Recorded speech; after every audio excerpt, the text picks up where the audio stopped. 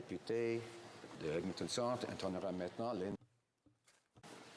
Oh, Canada, our home and native land, true patriot love in all of us command.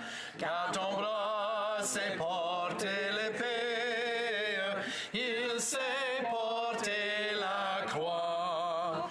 Ton histoire est une épopée des plus brillants exploits. God keep our land glorious and free. Oh, Canada, we stand on guard for thee. Oh, Canada, we stand on guard for thee. Let the doors be open to move their call.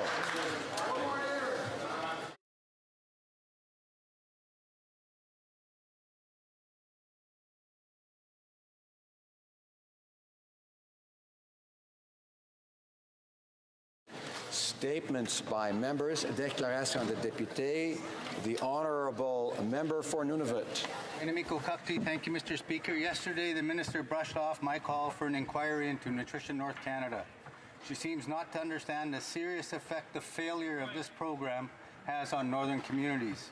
In Nunavut, over 50% of households are affected by food insecurity. In case she doesn't understand that, it means they don't have reliable access to affordable, nutritious food. In 8 years since its launch, successive governments have spent over $500 million on Nutrition North, and all they've achieved in Nunavut is a 20% hike in the number of households affected by food insecurity. I wasn't joking yesterday when I said we should call it the Phoenix Food Program. The government can't continue to hide its head in the sand. Nunavut need help, and they want answers. Why has this program failed so spectacularly? An inquiry will tell us that, and it will help us find new ways forward to ensure food security for our communities. I call on the Government of Canada to immediately open an inquiry into Nutrition North. Thank you. The Honourable Member for Vaughan Woodbridge. Mr. Speaker, growing up in an Italian-Canadian family taught me the value of hard work and sacrifice, how to face adversity, and the importance of being a good neighbor. Siamo arrivati nel mese del patrimonio italiano e sono veramente orgoglioso della nostra comunità. The contributions we have made to Canada's diverse and rich social fabric. Sulla direzione di Under the current government, ties between Canada and Italy have become further strengthened on the basis of our common values: democracy, social justice, gender equality, and national pride. I see these values in my own riding. I'd like to take this opportunity to thank the hardworking Italian Canadians of Vaughan Woodbridge, the entrepreneurs, business owners, both large and small, and all our incredible seniors. Sono fiero del mio patrimonio italiano. Je suis fier de I am a proud Canadian. Part of a governing party that tabled M64, ratified CETA, and is reopening Canada's Milan Trade Office. I invite all my colleagues to join me in saying auguri. Happy Italian Heritage Month. Merci beaucoup, Monsieur le Président. Thank you, Mr. Speaker. The Honourable Member for Banff Airdrie. Mr. Speaker, this summer is a perfect time for people the world over to check out the most beautiful riding in Canada. Banff Airdrie is home to natural beauty that is beyond compare and amazing communities that organize outstanding events. Throughout June, the world-renowned Banff Centre is hosting events celebrating Indigenous peoples, including a drawing workshop, choreography creation lab, and singer Jay Gilday on National Indigenous Peoples Day, June 21st. Cochrane has the always popular RCMP musical Ride this July, and all proceeds go to Cochrane Victim Services, Cochrane Search and Rescue, the Lindsay Kimmett Foundation, and the Cochrane Roping Club. And who could forget the Airdrie Pro Rodeo coming up on Canada Day weekend? One of the largest rodeos in the country. It attracts over 10,000 visitors, volunteers, and contestants from across North America. An August-long weekend, the Canmore Folk Festival is taking place. You can see live music from some of the best out there at the Stan Rogers, Grizzly Paw, and Rocky Mountain Ski Lodge stages all weekend long. Mr. Speaker, we look forward to welcoming the world this summer. L'Honorable Député de Brossard. The Honourable Member for Brossard-Saint-Lambert. Well, thank you, Mr. Speaker. The Choral Society of Saint-Lambert celebrates its 100th anniversary in 2019. A true cultural heritage landmark, the SCSL is the oldest amateur choir still in operation in Quebec and one of the oldest in Canada. The Choral Society was founded officially in 1919. Linked to the development of the municipality of St. Lambert, which was created in 1857 with the construction of the railway.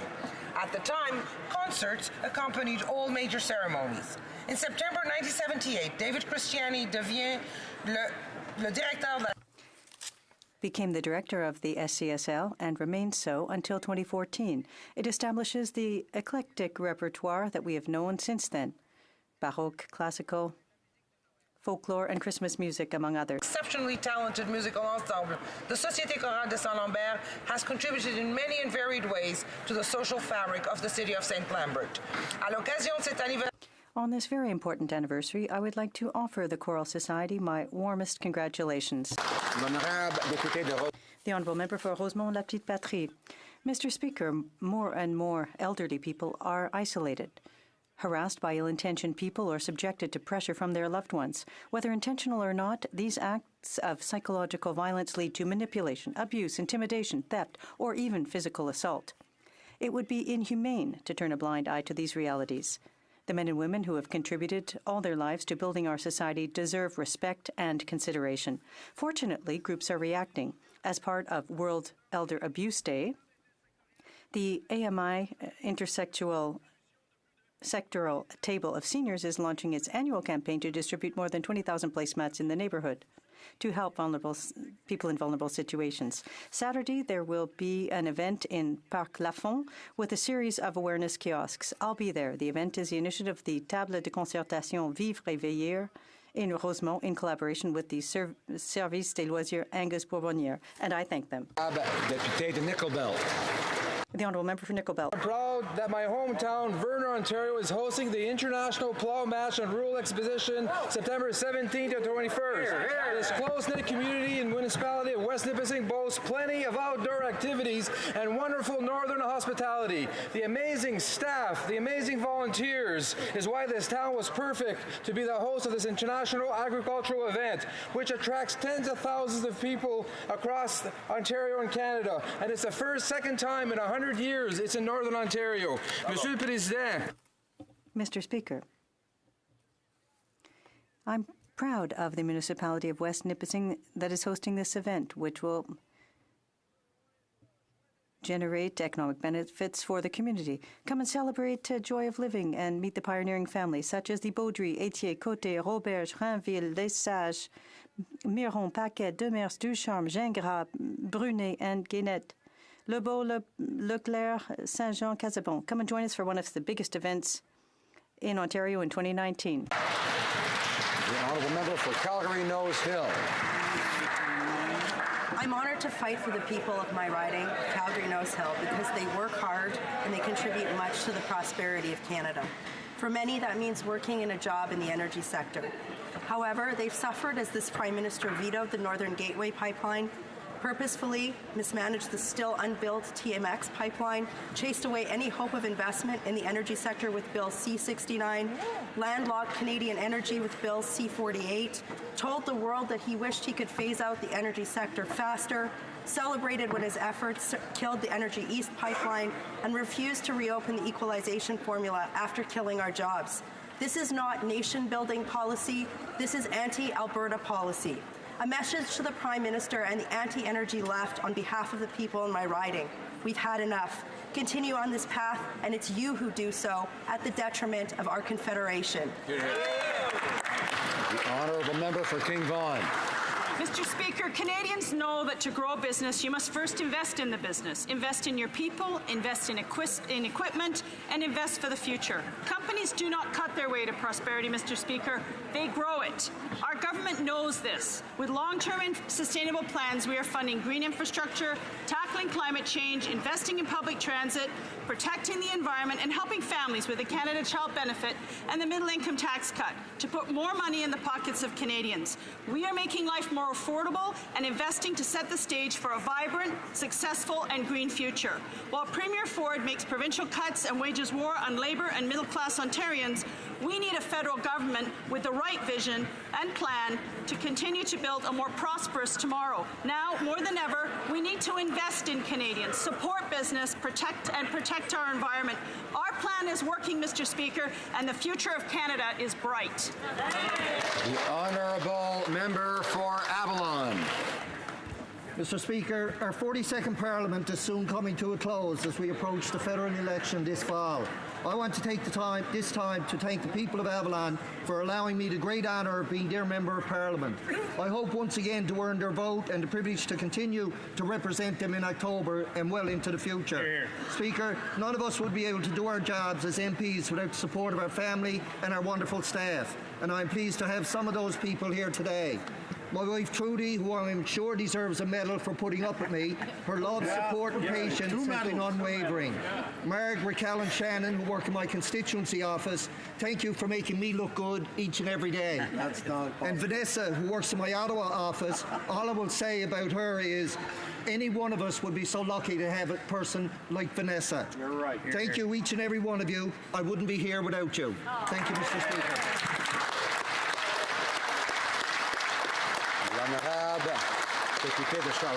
The Honourable Member for Charlesbourg, Haute-Saint-Charles. Mr. Speaker, the Commissioner of the Environment, the Auditor General, the United Nations, and the Pembina Institute all say that the Liberals will not meet their Paris targets. Even their own government figures confirm this. The Liberals' environmental plan is in ruins. On the one hand, they want to ban plastic, and on the other hand, they're investing millions of dollars in the industry. They say that polluters must pay, and then they approve the discharge of thousands of tons of untreated wastewater into the St. Lawrence River. Their carbon tax isn't a plan to reduce emissions. According to the PBO, large polluters will pay only 8% of the total revenue generated by the carbon tax, leaving the remaining 92% to be paid by families and small businesses for higher costs for gas, groceries, and heating. In the coming days, our leader will unveil our plan for the environment. Unlike the Liberal plan, which is not an environmental plan but a plan to raise taxes for Canadians, we will take concrete action to protect the environment while protecting Canadian taxpayers. The honourable member for Mississauga Centre. Mr. Speaker, in 3.5 years, our government's policies have had a positive impact on Mississauga. Here are some examples. The Canada Child Benefit has supported 140,000 children who received a total of $1 billion in benefits. Our housing plan has funded the building and repairing of 3,000 homes and subsidized 5,000 rental units.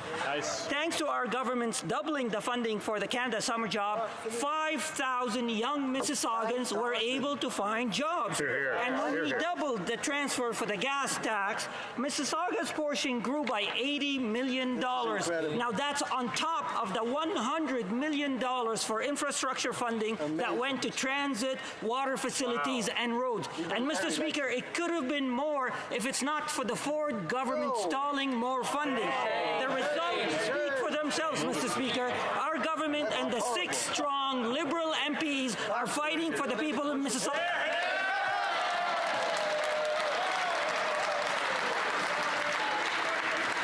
The honourable member for Edmonton Centre. Today, as we begin Pride season, to share the incredible results our government has delivered for LGBTQ2 Canadians. We've invested an historic $20 million over 2 years in Canadian LGBT organizations. We've increased funding to Pride events across the country. We've extended legal protections to trans and non-binary Canadians, and we've expanded our ability to welcome more LGBTQ refugees to safety here in Canada. Nous avons fait de grands. We have made great strides over the past 50 years, but a great deal of work remains to be done. Speaker, the opposition leader's refusal to participate in a single event this Pride season demonstrates his disdain for LGBTQ2 Canadians. The costs of inclusion, the costs of inaction from the opposition leader and his party are real when we see some of the highest rates of suicide and homelessness among LGBTQ2 kids. Our party will lead. This leader, this plan, and our government are much better than advertised.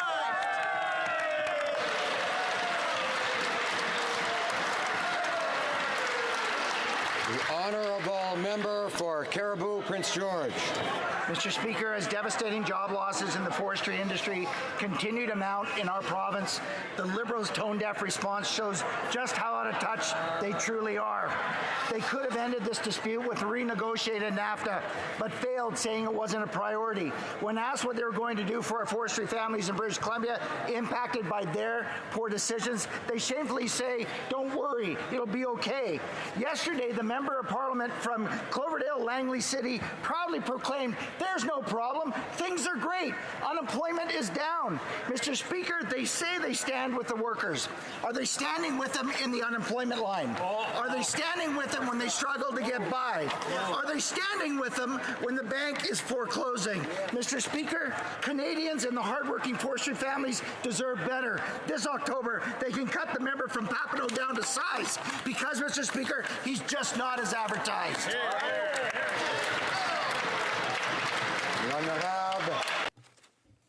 The Honourable Member for Pontiac. Thank you, Mr. Speaker. I'd like to thank the people of Pontiac for having placed their trust in me in 2015 or for having worked with me over the past 4 years for our communities, be it the amphitheatre in Maniwaki, Véloroute des Draveurs, the Cantley Community Centre, the Meilleure Résidence in Chapleau, the widening of Pink Road, or public transit in Gatineau. Our investments have had a positive impact on people in our region. We achieved an historic settlement with the Algonquin community of Kitigan-Zibi. We've taken huge steps to protect the environment, $1.3 billion in conservation funding, and tough new measures to prevent plastic pollution and greenhouse gas emissions. I've channeled the voices of our municipalities who, like all of rural Canada, demand better internet and better cell phone coverage.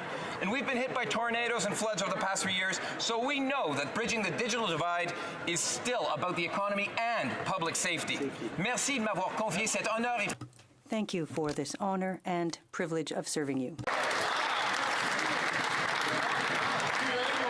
The Honourable Member for London Fanshawe. Mr. Speaker, 2019 marks the 100th anniversary of the Winnipeg General Strike, 6 weeks that forever changed the landscape for the labour movement in Canada.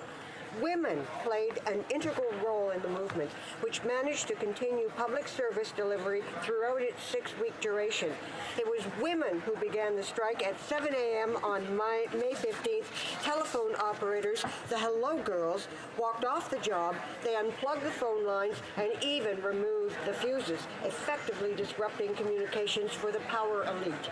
And while Helen Armstrong, better known as Ma, receives little mention compared to the male members of the strike committee, she was a pivotal leader, providing food and shelter to women affected by the strike. Helen was arrested and jailed more often than her male counterparts. The strike changed the lives of workers by enabling them to believe a better world is possible. Today, Mr. Speaker, it is as it was. Women are leading the way to creating that better world. Just watch us. For Leeds, Grenville, Thousand Island, and Rideau Lakes.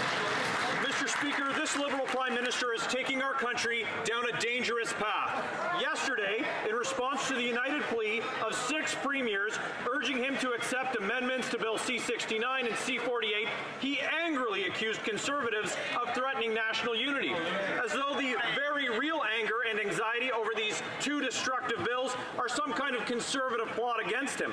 This from a Prime Minister that has made comments backing Quebec separatism if Conservatives stayed in power. These premiers are making their case. They're not making a threat. They're pleading for intervention. The Prime Minister is too petulant and too... Is it working? No. So, order. We're just having problems with the audio, the translation. Translation's not working. Is it functioning now? Is it correct?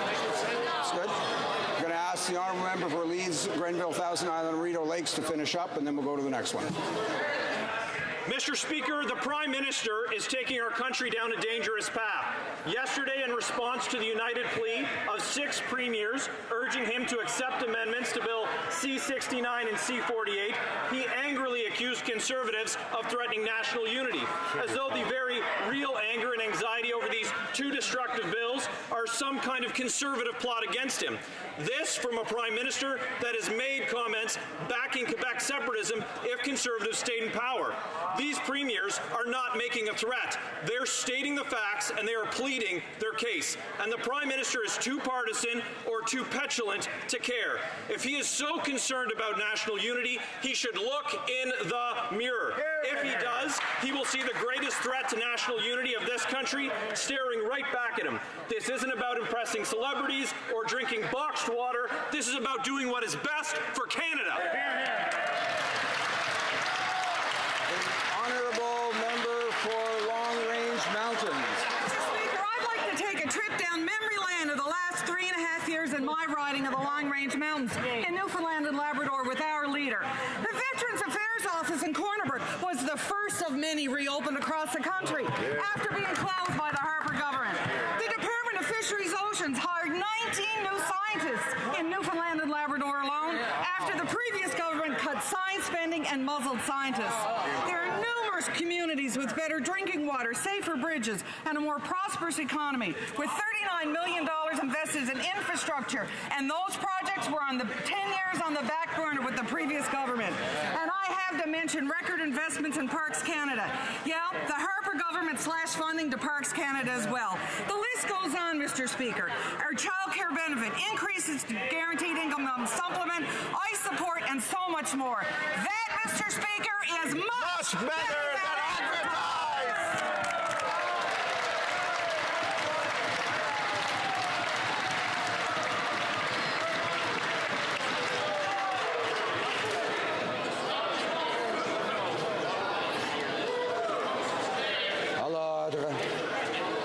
Order. Questions orales.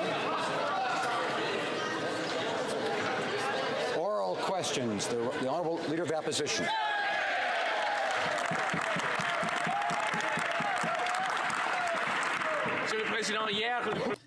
Mr. Speaker, yesterday the Prime Minister received a letter from 6 provinces' premiers calling on him to accept amendments to Bill C-69. And what did the Prime Minister say in return? That they're a threat to national unity. I would remind him that Canadian unity is only ever threatened when the Liberals are in power. When will he finally show respect for all the provinces? Right Honourable Prime Minister. Mr. Speaker, I would suggest that maybe the Leader of the Opposition read that letter from the Premiers, who themselves talked about a threat to national unity. I agree with him that that's totally irresponsible to hear that from provincial premiers. We know that the only way forward is to protect the environment, to work in partnership with Indigenous peoples, and to provide clarity for investors. That's exactly what we're doing with Bill C-69. Honourable Leader of the Opposition. Mr. Speaker, the Prime Minister dismisses the legitimate concerns of premiers who are standing up for out-of-work men and women in the energy sector as playing political games. In fact, all provinces asked for amendments to Bill C-69. Even a letter from the Liberal Newfoundland and Labrador government stated that C-69 would deter investment in the development of the resource sector without improving environmental protection. So, Mr. Speaker, the only person responsible for endangering national unity is this Prime Minister. When will he do the right thing and kill Bill C-69? The Right Honourable Prime Minister. Once again, it is his Conservative Premier friends who brought up the issue of national unity if they didn't get their way. This comes from a fundamental difference of opinion between Conservatives and Liberals on how to move forward on resource projects. We believe, particularly having seen the failure for 10 years of Stephen Harper, we believe that the only way to move forward is to protect the environment, is to create partnerships with Indigenous peoples. They disagree, and they want to double down on Stephen Harper's failed approach. We know that the environment and the economy must go together in the 21st century. The Honourable Leader of the Opposition. Mr. Speaker, it's not just Conservatives that recognize that his policies are killing Canada's energy sector. Right. In fact, the former NDP Alberta Premier Rachel Notley also vehemently opposed this Prime Minister's anti-energy bills. And former Liberal BC Premier Christy Clark said that the Prime Minister walks around thinking he's not first among equals, but the only one who has no equal when it comes to the premiers. We know how the Prime Minister gets when he's in a mood like that, when he publicly stated that if he didn't win the last election, he'd support Quebec separatism. So will the Prime Minister agree that the only threat to national unity is this Prime Minister? Right Honourable Prime Minister.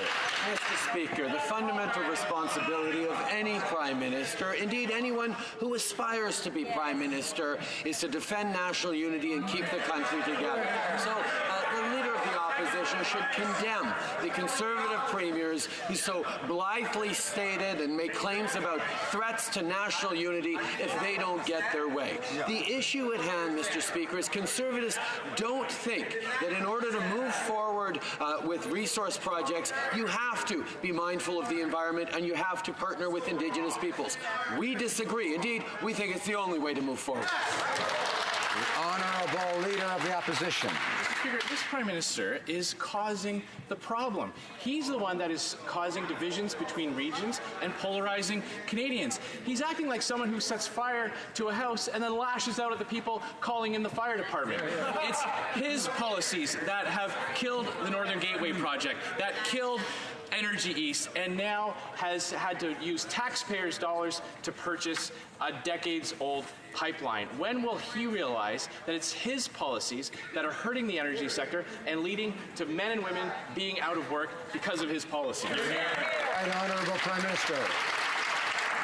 Mr. Speaker, the Conservatives' obliviousness to the facts is actually mind-boggling.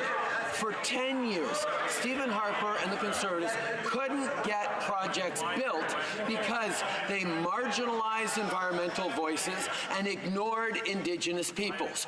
We knew that the only way to move forward was to improve the system around which we approve and move forward on projects and give clarity to investors. And that's why we're moving forward with C69, because we know we're going to be able to get projects built by working with Indigenous peoples and protecting the environment. The Honourable Leader of the Opposition.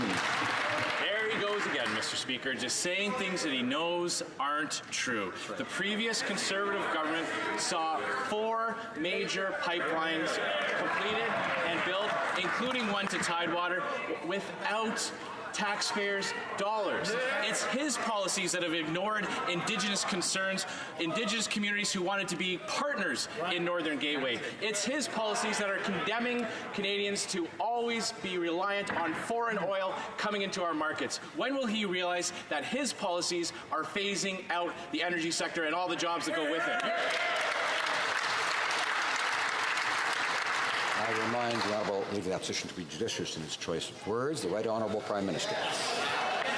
Mr. Speaker, the Conservatives need to be the ones who are being careful with the truth, because the Kinder Morgan anchor loop, which is the pipeline they refer to consistently as having been built, goes nowhere near a port, Mr. Speaker. We know that we need, and we've needed for a long time, to get our oil exports to markets other than the United States. For 10 years, the Conservatives failed because they ignored environmental concerns and they didn't work with Indigenous peoples. We are now putting forward a pathway to do exactly that in C69, which is going to get projects built the right way. That's what the industry wants. That's what Canadians want. That's what we need to do to grow the economy. Thank you, Mr. Speaker. Member for Burnaby South. Mr. Speaker, today Dr. Hoskins drew the same conclusions as several commissions. People need a universal public pharmacare program. People are having to make impossible choices between paying their rent and paying for their medication, cutting pills in half to make them last longer, or skipping part of their prescribed dose. For the NDP, it's clear. We will stand with ordinary people and implement a universal pharmacare program by the year 2020. Will the Liberals stand with us? Le très honorable Premier Ministre. The Right Honourable Prime Minister. Mr. Speaker, No Canadian should have to choose between paying for medication and food. We have accepted Dr. Hoskin's report and that of the Advisory Commission about setting up a pharmacare program. We have been keeping our commitment from 2015 to improve access to necessary medications. The report is an important step towards the potential plan of having a pharmacare plan. For us, pharmacare is important for people, but we know that, unfortunately, for the Leader of the Opposition, it's always a question of privatization. The Honourable Member for Burnaby South. 1993, 1997, 2004, 2015, time and time again, Liberals have promised to help deliver and result in lower cost of medication, but they failed to do so. This means 4 more years of people in emergency rooms because they can't afford their prescription. 4 more years of Canadians choosing between food and medicine. 4 more years of Liberals putting pharmaceutical companies ahead of people. Canadians need help now. So why is the Prime Minister failing to commit to making it more affordable to access medication? Right Honourable Prime Minister. No Canadian should have to choose between medication and food. That's why we accept the report by Dr. Hoskins and the Advisory Council on the implementation of national pharmacare.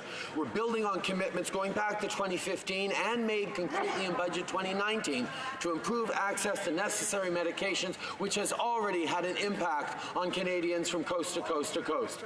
This report is an important step to lay the foundation of a national pharmacare program. For us, we're going to continue to make sure that Canadians can afford their medication as we move forward with it.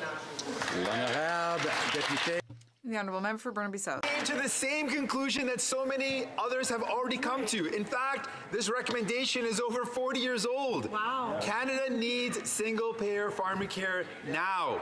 But while Canadians anxiously wait for help, Liberals and Conservatives put pharmaceuticals and insurance companies ahead of people.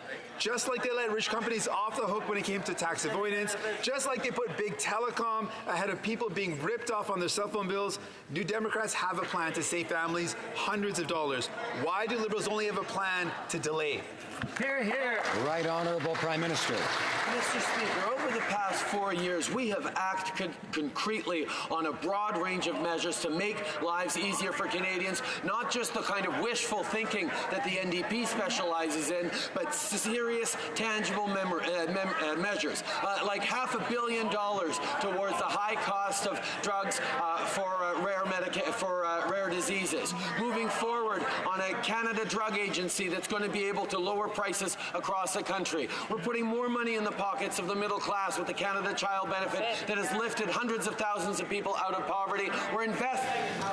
The Honourable Member for Burnaby South.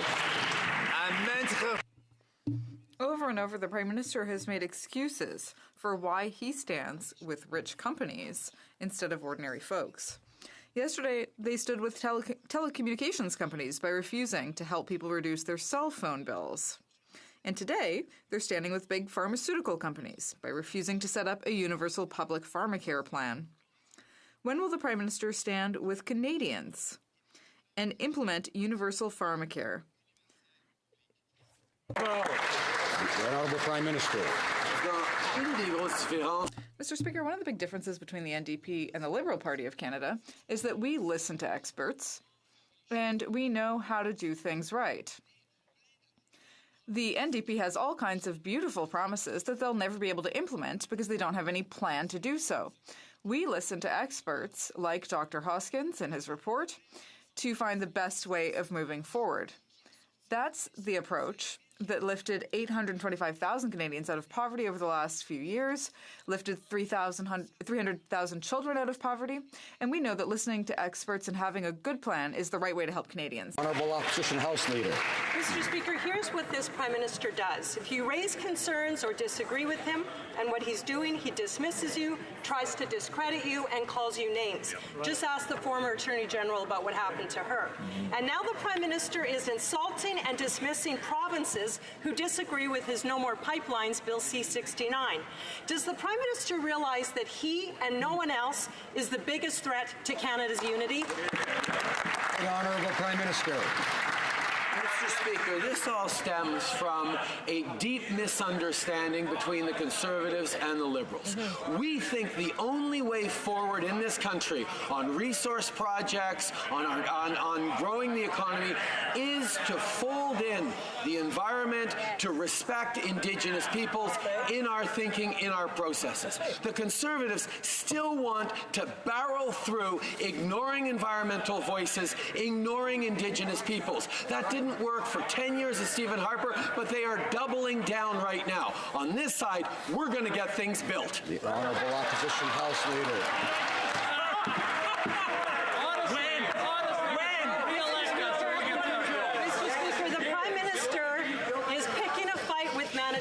By blocking the Manitoba-Minnesota Hydro Project. He's picking a fight with 9 out of 10 provinces who have serious concerns with his No More Pipelines bill, and he's picking a fight with almost 60% of Canadians and provinces who reject his carbon tax.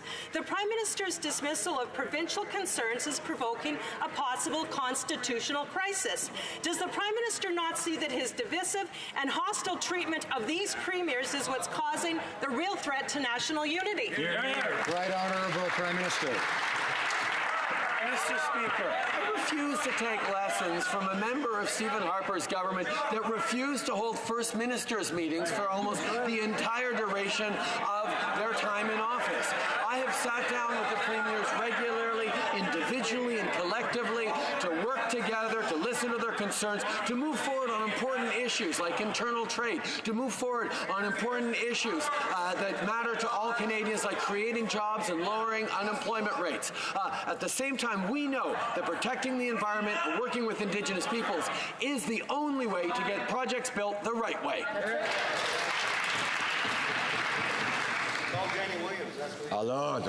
Order. It weren't for that sweater. The Honourable Member for Richmond-Athabasca. Mr. Speaker, this morning the Prime Minister, the Premier of Quebec, François Legault, said it's unfortunate that the Liberal government had rejected the Senate's amendments. The Quebec Minister of the Environment had expressed concerns about Bill C-69 and proposed an amendment. He said that there had been no dialogue with this Liberal government. My question for the Prime Minister is simple. How can he have a good relationship with the premiers if he doesn't even listen to them? Right Honourable Prime Minister. Mr. Speaker, we were happy to accept nearly 100 of the amendments proposed by the Senate because we are always trying to improve our bills. We were happy to work with the provinces, and we're always happy to work with the premiers. But at the same time, Mr. Speaker, Canadians expect us to move forward in the right way, and that means respecting environmental concerns, working with First Nations, and consulting when we develop big energy projects. That's exactly what we're going to continue to do, and that's what the Conservatives don't understand. But we will always work with the provinces. The Honourable Member for Richmond-Athabasca. Mr. Speaker, we all remember that in this House, the Prime Minister, in relation to the provinces, used the word pandering. Yesterday, the Prime Minister reiterated this by saying that provincial premiers were engaging in blackmail by threatening national unity. That's simply unacceptable. Does the Prime Minister believe that the provinces, the municipalities, First Nations, and Conservative and Independent senators, some of whom he appointed himself, shouldn't be listened to when they propose amendments? Seriously? The Right Honourable Prime Minister. Mr. Speaker, I think the member across the way is very mixed up. Indeed, we accepted nearly 100 of the amendments proposed by senators and by various groups who wanted to improve Bill C-69. Because we understand that the only way to move forward and to create good new projects is to ensure that we have a partnership with First Nations and that we protect the environment. That's what the Conservatives have been rejecting for the past decade, and they will continue to do so. We know that to build the economy, we need to protect the environment too. Mr. Speaker, while the Prime Minister continues to stand in this House and indicate that his path is the way forward in order to get pipelines built, he's being told by 6 premiers in this country, representing 59% of the population, that that's simply not true.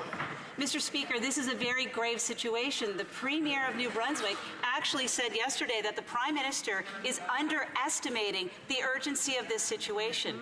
Will he do the right thing, support Canadian investment, and ensure that every single one of these amendments pass? The Right Honourable Prime Minister.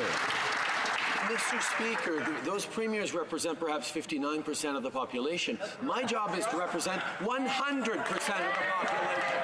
Canadians understand that the only way to move forward is on big projects that are needed for jobs and growth is to be mindful of environmental concerns and to work in partnership with Indigenous peoples. The Conservatives' attempts to gut the bill are just a reflection of the path that they tried and failed under Stephen Harper, that didn't serve Alberta, that didn't serve our industry, that wasn't able to get... Order. The Honourable Member for Milton. Mr. Speaker, while the Prime Minister professes that Ottawa knows best, the reality is that the premiers are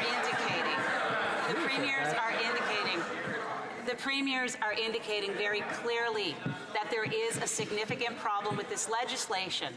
There's a problem because it's going to scare away business investment, and there's a greater problem, of which he was warned by former Premier Notley back in February that this is not a way to build a country. Will he do the right thing and make sure that every one of these amendments pass and give certainty to the provinces in this great country? Right Honourable Prime Minister. Mr. Speaker, as I've said, we have accepted close to 100 different amendments that strengthen the bill, that ensure that we are going to be able to get projects built. But the amendments that the Conservatives would have us accept make Indigenous consultations optional, exempt oil sands development and pipeline projects from federal reviews, and indeed even block Canadians from having a say on projects. Well, if those elements sound familiar to Canadians, it's because it was exactly the approach that Stephen Harper tried and failed at when he failed to grow our economy and failed to get projects.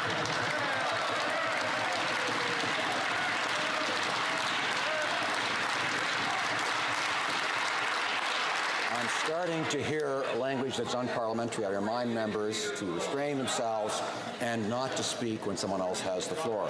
The honourable member for Edmonton West will come to order. The honourable member for Vancouver Kingsway. Mr. Speaker, today the Hoskins report on pharmacare was released, and to no one's surprise, it recommends a public, universal, and comprehensive pharmacare system, the same conclusion of every task force, commission, committee, and study over the last 50 years, and he said it's time to implement it. Why? Because we know that we can cover every single Canadian's medicine needs and save billions of dollars every year by doing so. So now, will the Liberals finally commit to universal, comprehensive, and single-payer pharmacare and immediately get to work on implementing this essential health program? Right Honourable Prime Minister. Mr. Speaker, on this side of the House, we recognize that no Canadian should ever have to make the impossible choice between paying for the medications or putting food on the table. That is why we have moved forward significantly over the past years on making prescription drugs more affordable, on moving forward on things like a Canada Drug Agency that's going to negotiate better prices, and moving forward on $500 million to reduce the high cost of rare disease drugs. But we know there's more to do. That's why we welcome the report by Dr. Hoskins and look forward to... Honourable member for Vancouver Kingsway. And we thought Mr. Dithers was retired. Mr. Speaker, we know delay is poor fiscal policy because every year we wait costs our country billions of dollars. Worse, delay is bad health policy because thousands of Canadians get sicker and die every year because of lack of access to medicine. Liberals had 13 years of government since they promised Canadians Canadians public coverage in 1997 and failed to deliver. Liberals like to campaign on pharmacare. New Democrats like to implement it. Mr. Speaker, and commit to act.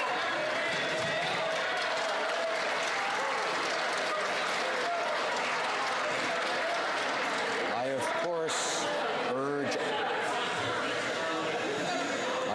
urge all members to avoid language that might be considered insulting. The Right Honourable Prime Minister. Mr. Speaker, from the beginning of this mandate, we've made historic investments in health transfers, in ensuring that Canadians have better access to more quality health care, and we've also moved forward significantly to lower the cost of prescription drugs throughout our time in office. But we know there is more to do, and that's why we welcome the report by Dr. Eric Hoskins that talks about the next steps that we can move forward on as we ensure that no Canadian ever has to choose between paying for their medications or paying their rent. We know that the NDP is always filled with great ideas, but no idea. The Honourable Member for Beauport, Côte de Beaupré, Île-d'Orléans, Charlevoix. Well, we're finally nearing the end of this government's term in office. Unfortunately for taxpayers, that term was very costly. The Prime Minister raised the cost of living for Canadian families and is now just hoping that they'll forget that by October 21st. For example, he axed tax credits for public transit and for children's sports activities, as well as hiking taxes. Why do Canadians always have to pay more when the Liberals are in power? Right Honourable Prime Minister. Mr. Speaker, over the last 4 years, we lowered costs for the average family by $2,000 through our middle-class tax cuts, through the fact that we increased taxes on the wealthiest 1%. We introduced the Canada Child Benefit, which gives more money to 9 out of 10 Canadian families and lifted 300,000 children out of poverty.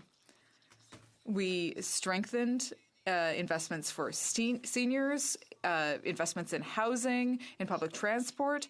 These are all things that have helped families and helped create 1 million new jobs. Member for Calgary Nose Hill. When asked what his privileged family was personally doing to help protect the environment, the Prime Minister answered with nonsensical blather that could best be interpreted as, nothing really, but let them eat cake. From a box. Canadians are tired of this ineffectual, carbon-taxing, drink-box water bottle, expensive virtue signaling. When will this out-of-touch Prime Minister stop telling Canadians to do what he says, but not what he does? Honourable Prime Minister.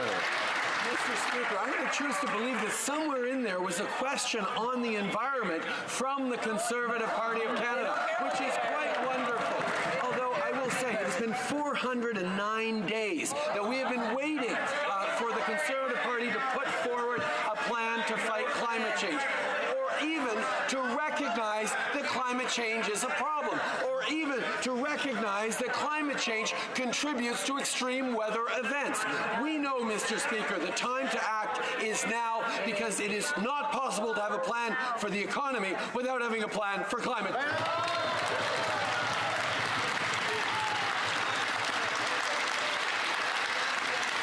Order. I remind members that the time to speak, including the member for Edmonton Manning, is when they have the floor and not when they don't have the floor.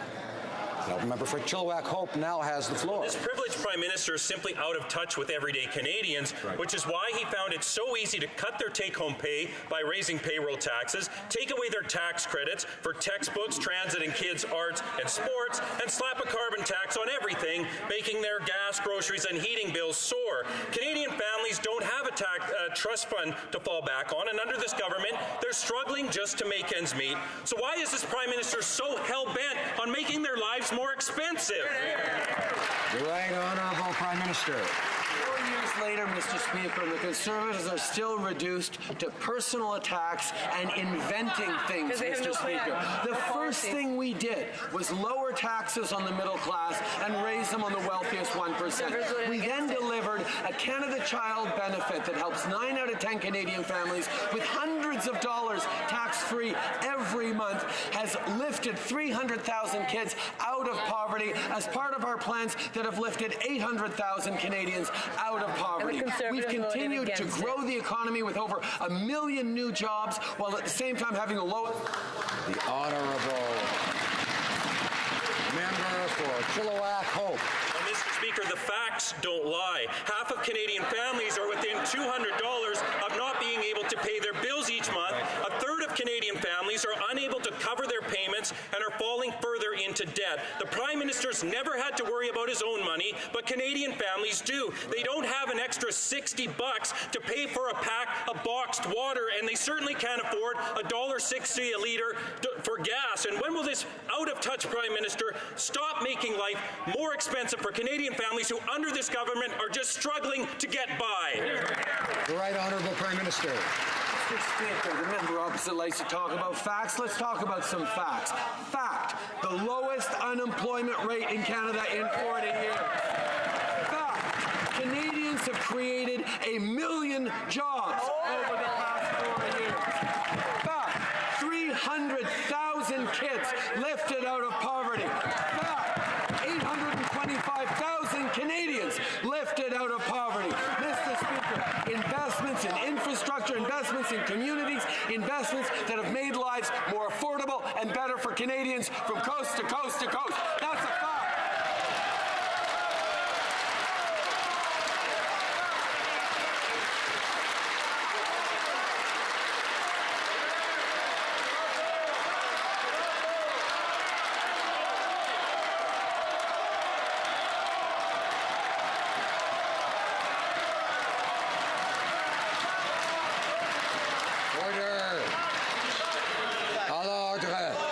Order. Order, please.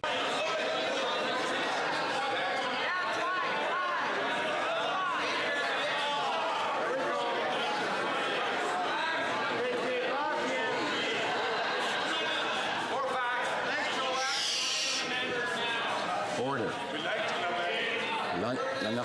The Honourable Member for Saint-Hyacinthe-Bagotte.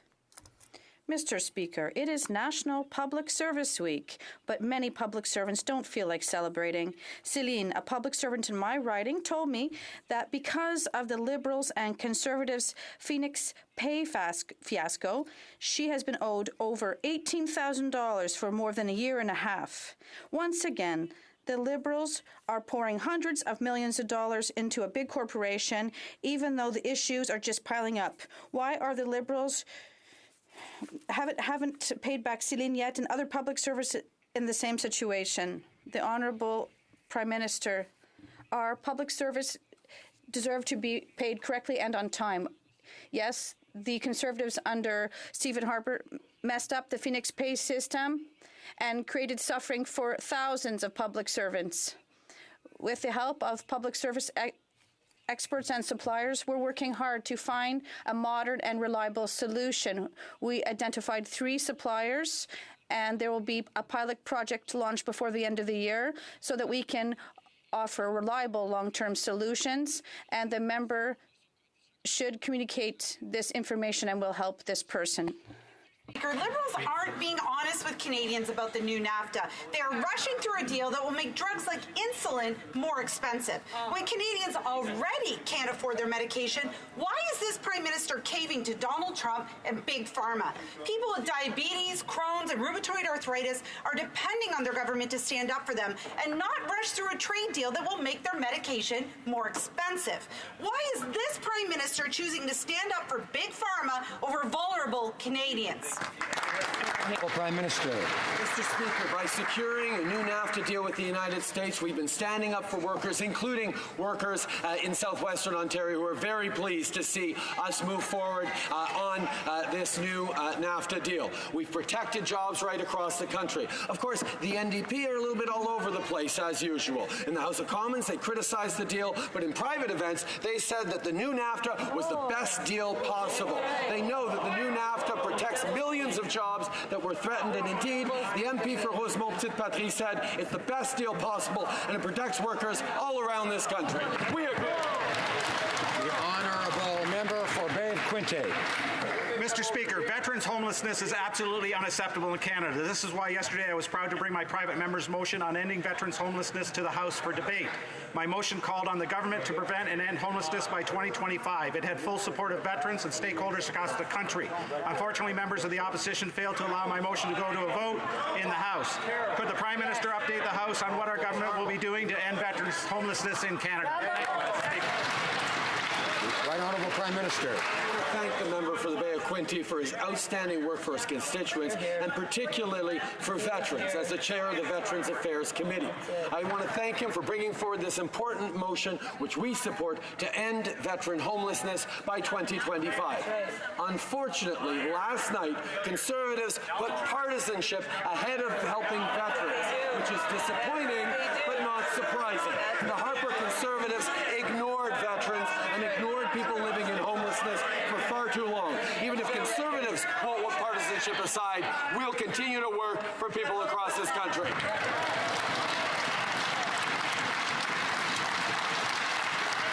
Order. Most members in all parties are able to sit through question period, hear things they don't like, and not blurt things out when it isn't their turn. So I'd invite the small number that don't do that and who repeatedly feel they have to interject to not do so. The Honourable Member for Portneuf-Jacques-Cartier. Thank you, Mr. Speaker. After 4 years in power, the Liberals aren't even able to detect any issues with the Paris targets. How could you find solutions when you can't even see the problem? But the Liberals' record on the environment, here it is. They just whipped up an intention to eliminate plastics in 2021. They've talked about an environmental emergency, but they can't even admit that the Paris targets won't be met. They bought a pipeline for more than $4 billion. When will the Prime Minister, who maintains he's a big defender of the environment, admit that Canada won't meet its Paris targets? The Right Honourable Prime Minister. It's sad to hear what they're saying, but I can reassure Canadians, we are going to meet our Paris targets. We know that protecting the environment is the only way to protect and create economic growth at the same time. We established a plan to put a price on pollution.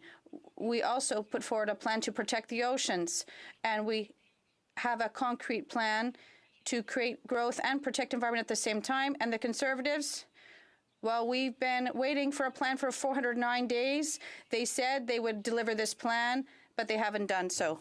Order. The Honourable Member for Thornhill. Mr. Speaker, a sitting Liberal MP's law firm has been seized by the Law Society of British Columbia. This sitting Liberal member has been removed from the BC Bar. This sitting Liberal MP's law firm was used by a notorious Chinese drug boss to launder money in a multi-million-dollar real estate deal. Mr. Speaker, when did the Prime Minister become aware of this latest Liberal scandal, and what's he going to do about it? The Right Honourable Prime Minister.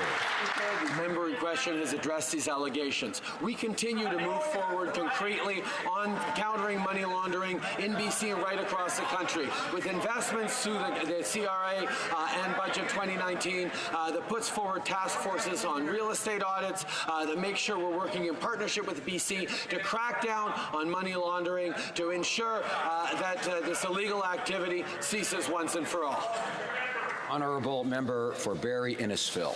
Yesterday, the Public Accounts Committee sent a letter to the Finance Minister. The letter, signed by members of all parties, asked the Liberals to fund the Auditor General so that he can do his important work. And it's not lost on anyone that the Prime Minister is muzzling the Auditor General as an election approaches. Right. So much for accountability and transparency. What's the Prime Minister trying to hide? Mr. Speaker, the Prime Minister can't blame Stephen Harper on this one. So will he accept the demands of the committee everybody, including Liberal members, and fund the Auditor General so that he can do his job. Right, Honourable Prime Minister. Mr. Speaker, we continue to support the important ongoing work of the Auditor General. The member opposite mentioned Stephen Harper and how appropriate that he did, because the Harper Conservatives cut nearly $6.5 million and 60 employees from the Auditor General's budget. But we took action to restore that funding. But it's interesting to see the Conservatives suddenly taking an interest in the officers of Parliament, especially when the MP for Carleton continues to accuse Elections Canada of partisanship and political interference, when we know it's the Conservatives who know how to break election laws. The honourable member for Louis Saint Laurent. Mr. Speaker, let's talk about the facts. The facts are that never in the history of the AGO has the Auditor General never been able to complete audits because of a lack of funds. We are asking them to correctly finance the AGO, but the Auditor General ensures that the government doesn't spend too much money, and they weren't able to conduct audits because of this government. Will the Liberals ensure that the Auditor General can do his work properly for what he's being paid by taxpayers? On this side of the House, we have always supported the important work of the Auditor General. The Conservatives, in fact, under Stephen Harper, cut $6.5 million from the AGO's budget, and that led to the cut of 60 employees. And what we did was restore this financing, because we know that the work done by the Auditor General is very important, and we will always support it. Member for Churchill, Kiewit-Mccaskey. Mr. Speaker, this past week, Manitoba decided to privatize Lifelight, our air ambulance service. This goes against the wishes of First Nations, Métis, and Northern communities, and countless doctors and nurses. This move could force crews to take risks for profit rather than be solely concerned with the health of patients. First Nations have asked for the federal government to step in, given that they are very concerned. Let's be clear, lives are at stake. So will the federal government step in to ensure the health and safety of Northern Canadians? Honourable Prime Minister. Mr. Speaker, I thank the member opposite for bringing up this important issue. Indeed, we see it time and time again. Conservative premiers, conservative politicians see health care as a business. That indeed was the name of one of the fundraisers that the Conservative Party of Canada recently held, the business of health care. Right. We know that access to health care is a fundamental right for all Canadians, and we're going to continue to work with provinces, with partners to ensure that access to health care is protected as a Canadian right for everyone. That's right. The honourable member for Hamilton Centre. Mr. Speaker, the 2015 Liberal platform promised, we will ensure that all the officers of Parliament are properly funded and accountable only to Parliament. And now the Public Accounts Committee has unanimously called for the Auditor General's $10.8 million underfunding be reversed. Mr. Speaker, this government promised to respect Parliament, respect its officers, and respect its standing committees. So I ask the Prime Minister, where is this respect? And more importantly, where's the money? The Right Honourable Prime Minister. Mr. Speaker, after the Conservative government cut $6.5 million from the Auditor General's budget, cutting 60 staff, we knew we had to restore that funding, and that's exactly what we did, because we support the work of the Auditor General. We indeed support our officers of Parliament. We will continue to stand and support the important work they do. We defend our institutions in this country every single day, despite the attacks by the opposition on the integrity of our officers of Parliament, whether it be the Parliamentary Budget Officer or the Elections Canada officials. We know we're going to... Order. The honourable member for Kamloops, Thompson, Caribou. Mr. Speaker, yesterday the community of 100 Mile received very difficult news with the closure of Norbord and the 160 jobs that will go with it. This is 10 days following Canfor and Vavenby with 180 jobs, and this government is partly to blame. The Liberals had 4 years to resolve the softwood lumber industry. They've had no progress. They could have attached it to the NAFTA negotiations. They didn't seem to care. Instead, we have an industry that's moving en masse to the United States. Can the Prime Minister tell us his plan to support these communities? Honourable Prime Minister. Speaker, we have consistently and will continue to stand up for our forestry sector, including in working to ensure that the United States ends this softwood lumber conflict. We will continue to do this important work. The reality, Mr. Speaker, is it's humorous to see the Conservatives suggesting that we have done more on NAFTA when their approach, as evidenced by Stephen Harper, who the Leader of the Opposition regularly listens to, said we needed to capitulate right away on NAFTA to accept any deal, not necessarily a good deal. We disagree.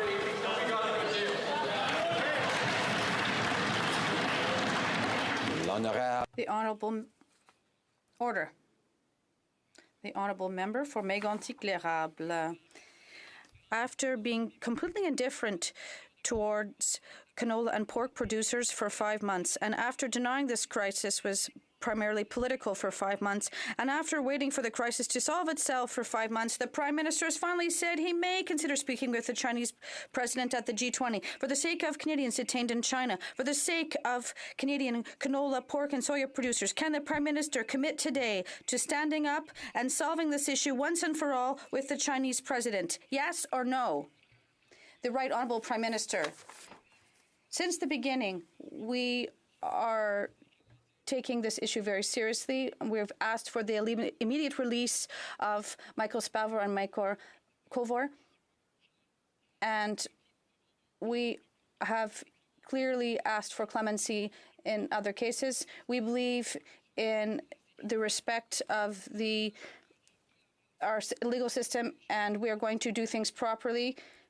And Australia, EU, and Netherlands and many other countries support us in this issue with China, and we're going to continue to work for Canadians. Aurora, Oak Ridges, Richmond Hill. But, Mr. Speaker, if he's serious, then the Prime Minister needs to do something. And with less than a week until the G20 summit, this Prime Minister continues to abandon Canadians by failing to ask for a meeting with the Chinese President. Exactly. Canadians suffer in Chinese prisons. The farmers are facing financial harm, while tens of thousands protest in the streets of Hong Kong and in the cities across Canada over dystopian Chinese extradition law. Will the Prime Minister finally decide to meet with the Chinese President? Why is he showing such weakness in the face of China? Honourable Prime Minister. Mr. Speaker, from the very beginning of this government, we've remained focused on standing up for and supporting Canadians in trouble overseas. This was a change from the Conservative approach, which wasn't particularly enthusiastic of sticking up for Canadians around the world. We've done exactly that. That's why we've had positive results throughout this mandate on very difficult situations, and we've done that by moving forward in ways designed not to draw positive headlines, but to advance the issues at case. Sometimes it's done privately, sometimes it's done publicly, but it's always done the right way. The Honourable Member for Buena Vista, Buren Trinity. Mr. Speaker, my constituents understand the important duty of the Canadian Coast Guard to keep our oceans and waterways healthy and safe. This year's winter has been particularly harsh in Newfoundland and Labrador. We know the Canadian Coast Guard plays a crucial role in keeping our goods moving with their icebreakers. After a decade of cuts by the Harper Conservatives, our government is taking action. How come you never say anything? Can the Prime Minister update this House on what our government has done to ensure the Canadian Coast Guard has all the tools it needs to carry out their important work? Honourable Prime Minister. I thank the member for Buena Vista, Buren Trinity. He understands well the importance of keeping the Coast Guard well equipped, and we agree. Recently, we welcomed Coast Guard ship Captain Molly Cool. It marks the first of 3 interim icebreakers to join the fleet. After a decade of conservative cuts, last month we announced the single largest investment in Canadian history to renew our Coast Guard fleet. Canadians can be proud of the women and men of the Coast Guard who work every day to save lives and protect our coasts. The honourable member for Calgary-Midnapore. Mr. Speaker, Engage Canada has made a $4 million ad buy to attack the Conservative Party, and the Liberal Party hasn't had to spend a cent. Unifor's bragged about donating hundreds of thousands of dollars to Engage Canada and even publicly asked their membership to donate to the group. This is the same Unifor that's on the panel that will decide which media outlets get $600 million in bailouts from this Liberal government. When will the Prime Minister stop stacking the deck in their favour and hold a fair election? Honourable Prime Minister. Mr. Speaker, we will take no lessons from a party that made it harder for Canadians to vote with their Unfair Elections Act. Indeed, they, as we all know, were found guilty of breaking election laws in multiple elections. Conservatives even made it illegal for Elections Canada to encourage voting. Well, we reversed that ban. On top of that, we all remember that the MP for Carleton signed a compliance agreement with Elections Canada in 2017 because he had broken election law in the last election. We ended the conservative practice of party. The honourable member for Belleuil-Chambly. Mr. Speaker, for years we've been asking the federal government to respect the city of Otterburn Park and its citizens. The Prime Minister showed up to walk around and talk about the environment in Mont-Saint-Hilaire, yet TELUS wants to build a tower in the same green area, namely the Mont-Saint-Hilaire biosphere. He visited Monday. Will the PM respect the environment in my riding, listen to citizens, and refuse the TELUS tower in Otterburn Park? Or will he simply use our green heritage as a pretty decorative backdrop? The Right Honourable Prime Minister. Our government always believes that to create economic growth, we have to protect the environment at the same time and listen to the concerns of citizens. And that is why we commit to a consultation process with the citizens before we move forward with the project. And that's what we'll always do. We respect the concerns of citizens. We listen to what they have to say, and we take action to make sure we're moving forward correctly. And that is what Canadians expect of any government. The member for Saint-Jean. The citizens of Saint-Jean know how much trade is crucial for economic development and for stability for small and medium companies. The government knows the importance of reducing the distance in the highway and encouraging lasting economic development. Can the Prime Minister tell the House about our latest investment to extend Highway 35 to directly link Montreal to Boston? The Right Honourable Prime Minister. I'd like to thank the member for his work, for his constituents. Every day, tons of merchandise are on the roads, and we're investing $82 million to extend Highway 35, and we're continuing to build competitive and strong communities. This is also in addition to $500 million for the tunnel, and we're working hard for all Canadians to ensure access to our markets and safe transport. Mr. Speaker, it's been 73 days since the Prime Minister sent me a letter threatening to sue me for my statements about his corruption and attempted interference in a criminal court case. Now, he's going to get up in a moment and say that he sent the notice to warn me about saying things that he thought weren't true. But here's the thing, Mr. Speaker, I haven't backed down. I haven't apologized for them. In fact, I've repeated those statements word for word outside of this chamber. Now, the Prime Minister knows that if he has to testify under oath, he will be charged with perjury for saying things that aren't true. When will he see me in court? Right. Honourable Prime Prime Minister. Mr. Speaker, once again, the opposition leader is doubling down on misleading Canadians. It shows they're still following the Harper playbook. We put him on notice because he and his party have a history of making false and defamatory statements. That's what he did in December against the Minister of Innovation, where he was forced to swallow his false words and retract his statements. We won't stand by while he misleads Canadians again, and while the members of the opposition are focused on me, we're going to stay focused on Canadians. The Honourable Member for Pierre Boucher, Les Patriotes Verchères. Mr. Speaker, a headline in the Journal de Montréal this morning said, "Sickening odor of cash in Ottawa." The sickening odor they're talking about is the smell of the Liberal Party. The party is shoveling in hundreds of thousands from high finance, lobbyists, oil companies, banks, religious groups, and law firms.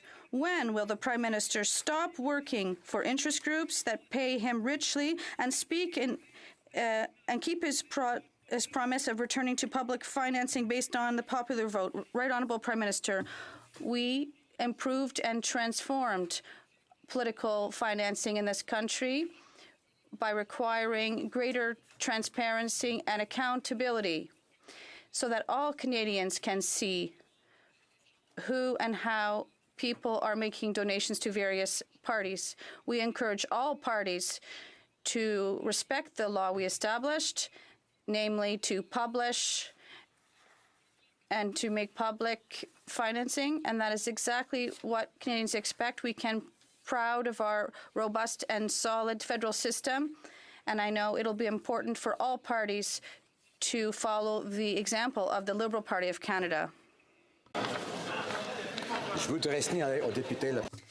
I would like to draw to the attention of honourable members the presence in the gallery of Her Excellency Louise Mouchibagawu, Secretary General of the Francophonie.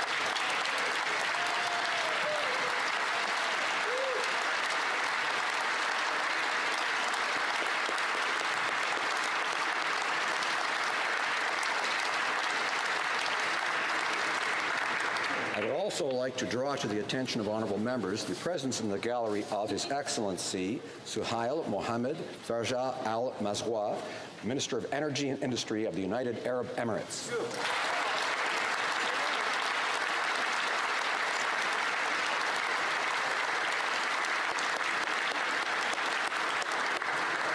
The Honourable Government House Leader is rising on a point of order. Mr. Speaker, there have been discussions amongst the parties, and if you seek it, I think you'll find unanimous consent for the following motion, that the 97th report of the Standing Committee on Procedure and House Affairs presented on June 10th, 2019 be concurred in. Thank you, Mr. Speaker. The Honourable Government House Leader have the unanimous consent of the House to move the motion. Agreed. The House has heard the terms of the motion. Is it the pleasure of the House to adopt the motion? Carried.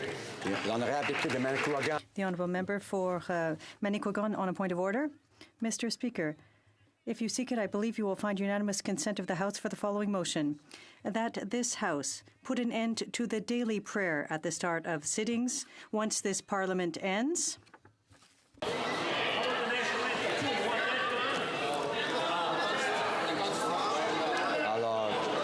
Order. Order. The member should sit. Thank you.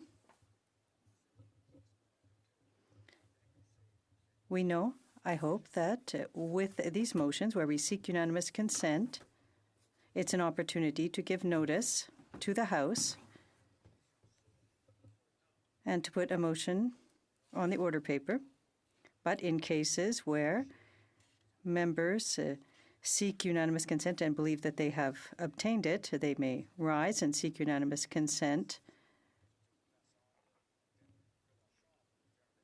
It's a way for the House to proceed more efficiently, but when it's clear that there is no unanimous consent, that ends the discussion. It is clear that there is no unanimous consent for that motion. Tabling of documents. I have the honor, pursuant to Section 38 of the Public Servants Disclosure Protection Act, to lay upon the table the report of the Public Sector Integrity Commissioner for the fiscal year ended March 31, 2019. This report is deemed to have been permanently referred to the Standing Committee on Government Operations and Estimates. I have the honor to lay upon the table copies of the forms Registered Parties General Election Return and Registered Parties Annual Financial Transactions Return from the Chief Electoral Officer. These forms have been modified to reflect recent changes to the Canada Elections Act. These reports are deemed to have been permanently referred to the Standing Committee on Procedure and House Affairs.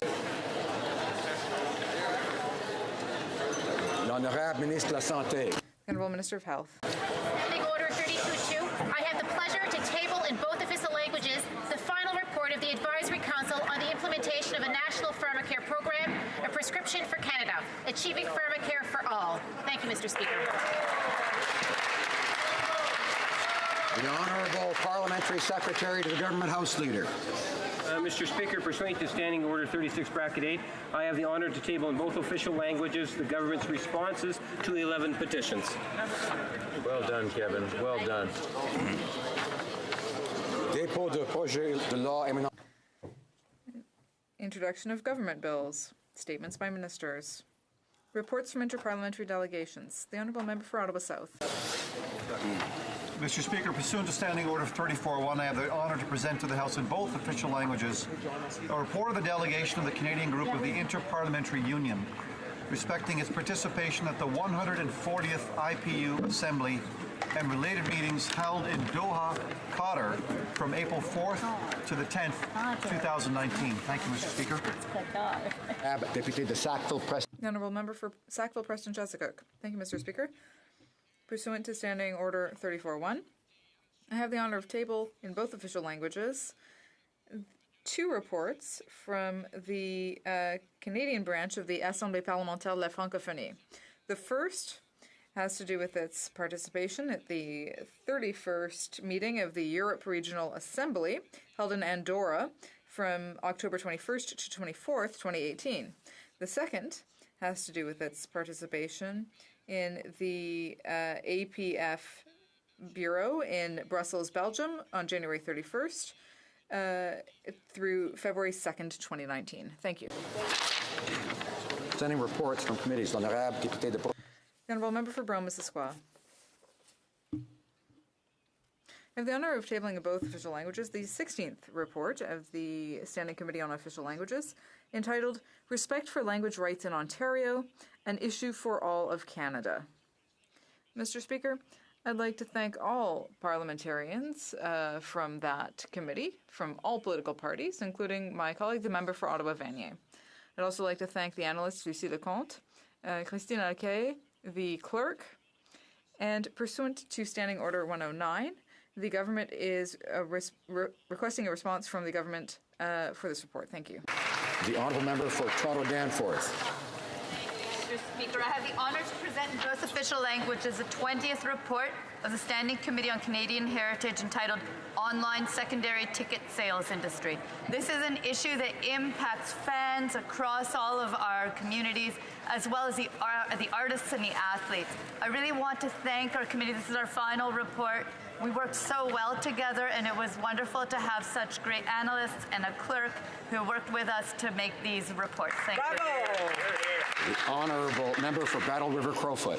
Thank you, Mr. Speaker, and I have the honour to present in both official languages the 65th report of the Standing Committee on Public Accounts, entitled Special Examination Report, Report of the Joint Auditors to the Board of Directors of Canada Mortgage and Housing Corporation of the 2018 Fall Report of the Auditor General of Canada. Pursuant to Standing Order 109, the committee requests that the government table a comprehensive response to this report.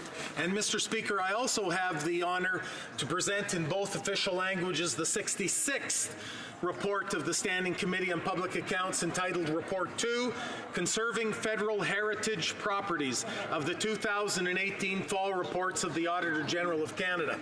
Pursuant to Standing Order 109, the committee requests that the government table a comprehensive response to this report. Thank you, Mr. Speaker.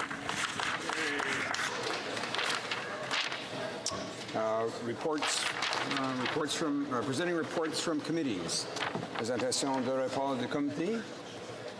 Introduction of private members' bills.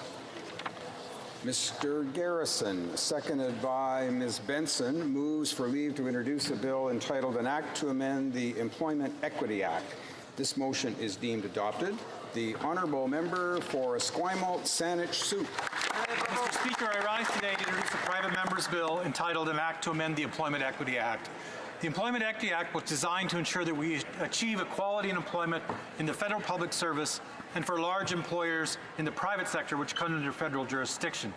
Yet employment in the federal jurisdiction still fails to represent the diversity of Canada. However, as it stands, the Act only applies to 4 groups: women, Aboriginal people, persons with disability, and visible minorities. Members of my community, lesbian, gay, bisexual, transgender, queer, and two-spirit Canadians are left out of the Act. My private member's bill would correct that omission. Adding LGBTQ Canadians to the Employment Equity Act would force employers to address this inequality and come up with concrete plans to remove barriers to equal employment for all. Mr. Garrison, seconded by Ms. Benson, moves that the bill be now read a first time and be printed. This motion is deemed adopted. First reading of this bill, première lecture de ce projet de loi. When shall the bill be read a second time? At the next sitting of the House. Introduction of private members' bills. First reading of Senate public bills. Motions. Motion. The Honourable Member for Windsor-Tecumseh. Mr. Speaker, there have been talks between the parties, and I'm very hopeful that if you seek it, you'll find unanimous consent for the following motion. That the House, A, extend its condolences to all the victims of violence and war in Sri Lanka. B, call on the government of Sri Lanka to promote justice for those affected by the Easter Sunday attacks, protect the rights of religious minorities, and defend all places of worship.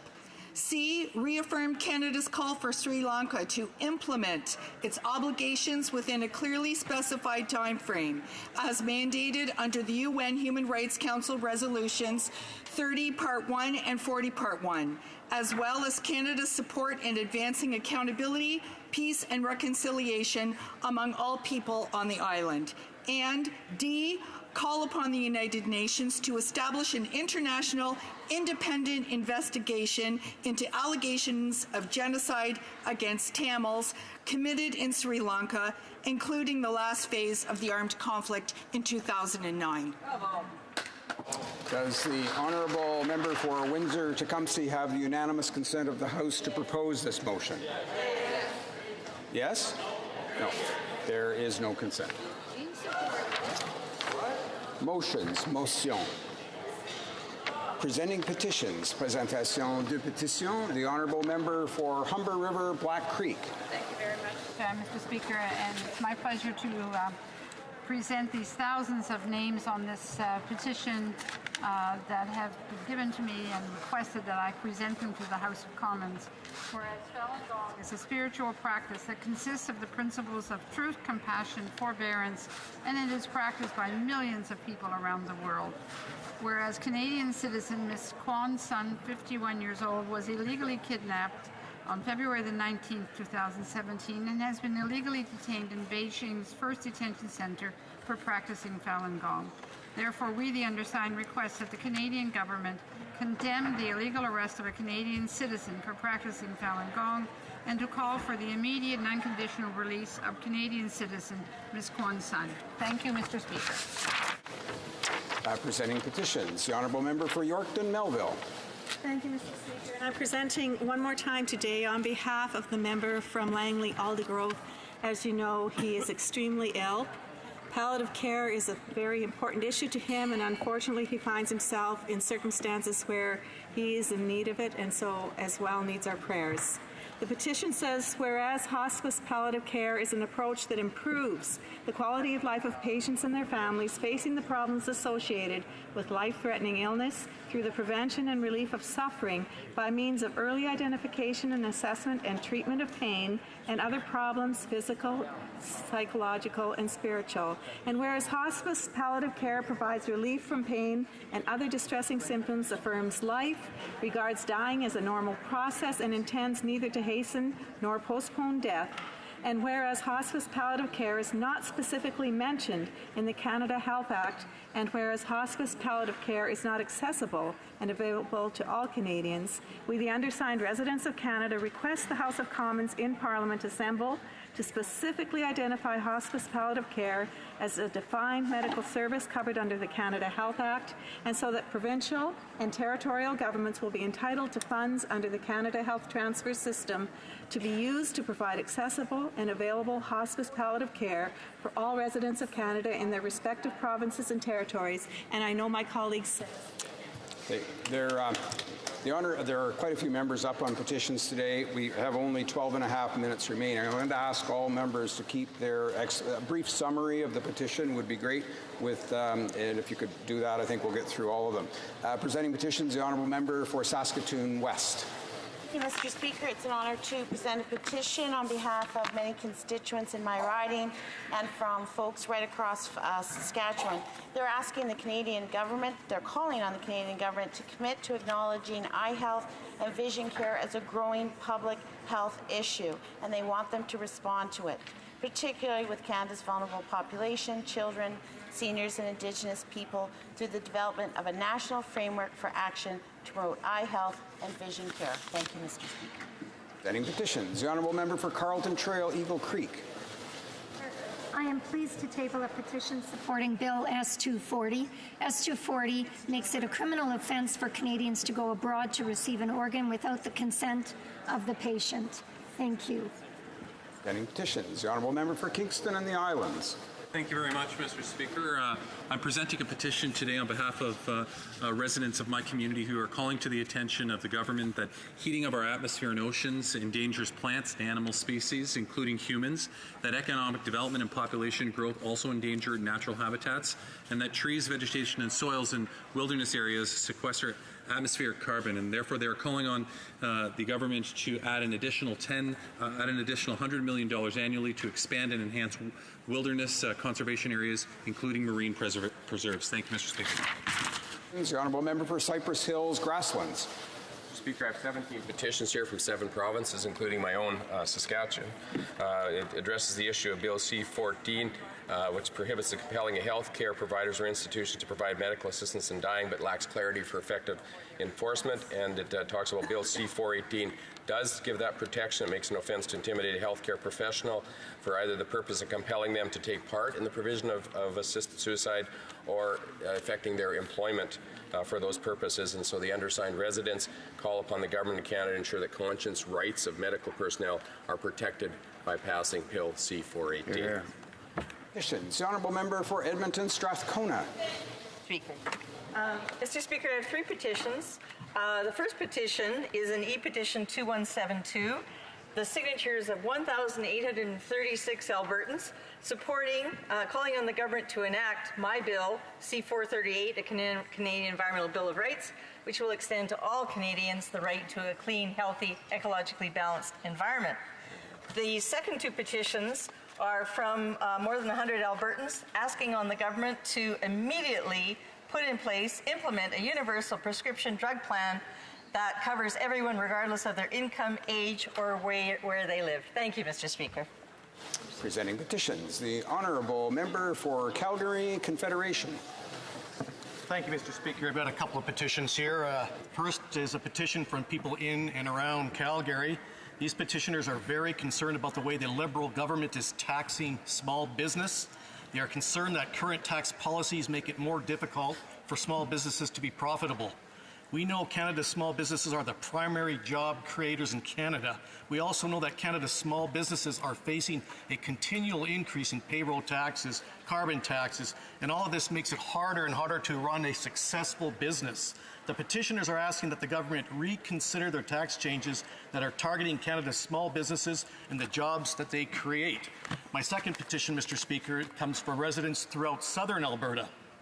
The petitioners are asking that the government recognize the historical practice of farmers to freely save, reuse, select, exchange, condition, store, and sell seeds.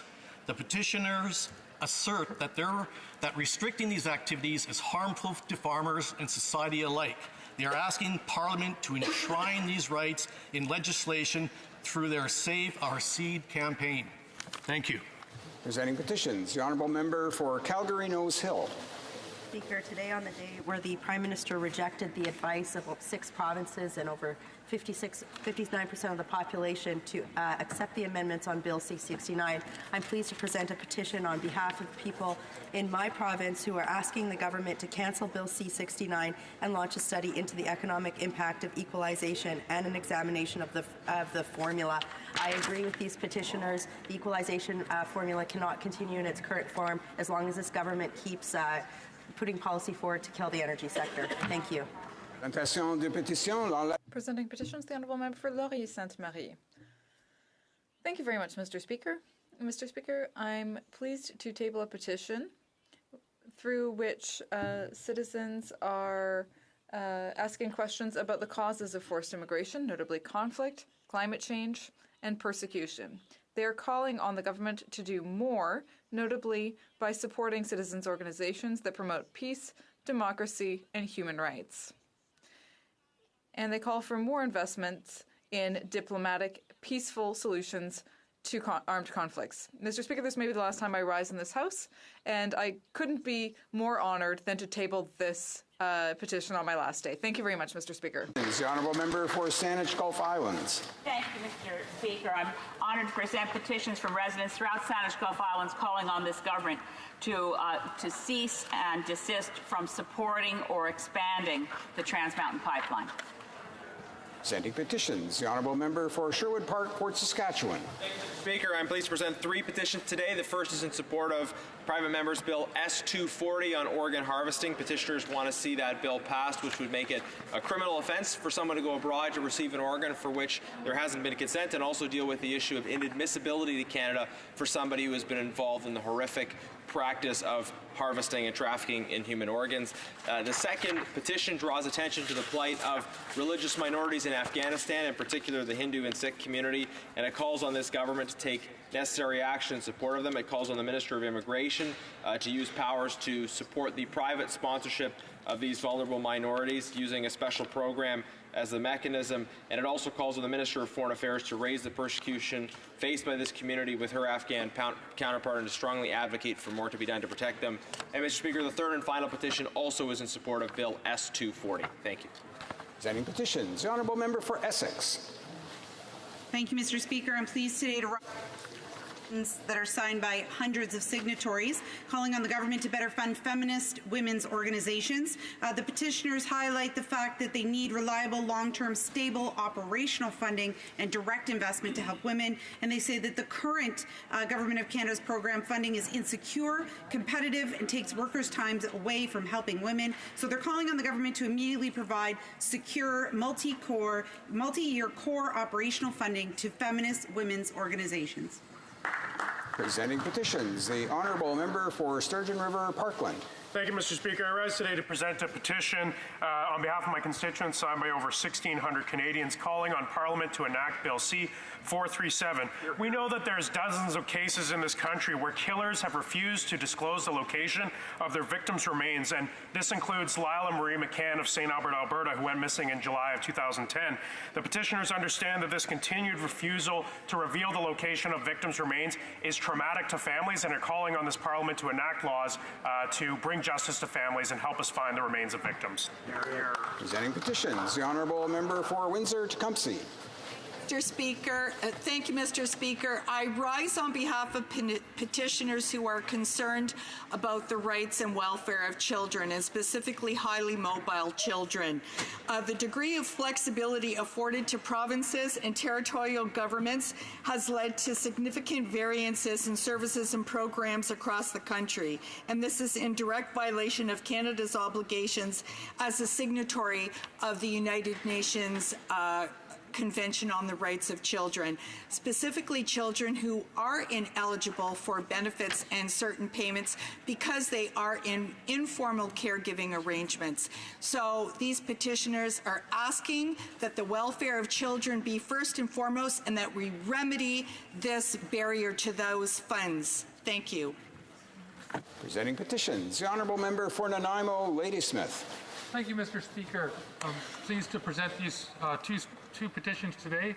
The first one calls upon the House of Commons to adopt a national poverty elimination strategy, thereby ensuring Canadians a suitable quality of life and opportunity to succeed. The second petition calls upon the Minister of Veterans Affairs to remove any statutory limits on back pay eligibility for the disability allowance and work with individual veterans to achieve just and due compensations for disability allowance in a timely manner. Presenting petitions. A présentation de pétitions. I thank honourable members for their participation in keeping their petition presentations succinct. We managed to get them all in before the end of the time permitted. Questions on the order paper. The Honourable Parliamentary Secretary to the Government House Leader. Yes, thank you, Mr. Speaker. The following questions will be answered today. Question 2429, question 2431, and 2432. And then furthermore, Mr. Speaker, if the government's responses to questions number 2426 to 2428, question 2430, 2433 to 2437, and question 2438 could be made orders for return. These returns would be tabled immediately. Is it the pleasure of the House that the aforementioned questions be made orders for return and that they be tabled immediately? Yes. Yes? Is that agreed? Agreed and so ordered. The Honourable Parliamentary Secretary to the Government House Leader. Yes, then, Mr. Speaker, I would ask that all remaining questions be allowed to stand at this time, please. And is that also agreed? Yes. Agreed. Agreed and so ordered. The Honourable Parliamentary Secretary to the Government House Leader. This is in respect to the notice of motions for the production of papers. The Honourable Parliamentary Secretary. Yes, thank you, Mr. Speaker. Again, I would ask that all notices of motions for the productions of papers be allowed to stand at this time. And is that agreed? Yes. Agreed? Agreed and so ordered. To the Honourable Member for Flamborough-Glanbrook, I think on a point of order. Yes, Mr. Speaker. I have a point of order that I was considering researching for a point of privilege, but I'm going to leave it to your worthy hands to research. I've noticed over the last few months an escalation in the requisition for unanimous consent motions. My concern, Mr. Speaker, is not the request for unanimous consent motion, but when a member stands up, particularly when they say that there's been consultations between all parties, and I'm not pointing to any particular member in this case, but I have seen instances where it's either stated specifically or presumed that there's been consultations, and then a unanimous consent motion is requested on issues that are very important to everyone. The reason why I was considering that it could possibly be a point of privilege is because when someone stands up and claims that there's been consultations, or when they say if you seek it you'll find that there will be unanimous consent, there's an assumption that there's been consultations, then that very motion, if I'm not here and I have not been able to hear that motion, and another colleague assumes that I might be in agreement with that, that binds the entire House, which means that I then have to answer for that unanimous consent motion to the constituents I represent. That's very troubling to me, very troubling to the number of colleagues I've spoken to, Mr. Speaker. So I would ask that you would check on the actual standing orders and what, in that regard, to see, Mr. Speaker, if those cases when someone says that there's been consultations directly, or even when they say that if you seek it, you'll find unanimous consent, if there should be reasonable efforts made And I go back to a judgment that was made earlier by the chair in regards to voting, and that every member has an honor, has a duty to be honorable when it comes to voting, to be truthful, that they've actually been here for the question. I think this goes to the duty and honor of the individual member, that when they stand up, they should have the good how would I say, practice and decency that they've actually consulted with other members. If I could leave that in your worthy hands to check and then get back to the House in that regard, Mr. Speaker, I would like that. I thank the honourable member for Flamborough-Glanbrook for his comments on the issue.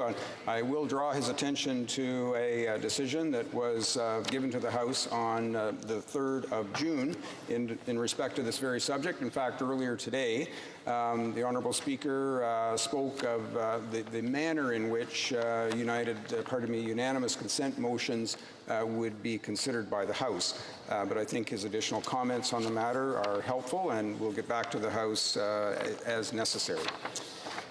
Orders of the day. Ordre du jour. Ordre émanant du gouvernement, projet. Government bills. Commons. Consideration of a motion respecting Senate amendments on Bill C-69, an act to enact the Impact Assessment Act and the Canadian Energy Regulator Act, and to amend the Navigation Protection Act and make consequential amendments to other acts. Proceed with the motion. As members know, before a motion can be considered, it first must be found to be in order. It must be moved and seconded, and after that, it's presented to the House by the chair. Not unlike a circumstance we had a couple of weeks ago, when that motion is very long, we put a motion or a question really to the House to see if the House would be agreeable to dispensing with the reading, that last segment, if you will, before we actually begin debate on the motion. Today's Senate amendments on Bill C-69 are quite lengthy. And so I would ask if I could seek unanimous consent of the House to dispense with it. I should, before I say that, draw attention to the fact that the motion itself, of course, is in its entirety on today's order paper, and we can make available copies at the table if members need it. So can I seek unanimous consent to dispense with the reading of the motion in its entirety? Yes. Is that agreed? I'm not hearing that there's consent. I thank the honourable members for their consideration. Ms. McKenna. Madame McKenna. Ms. McKenna, seconded by Ms. Chagger, moves that a message be sent to the Senate to inform their honours that with respect to Bill C-69, Act to enact the Impact Assessment Act and the Canadian Energy Regulator Act, to amend the Navigation Protection Act, and to make consequential amendments to other acts, except the amendments 1C, 1D, 6, 1H2, 1H4, 1H5, 1I3, 1I4, 1JI,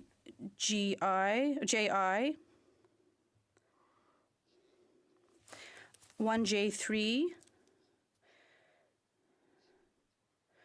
1J3, 1L5, 1P3, 1RI, 1R2, 1U1, 1U2, 151, 152, 1WI, 1W3, 1XI, 1X2, 1X3,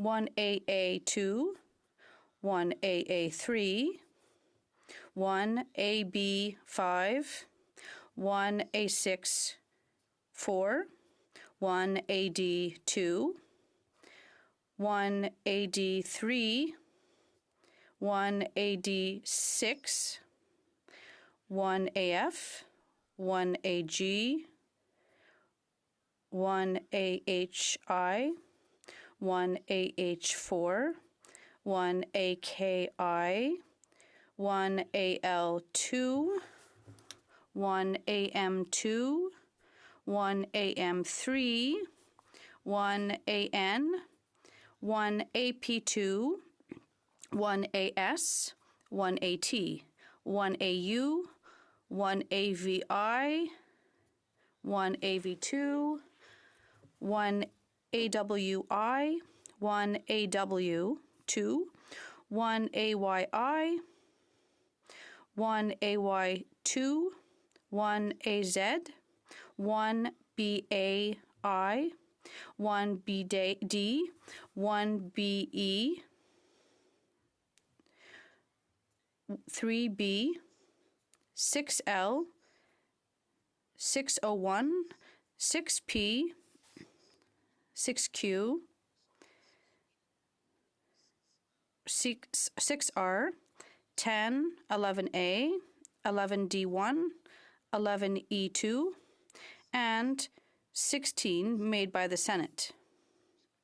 Disagrees with amendments 1A1, 1A2, 1A3, 1A4, 1B2, 1C1, 1C2, 1C3, 1C5, 1D1, 1D2, 1D3, 1E1, 1E2, 1G1, 1G3, 1H1, 1H2, 1H5, 1I,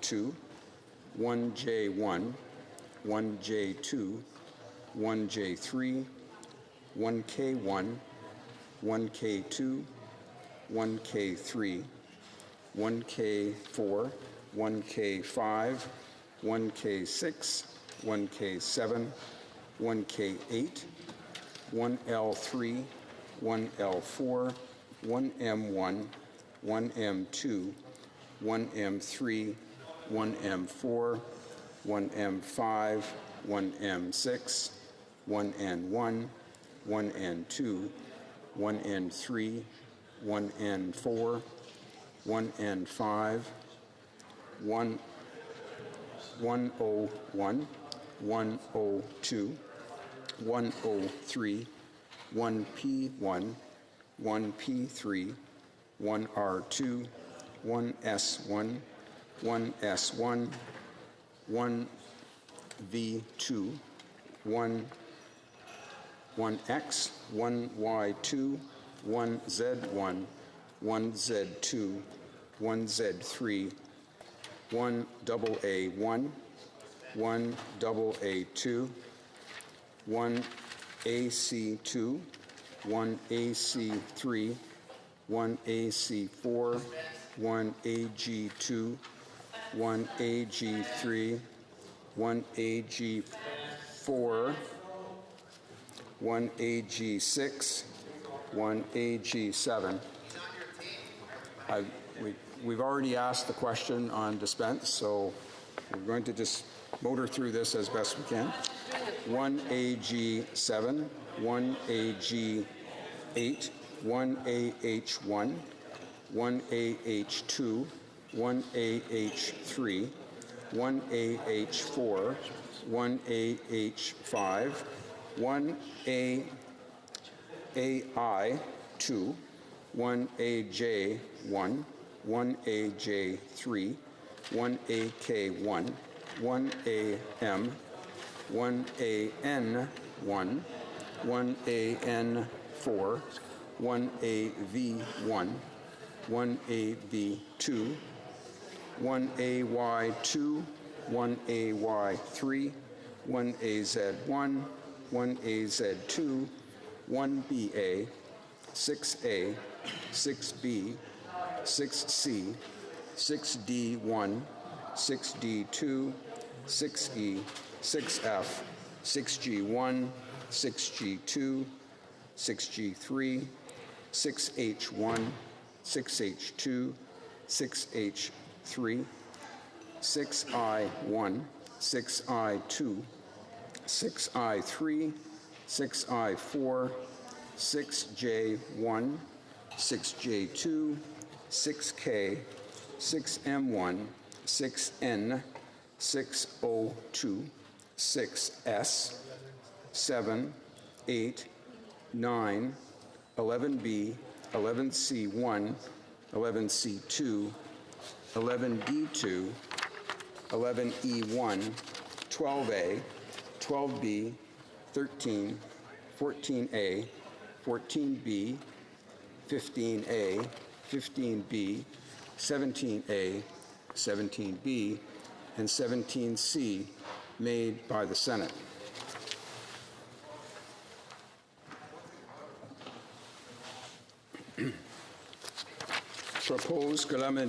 Proposes that Amendment 1C4 be amended by replacing the text of the amendment with the following. To establish a fair, predictable, and efficient process for conducting impact assessments that enhances Canada's competitiveness, encourages innovation in the carrying out of designated projects, and creates opportunities for sustainable economic development. Proposes that Amendment 1F be amended by deleting subsections 4.1 and 4.2.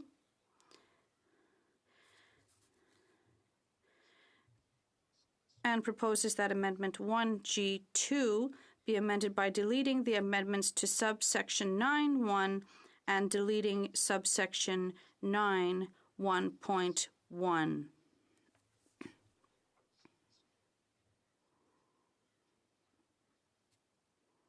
Is that Amendment 1K9 be amended by replacing the text of the amendment with the following.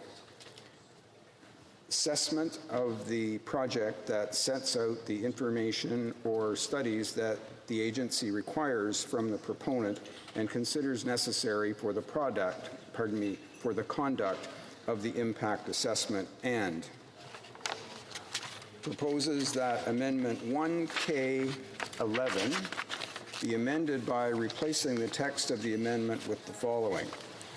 1.1. The agency must take into account the factors set out in subsection 22.1 in determining what information or which studies it considers necessary for the conduct of the impact assessment. 1.2. 1.2. 1.2.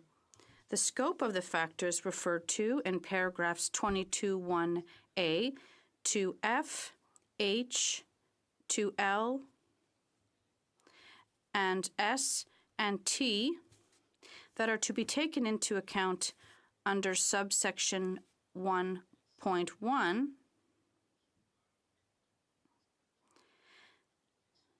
and set out in the tailored guidelines referred to in paragraph 1B,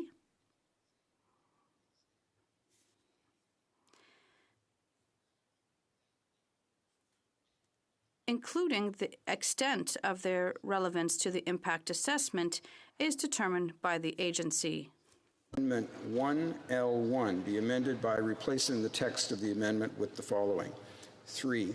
The agency may, on request of any jurisdiction referred to in paragraph C to G of the definition jurisdiction in section 2, extend the time limit referred to in subsection 1 by any period up to a maximum of 90 days to allow it to cooperate with that jurisdiction with respect to the agency's obligations under Section 1. 4. The agency must post a notice of any extension granted under subsection 3, including the reasons for granting it, on the Internet site. 5. The agency may suspend the time limit within which it must provide the notice of the hyphen, end quote. Proposes that Amendment 1L2 be amended by renumbering subsection 7 as subsection 6. Proposes that Amendment 105 be amended by replacing the text of the amendment with the following. 2. the agency's determination of the scope of the factors made under subsection 18(1.2) applies when those factors are taken into account under subsection 1. Propose que l'amendement 1 proposes that as a consequence of Senate Amendment 1QII, the following amendment be added. 1. Clause 1, page 24, delete lines 8 and 9.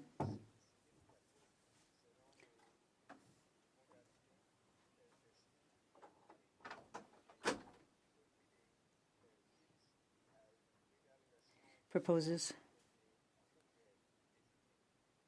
that amendment 1RIII be amended to read as follows.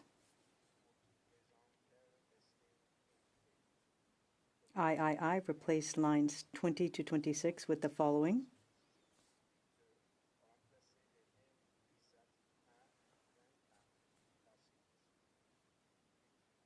Eight, the agency must post on the internet site a notice of the time limit established under subsection 5 and of any extension granted under this section, including the reasons for establishing that time limit or for granting that extension. 9, the agency may suspend the time limit within which it must submit the report until any activity proposes that Amendment 1R4 be amended by deleting Section 28(1).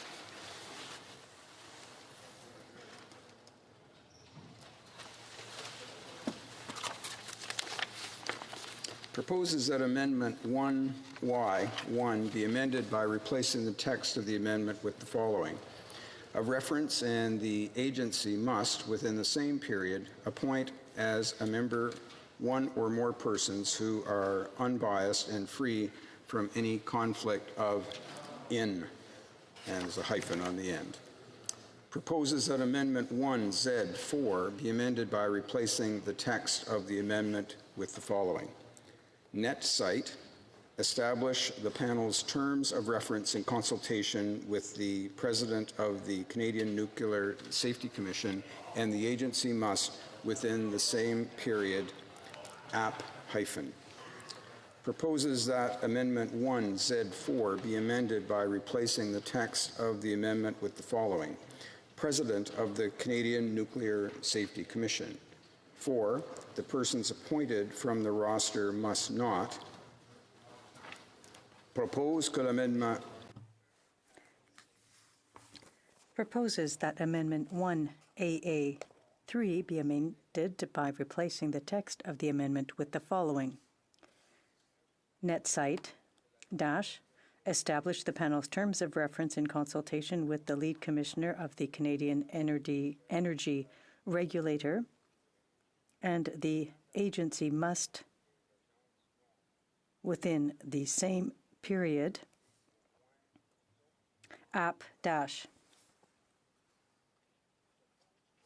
proposes that Amendment 1AA4 be amended by replacing the text of the amendment with the following.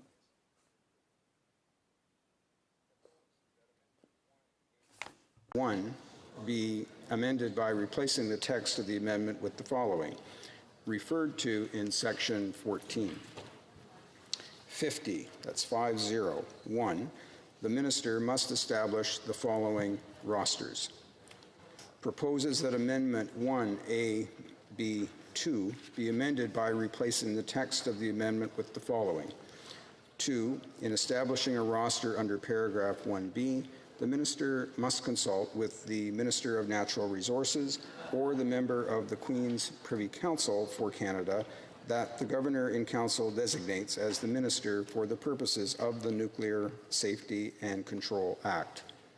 3, in establishing a roster under paragraph 1C, the minister must consult with the member of the Queen's Privy Council for Canada and the Governor-in-Council designates as the minister for the purposes of the Canadian Energy Regulator Act. Propose que l'amendement 1 Proposes that Amendment 1AB3 be amended to read as follows. 3. Replace lines 30 and 31 with the following. Opportunity to participate meaningfully in the manner that the review panel considers appropriate and within the time period that it specifies in the IM-. Proposes that Amendment 1AF2 be amended to read as follows. 2. Replace lines 20 to 23 with the following. A. Determine whether the adverse effects within federal jurisdiction and the adverse effects or incidental effects that are indicated in the report are in light of the factors referred to in Section 63 and the extent to which those effects are significant in the public. Proposes that as a consequence of the amendment to the Amendment 1AF2 be replaced with the following. Clause 1, page 41, lines 25 to 27 with the following. Be referred to the Governor and Council a matter of whether the effects referred to in paragraph A are in light of the factors referred to in Section 63 and the extent to which those effects are significant in the public interest. Amendment 1AF4 be amended by replacing the text of the amendment with the following. The Minister under Section 59, the Minister in consultation with the responsible Minister, if any, must refer to. Proposes that Amendment 1AF5 be amended to read as follows. 5. Replace lines 36 to 39 with the following. Whether the adverse effects within federal jurisdiction and the adverse direct or incidental effects that are indicated in the report are, in light of the factors referred to in Section 63 and the extent to which those effects are significant in the public interest. Proposes that Amendment 1AF6 be amended by replacing the text of the amendment with the following. 1.1. For the purpose of subsection 1, responsible minister means the following minister. A. In the case of a report prepared by a review panel established under subsection 44.1, the Minister of Natural Resources or the member of the Queen's Privy Council for Canada that the Governor-General and Council designates as the Minister for the purposes of the Nuclear Safety and Control Act. B. In the case of a report prepared by a review panel established under subsection 47.1, the member of the Queen's Privy Council for Canada that the Governor and Council designates as the Minister for the purposes of the Canadian Energy Regulator Act. 2. If the report relates to a designated project that includes activities that are regulated under the Canadian Energy Regulator Act, the responsible minister must at the same time as the referral described in subsection 1 in respect of that report is made. A. Submit the report to the Governor and Council for the purposes of subsection 186(1) of that Act, or B.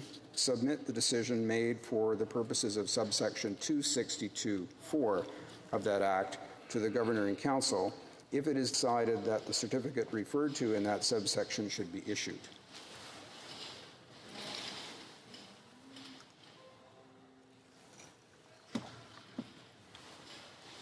Propose que l'amendement 1 Proposes that Amendment 1AG1 be amended to read as follows. 1. Replace lines 6 to 9 with the following. Whether the adverse effects within federal jurisdiction and the adverse direct or incidental effects that are indicated in the report are, in light of the factors referred to in Section 63 and the extent to which those effects are significant in the public interest. Proposes that Amendment 1AG5 be amended to read as follows. 5. Replace lines 19 to 22 with the following. B. The extent to which the adverse effects within federal jurisdiction and the adverse direct or incidental effects that are indicated in the impact assessment report in respect of the designated project are significant. That Amendment 1AN3 be amended by renumbering subsection 94.1 as section 94. Proposes that Amendment 1A01 be amended by replacing the text of the amendment with the following. 95.1, the minister may establish a committee or authority, hyphen, that's AUTHO hyphen, proposes that Amendment 1A02 be amended by replacing the text of the amendment with the following. 2. The minister may deem any assessment that provides guidance on how Canada's commitments in respect of climate change should be considered in impact assessments, and that is prepared by a federal authority and commenced before the day on which this act comes into force, to be an assessment conducted under this section. Proposes that Amendment 1A03 be amended by replacing the text of the amendment with the following. May be, must take into account any significant information and Indigenous knowledge, including the knowledge of Indigenous women, provided with respect to the assessment.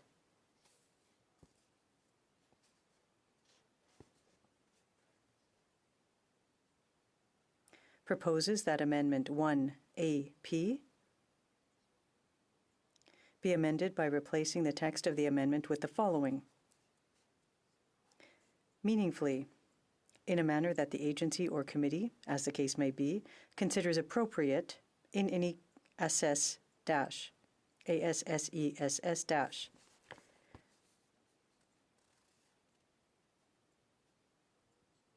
Proposes that Amendment 1AT3 be amended by replacing the text of the amendment with the following. A2, designating for the purposes of Section 112.1 a physical activity or class of physical activities from among those specified by the Governor in Council under paragraph 109B, establishing the conditions that must be met for the purposes of the designation and setting out the information that a person or entity federal authority, government, or body that is referred to in subsection 3 must provide the agency in respect of the physical activity that they propose to carry out. A3, respecting the procedures and requirements relating to assessments referred to in sections 92, 93, or 95. Proposes that Amendment 2 be amended by replacing the text of the amendment with the following. Cite, establish the panel's terms of reference in consultation with the chairperson of the Canada-Nova Scotia Offshore Petroleum Board, and the agency must, within the same period, AP-. Proposes that Amendment 3A be amended by replacing the text of the amendment with the following. Establish the panel's terms of reference in consultation with the chairperson of the Canada, Newfoundland, and Labrador Offshore Petroleum Board, and the agency must, within the same period, appoint the. Proposes that Amendment 3B be amended by deleting subsection 3.1. Propose par suite de l'amendement 3. Proposes that as a consequence of the amendment to Amendment 3B, the following amendment be added. 1. Clause 6, page 94, replace lines 32 and 33 with the following. Petroleum Board proposes that Amendment 4A be amended to read as follows. A, on page 95, replace lines 33 to 36 with the following. B.1. A roster consisting of persons who may be appointed as members of a review panel established under subsections 46.11 and 1. Who are members of the Canada-Nova Scotia Offshore Petroleum Board and who are selected by the Minister after consultation with the Minister of Natural Resources, or who are selected by the Minister after consultation with the Board and the Minister of Natural Resources. Propose that Amendment 4B be amended to read as follows. B, on page 96, replace lines 3 to 7 with the following.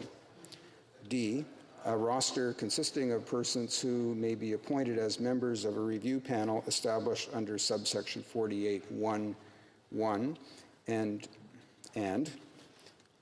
1, who are members of the Canada, Newfoundland, and Labrador Petroleum Board and who are selected by the Minister after consultation with the Minister of Natural Resources, or 2, who are selected by the Minister after consultation with the Board and the Minister of Natural Resources. Proposes that Amendment 5 be amended by replacing the text of the amendment with the following. 8.11. Subsection 61(1.1) of the Act is amended by adding the following after paragraph A. A.1. In the case of a report prepared by a review panel established under subsection 46(1)(1, the Minister of Natural Resources. 2. Subsection 61(1.1) of the Act is amended by adding the following after paragraph B. C. In the case of a report prepared by a review panel established under subsection 48(1)(1, the Minister of Natural Resources.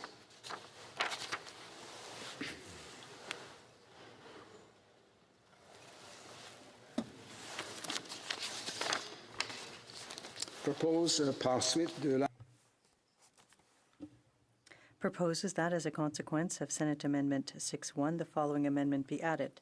1. Clause 10, page 208. Replace line 39 with the following. Section 37.1 of that Act.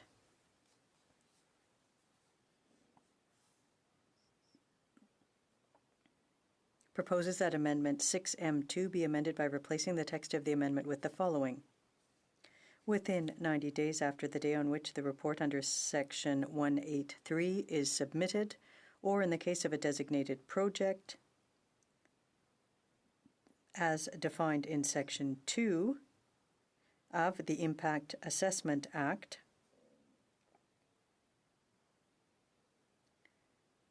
(90 days after the day on which the recommendations referred to in paragraph 37(1)(1)(b) of that Act are posted on the Internet site referred to in Section 105 of that Act, the Governor in Council may.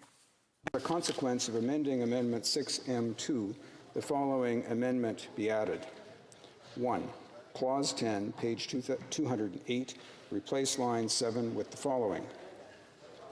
That's T-E-R, the day on which the Commission makes that recommendation, or in the case of a designated project as defined in Section 2 of the Impact Assessment Act, 90 days after the day on which the recommendations referred to in paragraph 37(1)(1)(b) of that Act are posted on the Internet site referred to in Section 105 of the Act, either approve. Proposes that as a consequence of Senate Amendment 1B, the following amendment be added. 1. Clause 36.1, page 281, add the following after line 24. 36.1, for greater clarity, Section 182.1 of the Impact Assessment Act applies in relation to a pending application referred to in Section 36. Debate the Honourable Minister of the Environment and Climate Change. Bravo. Mr. Speaker, before I begin today, I wish to acknowledge that we are on the traditional territory of the Algonquin. The Honourable Member for Perth Wellington is rising on a point of order. Mr. Speaker, there is no quorum. We see how poorly the Liberals take this seriously, how seriously they take this subject. Okay, I'll just see if there's quorum. I'm not seeing any quorum. I guess we'll ring the bells.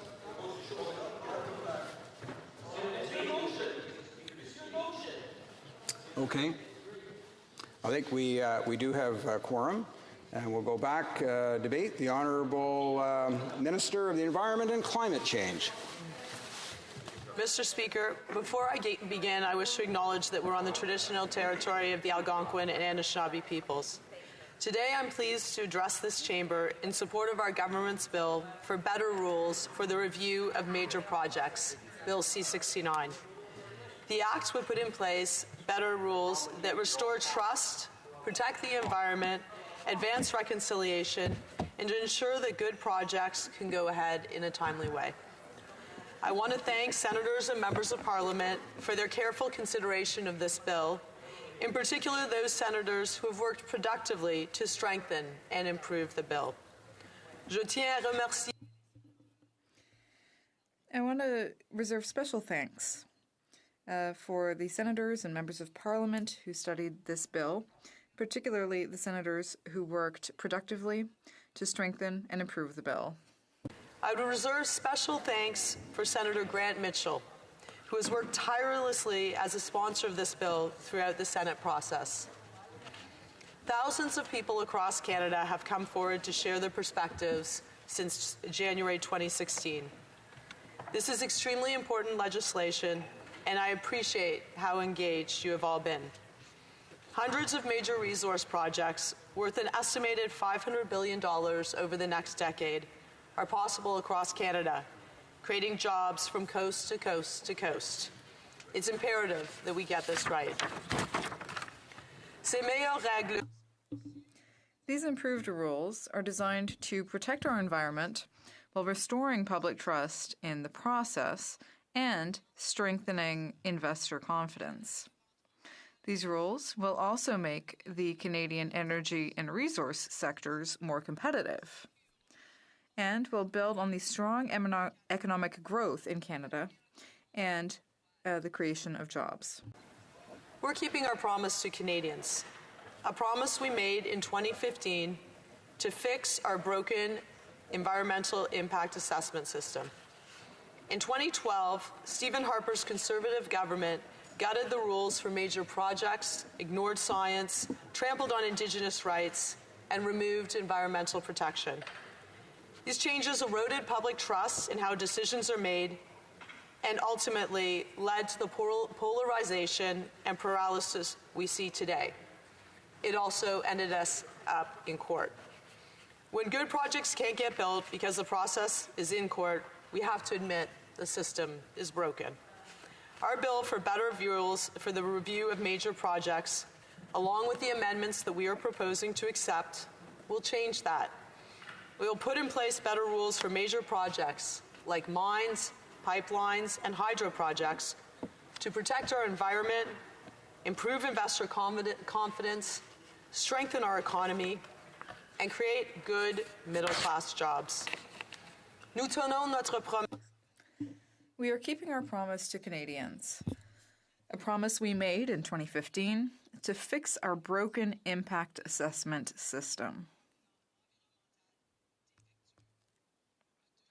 In 2012, Stephen Harper's Conservative government gutted the rules for major projects, ignoring science, trampling on Indigenous rights, and removing environmental protection. Those changes eroded public trust in how decisions are made and ultimately led to the polarization and paralysis we see today.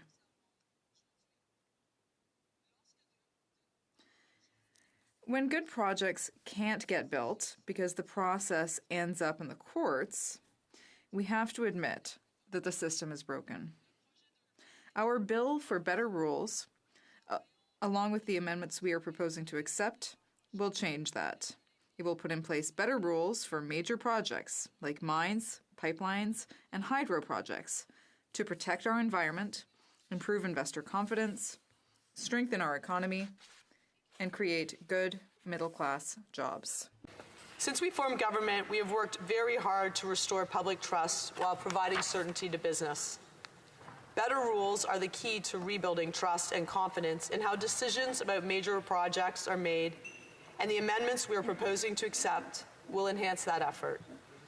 Our bill for better rules reflect public input, respect Indigenous rights, increase transparency, ensure that decisions are made by robust science, evidence, and Indigenous traditional knowledge. The new impact assessment process will look at a project's potential impacts not just on our environment, but also the health, social, and economic impacts over the long term, and potential impacts to Indigenous peoples. We will also consider how projects are consistent with our environmental obligations and national climate plan. We will do proactive regional assessments to evaluate big picture issues and the cumulative effects of development. And when making decisions, we will consider whether companies are using the best available technologies and practices to reduce impacts on the environment. Project reviews will be completed through a more efficient and predictable process with shorter legislated timelines that will lead to more timely decisions. By increasing coordination with other jurisdictions, we will cut red tape and avoid duplication and delays. Our goal is one project, one review. Un projet. One project, one review. That's our objective. We first introduced this bill after 14 months of consultation with provinces and territories, Indigenous peoples, companies, environmental groups, and Canadians across the country. We heard loud and clear that Canadians want a modern environmental and regulatory system that protects the environment, supports reconciliation with Indigenous peoples, attracts investment, and ensures that good projects go ahead in a timely way to create new jobs and economic opportunities for the middle class.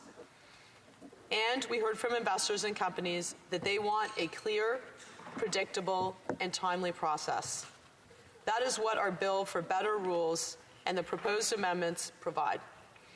In January 2016, we introduced interim principles to guide how our government would review major projects until we could put better rules in place. We knew we couldn't keep approving projects under the Harper government's flawed rules, but we also knew that we couldn't put our economic development on hold for 2 years while we worked on new rules. Our interim principles were the first step towards delivering on one of our high-priority platform commitments: to review and fix Canada's broken environmental assessment process and to restore confidence in how decisions about major resource projects are made. Those interim principles made it clear that decisions would be based on robust science, evidence, and Indigenous traditional knowledge, that we would listen to the views of Canadians and communities that could be affected by proposed projects, that Indigenous peoples would be consulted in a meaningful and respectful manner, that decisions would take into account the climate impacts of proposed projects, and that no project already under review would be set back to the starting line.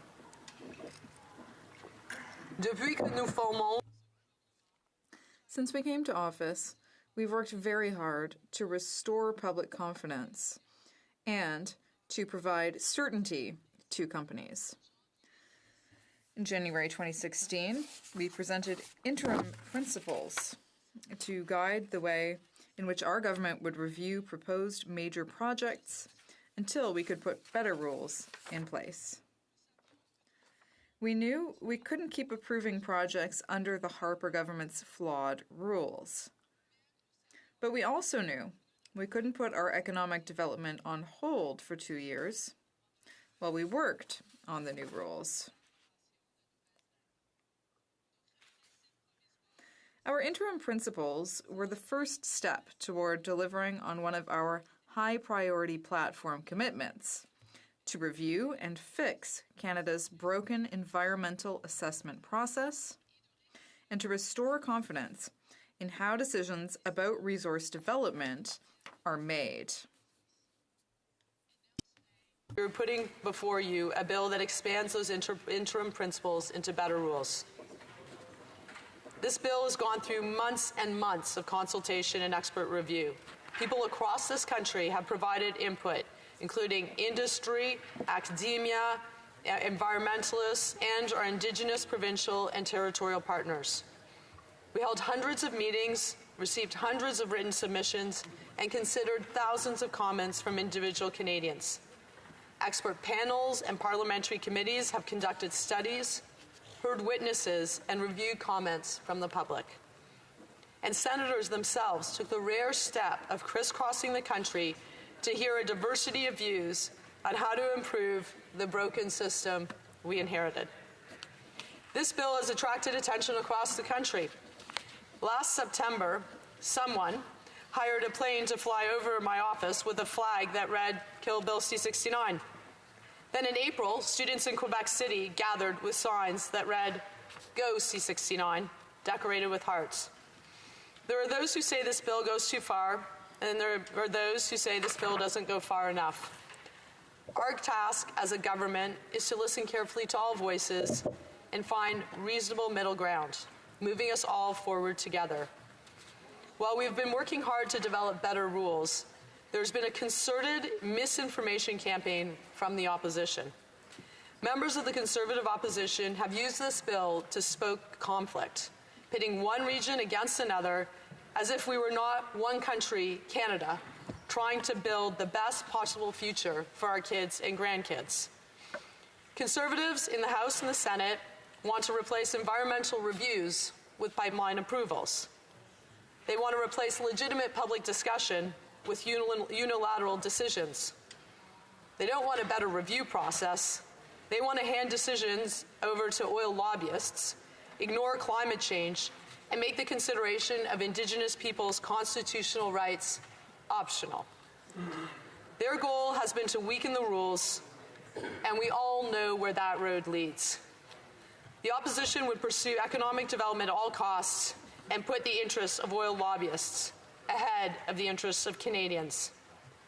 That is exactly why we need better rules, ones designed to measure the impacts of major projects on all Canadians.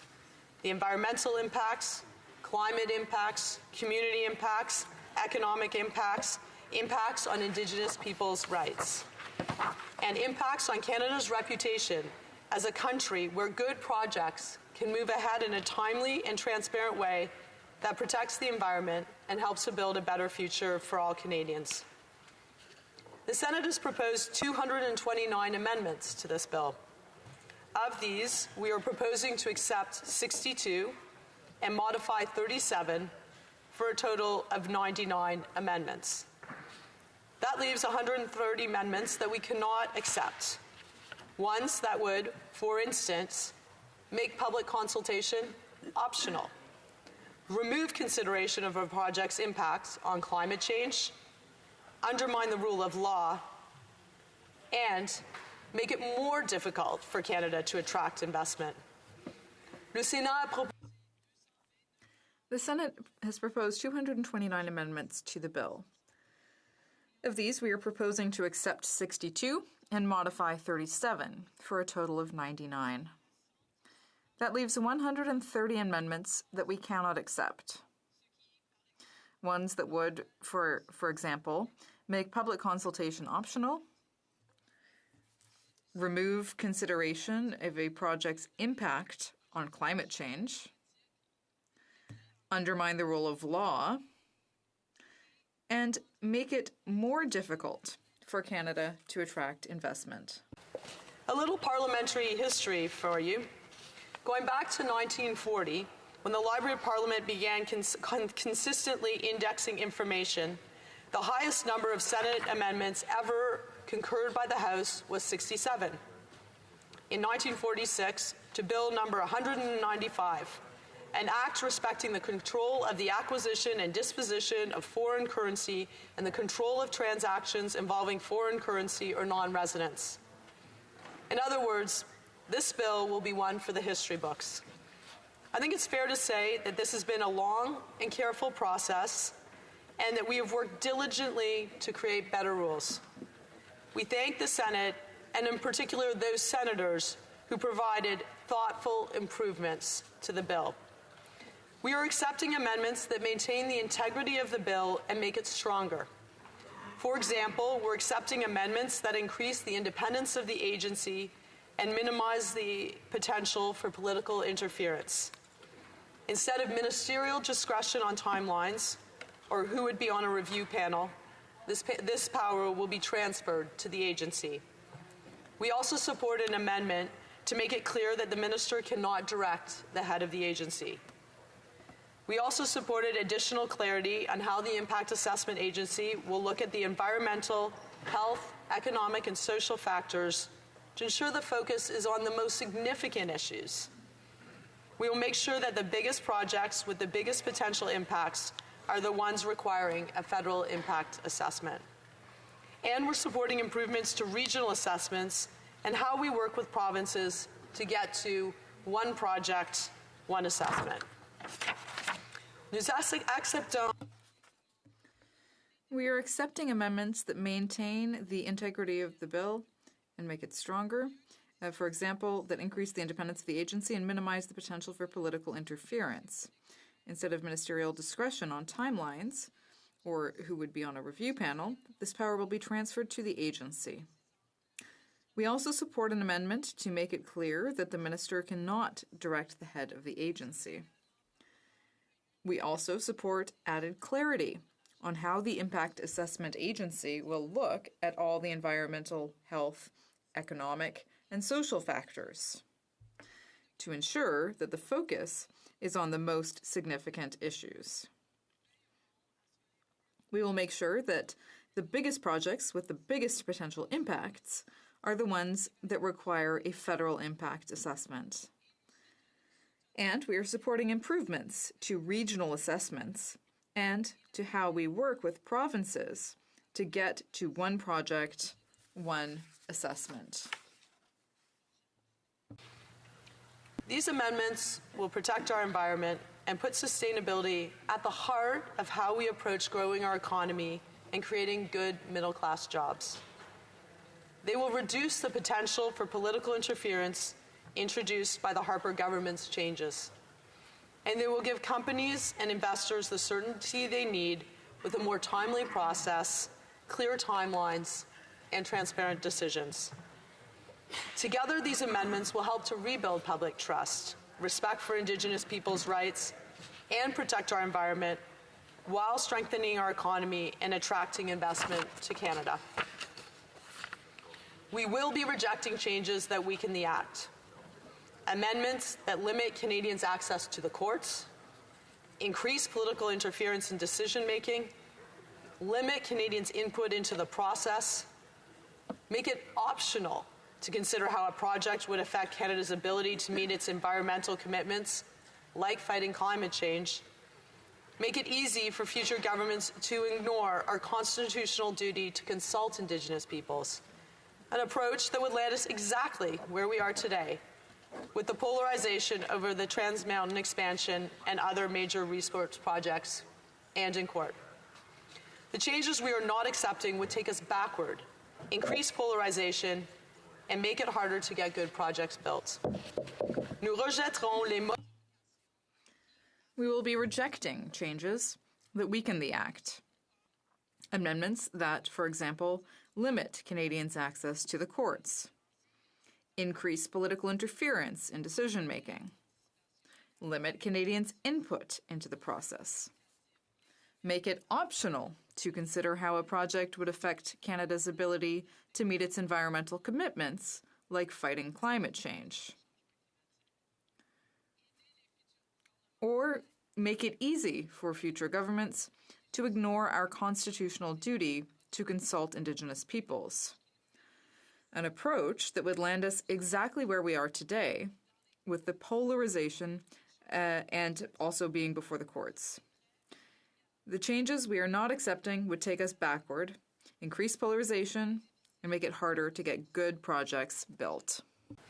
Conservatives want to keep the same system, the one that has led to so many challenges, including with the Trans Mountain expansion as an example, the system that weakened environmental protections, failed to properly consult Indigenous peoples, and limited public discussion. Canadians know that the environment and the economy go together, but these amendments would mean pursuing economic development at all costs. We cannot accept them because they are, quite frankly, unacceptable to us and to Canadians. Stephen Harper's approach put both the environment and the economy at risk. It failed to protect the environment, it destroyed public trust, and it paralyzed major projects. It's the system that created all the problems and polarization we see today. Meanwhile, the current leader of the opposition has gone around telling oil lobbyists that he would kill this bill for better rules if he's elected. That's a recipe for economic risk, increased conflict, and environmental damage. It's the same recipe that Stephen Harper tried. It didn't work then, and it won't work now. Stephen Harper's approach put both the environment and the economy at risk. It failed to protect the environment, it destroyed public trust, and it paralyzed major projects. It's the system that created all the problems and the polarization that we see today. Meanwhile, the current leader of the opposition has gone around telling oil lobbyists that he would kill this bill for better rules if he was elected. That's a recipe for economic risk, increased conflict, and environmental damage. It's the same recipe that Stephen Harper tried. It didn't work then, and it won't work now.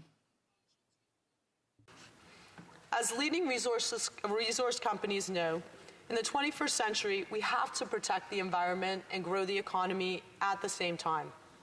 Canadians expect no less. It's not just the sustainable way forward, it's the smart way. As I mentioned before, hundreds of major resource projects worth an estimated $500 billion are being planned across Canada. We want to see good projects get built. These are projects that grow our economy and represent tens of thousands of good middle-class jobs. Our government is committed to building a strong economy. 1 million jobs have been created since we took office, and unemployment is at historic lows. Last year, Canada's foreign direct investment grew by 60%. The official opposition has been talking down Canada's economic success, stoking fear and uncertainty. An act that I'll remind you has real consequences for investment in Canadian companies. Meanwhile, our government has been working to attract and promote investment in Canada. We know that these better rules will provide investors with the certainty they need and will lead to more good jobs for Canadians. In 2019, you cannot have a plan for the economy without having a plan for the environment. It is essential to be competitive and essential to attracting investment in today's world. Investment in Canada is rising and jobs are being created in Canada, in part because businesses want to invest in countries that see the future, countries that take sustainability seriously. Customers expect it, our trading partners expect it, and Canadians expect it. Combined, the amendments we are accepting will produce better rules for major projects in Canada. Rules that are clear, that are fair, that are predictable, with shorter legislated timelines and sustainability at their core. These rules will make sure that Canada remains a great place to live, to work, and to invest. To vote for this bill for better rules is to vote for strong environmental protection, transparent science and evidence-based decision-making, predictable and timely reviews that create certainty for company and for investors, recognition and respect for Indigenous peoples' rights and knowledge, advancing reconciliation, less red tape and better coordination with provinces, a single agency that will provide consistent and efficient assessments, a full package of measures that will protect our environment, support good middle-class jobs, and attract new investment to Canada. With better rules, we will restore Canadians' trust in how decisions about major projects are made. We will restore investors' confidence in Canada as a great place to do business. And we will restore our reputation as a country that knows you can fight climate change, protect the environment, and respect Indigenous rights while growing the economy and creating good jobs. We are so lucky to live in Canada. There is so much opportunity before us. Now is the time for all of us to reach out to investors around the world and say, Canada is the place to invest. We have fair, predictable rules with legislated timelines. These better rules will make that possible. Any politician or company saying otherwise is quite frankly undermining the opportunity we have to attract investment. That is not in the interest of Canada. That is not in the interest of Canadians. Nous sommes tellement chanceux. We are so lucky to live in Canada. Now is the time for all of us to reach out to investors around the world and say, Canada is the place to invest. We have predictable, fair rules with legislated timelines. As leading resource companies know, in the 21st century, we can protect the environment and grow the economy at the same time if we work together towards these ends. In voting to pass this bill, we owe it to Canadians, we owe it to our economy, we owe it to our environment, and we owe it to our kids and grandkids. Thank you.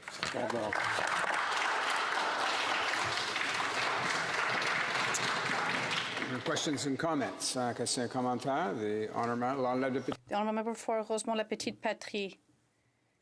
Thank you, Mr. Speaker. I'd like to thank the minister for her speech. Mr. Speaker, I think she knows very well that the NDP has always been critical of Bill C-69. We don't think it goes far enough in some respects, but I would like to congratulate her for rejecting most of the amendments put forth by the Conservative senators who would have made us take a step back.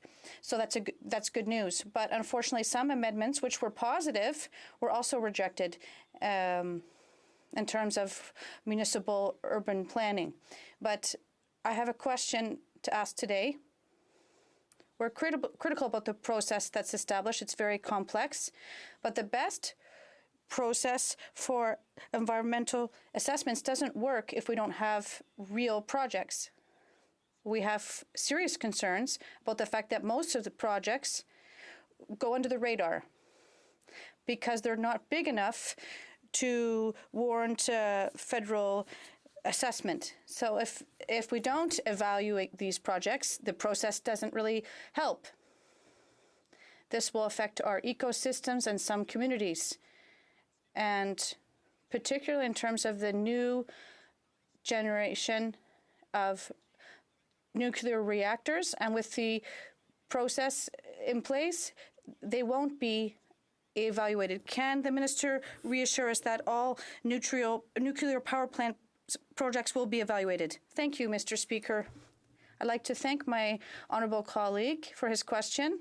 I appreciate the fact that he's recognized that we are accepting amendments that make sense and not those from the Conservatives. This would have put us back to a process under Stephen Harper. Well, we've always said that the environmental assessment system looks at the projects that have the greatest impacts. And that is exactly what we're doing. We're also working with the provinces and territories that are also responsible for projects and for evaluating them from an environmental perspective. We're working with the Quebec government as well, and I think that what we've done and the list of projects that will be considered is part of this approach. This approach makes sense. It will protect our environment and help to grow our economy. Questions and comments. The honourable member for Peace River, Northern Rockies. Thank you, Mr. Speaker. And I just would like to ask the honourable member across the way, one thing that residents in my riding of Prince George, Peace River, Northern Rockies, we develop oil and natural gas. We do it very environmentally sound with some of the best practices in the world, frankly, to produce good energy for the global markets. But I think the one thing that's confuses my riding and constituents in that riding is that we see this hypocrisy of this particular minister and this prime minister with probably a bigger carbon footprint than any prime minister before or any environment minister before them.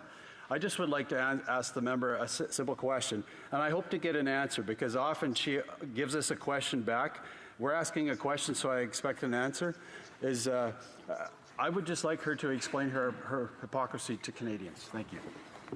The Honourable Minister of the Environment and Climate Change. Mr. Speaker, I'm trying to understand the question in relation to the most important changes we are making to environmental assessment in a decade. I like riding my bike, if that is what the Member of Parliament would like to hear. But I'll talk to the people in his riding, because I think this is such an important piece of legislation. I agree that we need to get our resources to market. That is critically important. We have a $500 billion opportunity to develop our natural resources, but the only way in the 21st century you will be able to develop your resources if you do it in a way that you have the trust of the public, that you engage and consult in accordance with our constitutional obligations with Indigenous peoples, that you make sure that you look at the environmental impacts and the economic impacts, and of course that you have a system that ensures that good projects can go ahead in a timely way. That is exactly what we've done with this bill. We think it is a very good bill for the residents of his riding and residents across Canada. Questions and comments? The member for Repentigny. Thank you, Mr. Speaker. There's a lot of amendments that were rejected about oil companies, but there are amendments that were tabled that were out of respect for provincial jurisdiction and municipal territories. These amendments were rejected. Why? Because the Bloc brought forward amendments in committee in this direction. Why do we always lose provincial jurisdiction and step on territorial jurisdiction? The Minister of the Environment. Thank you very much, Mr. Speaker. It's very important to work with the provinces and territories, and that is why in our bill we recognize that there's one project and one assessment. That's the principle. We have to work with the provinces, of course, but we also have a duty as a government to do review projects that are federal jurisdiction. We always work with the provinces and territories. And comments. The Honourable Member for Guelph. And thanks to the Minister for her presentation, and also thanks to the other place, especially Senator Mitchell, for his leadership on this file. You know, the Senate used to be an echo chamber of the Harper government, and now we have an independent Senate bringing forth value. Still some conservative partisanship in what we see coming back, but we've come a long way in terms of governance, I think, Mr. Speaker. And what I want to ask the Minister is, in terms of the investments in Canada, where we now have the lowest marginal effective tax rate in the G7, full 5 points below the U.S., we now have a better governance model in Canada in terms of assessing projects and moving forward. We still have partisanship getting in the way, which adds uncertainty, but the independence that's now being introduced through our Parliament and also through our assessment process and going through the projects, could the Minister comment on the value of independent assessment as well as the favourable climate we have towards investment in Canada? Well, Minister of the Environment and Climate Change. Thank you, Mr. Speaker. I'd like to thank my colleague for his excellent question and also for his tireless work on the environment. I know he works extremely hard in his riding, but also works very hard in this House to make sure that we are doing everything we can to protect the environment and tackle climate change. I also want to recognize Senator Mitchell and those senators who worked really hard to improve the bill. I absolutely agree. This shows that the Senate, the way we have reformed it, is working, that we have listened to amendments that improve and strengthen legislation. That is a very good thing. Look at the opportunity we have. We have an opportunity to attract $500 billion investment to this country. That last year we had the largest foreign direct investment in our history on record. We've created 1 million jobs. We have the lowest unemployment rate in 4 decades. And now we have a process, an environmental assessment process, that will help attract the investment that we want, that will create jobs and opportunities all over the country. And having independence in the way decisions are made, the approach that is taken with an impact assessment agency makes a huge difference. It increases the certainty, increases the predictability, the respect for a system, and it creates a system that, quite frankly, is going to do a much better job than the system that was gutted under the Harper government, where good projects couldn't go ahead. They just ended up in court.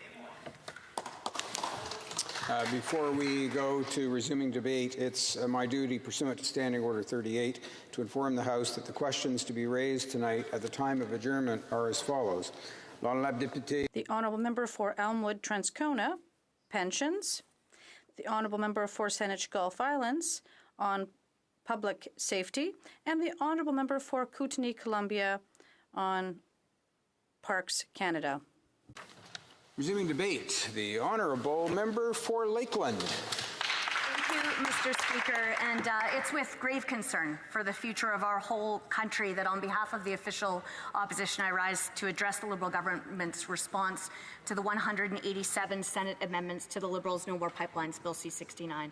And it's likely the last time I will debate this legislation in the House of Commons on behalf of the residents of Lakeland and the provinces, territories, municipalities, Indigenous communities, economists, public policy experts, business owners, and workers across this country who oppose Bill C-69 and its many negative and widespread impacts on Canada. And let me start by just reviewing what has brought us to this day. And let me say that Canadians can really be forgiven for asking just what the heck is going on here, because it's frankly unconscionable that within days of the House adjourning for the summer and 5 months away from an election, that these Liberals are rushing through debate on their response to 187 amendments, which were also supported by Liberal-appointed senators. That was an attempt to rescue such flawed but consequential legislation that will have such significant economic impacts and ramifications for the private sector in resource development, in construction, in manufacturing, and in all the spin-off impacts for related sectors, for provincial and Indigenous governments, for infrastructure, and for municipalities. It's unbelievable that the Liberals have chosen to reject the majority of the substantive and meaningful amendments passed by the Senate that private sector proponents, provinces, and Indigenous leaders said would at least make this very significant legislation, quote, workable, not a ringing endorsement as it was. The response by the Liberals tabled around midnight last night will only exacerbate the uncertainty that they have caused since 2015 that has driven nearly unprecedented levels of money, jobs, businesses, and innovation and resource development out of Canada. And let's all remember, as the Minister just reminded us, that the Liberals started consultations on this bill in January 2016, when they started the regulatory vacuum for major resource development in this country. And they introduced it in the House of Commons and rushed it through a year and a half ago. But at that time, they ignored the dire warnings from committee witnesses, ignored input from expert panels, and then subsequently rejected every single amendment put forward by opposition members of all parties, except for one amendment from me that mandated transparency of the reasons for holding a public meeting on discretionary matters, and one amendment from the NDP. Only to ram it through the House in such a flawed, wrong-headed, and disastrous state that it now faces near universal opposition across the country from a broad and diverse coalition, and required all these amendments from the Senate, which thankfully was able to do a more thorough review and seek a wider scope of feedback and scrutiny than the Liberals allowed when they pushed this bill through the House of Commons so many months ago.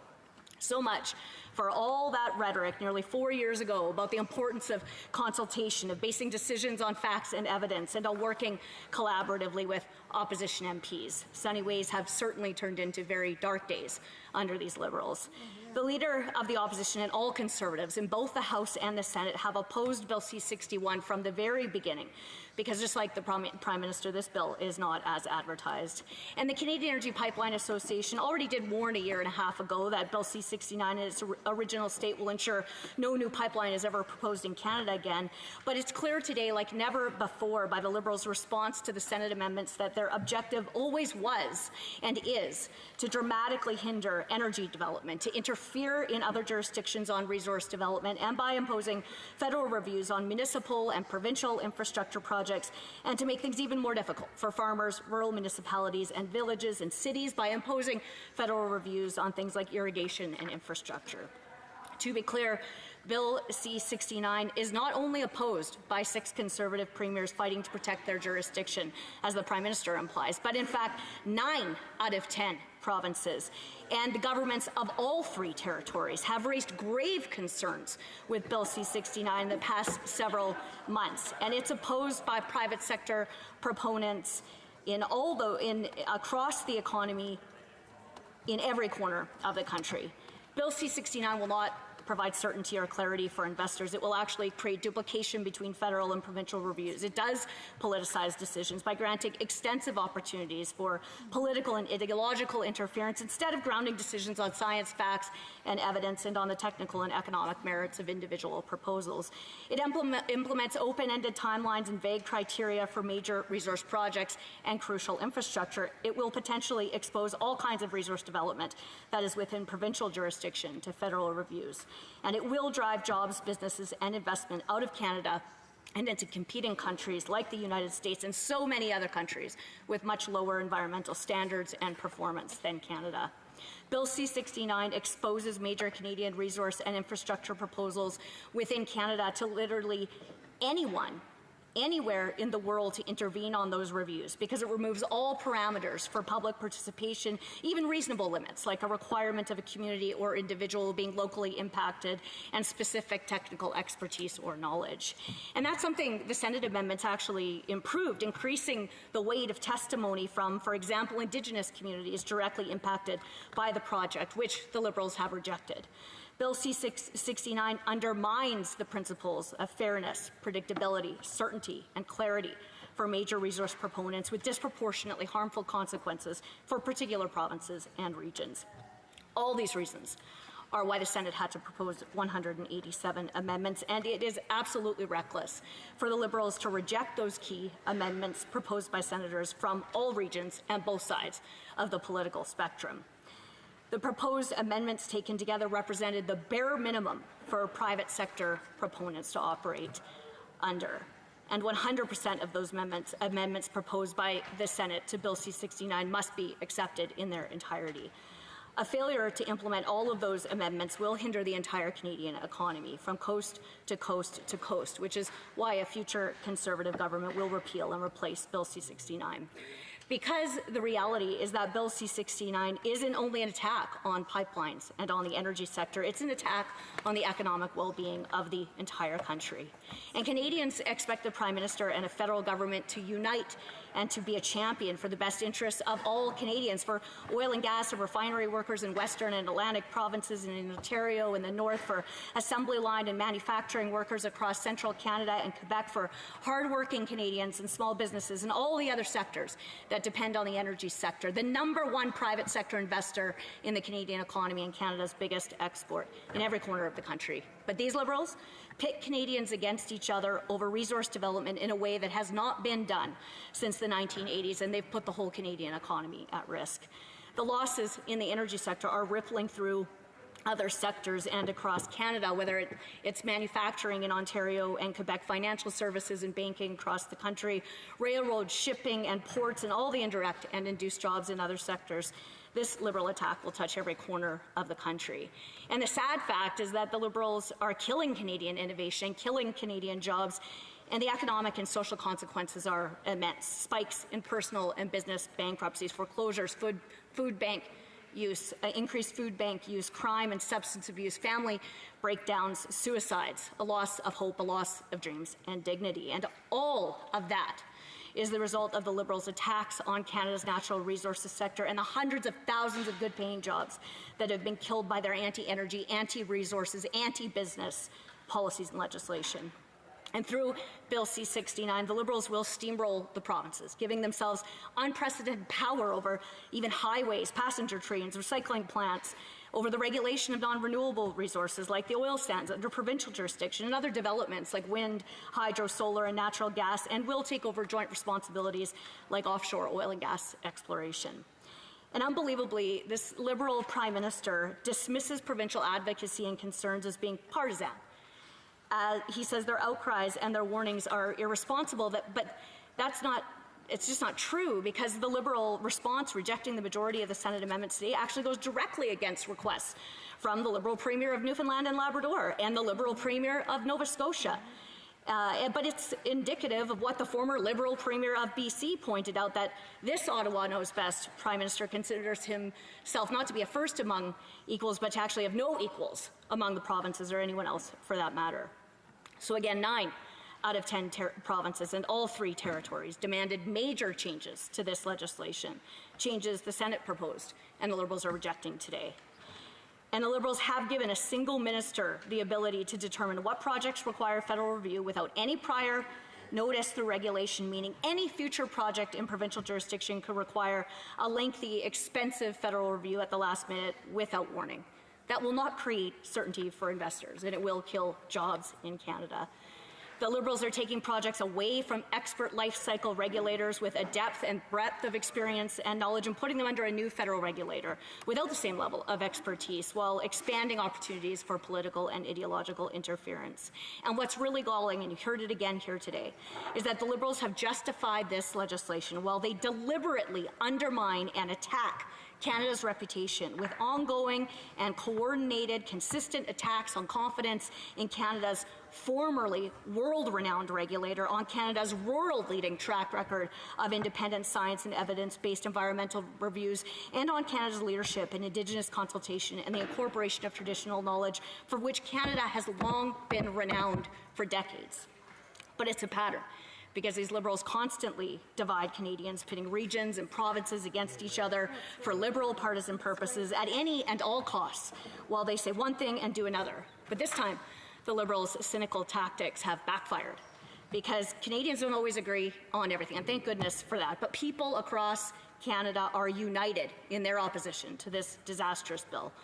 On Monday, those premiers that the Prime Minister attacked yesterday, the premiers of the Northwest Territories, New Brunswick, Ontario, Manitoba, Saskatchewan, and Alberta, representing 59% of Canada's population and 63% of the GDP, called on the Prime Minister to seriously consider their concerns and accept all the Senate amendments in Bill C-69 because of the, quote, damage it would do to the economy, jobs, and investment that will echo from one coast to the other. They say, quote, Bill C-69 as originally drafted would make it virtually impossible to develop critical infrastructure, depriving Canada of much needed investment. They talk about the planned investment value of major resource sector projects in Canada plunging by $100 billion between 2017 and 2018, an amount equivalent to 4.5% of Canada's gross domestic product.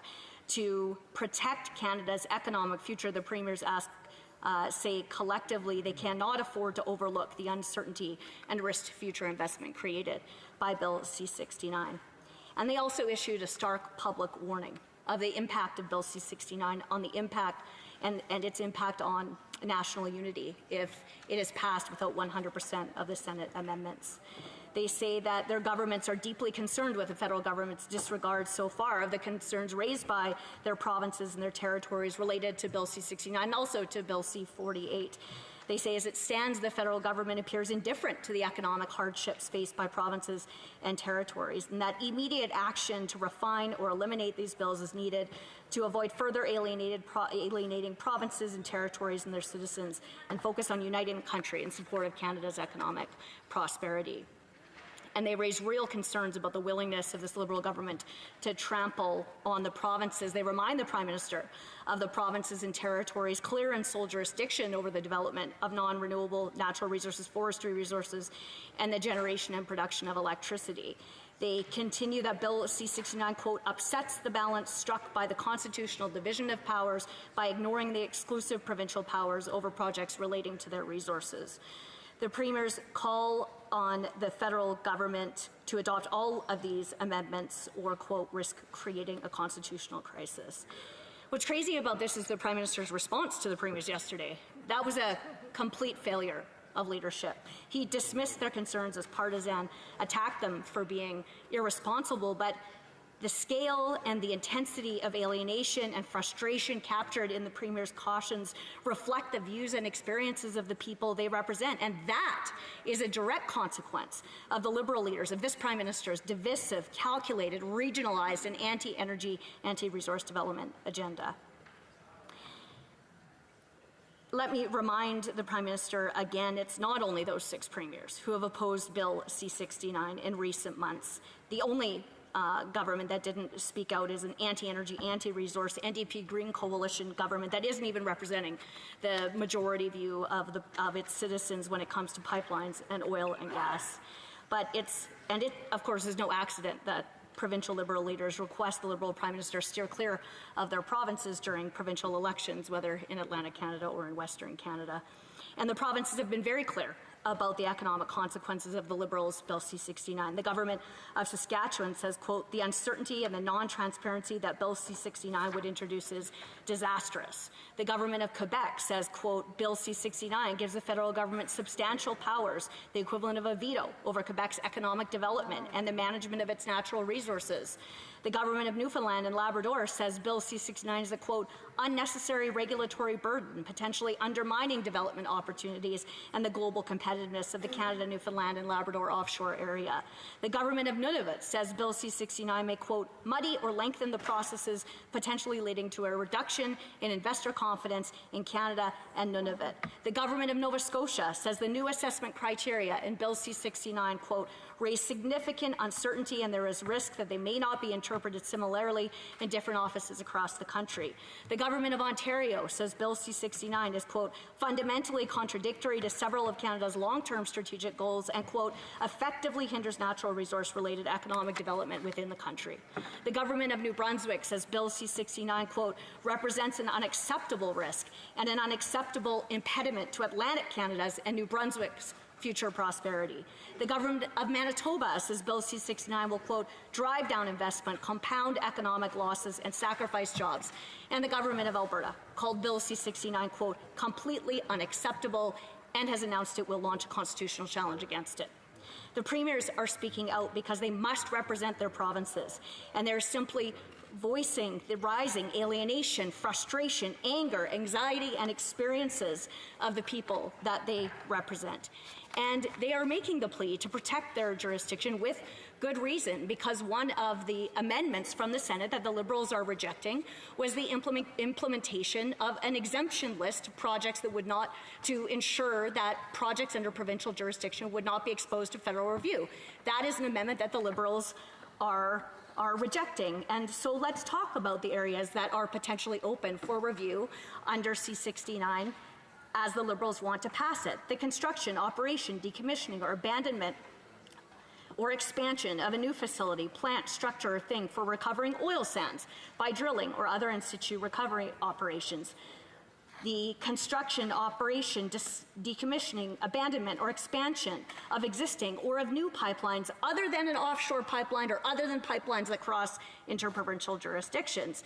The construction, operation, decommissioning, or abandonment or expansion of new or existing facilities, plants, structures, or things for the generation of wind electric power or solar electric power. The same for facility, plant, structure, or thing for the refining, manufacturing, or processing of natural gas liquids, or petroleum to produce refined products or other light hydrocarbon components or products. The same for generating units that use natural gas as their primary fuel, for coal to gas generation, for simple cycle turbines.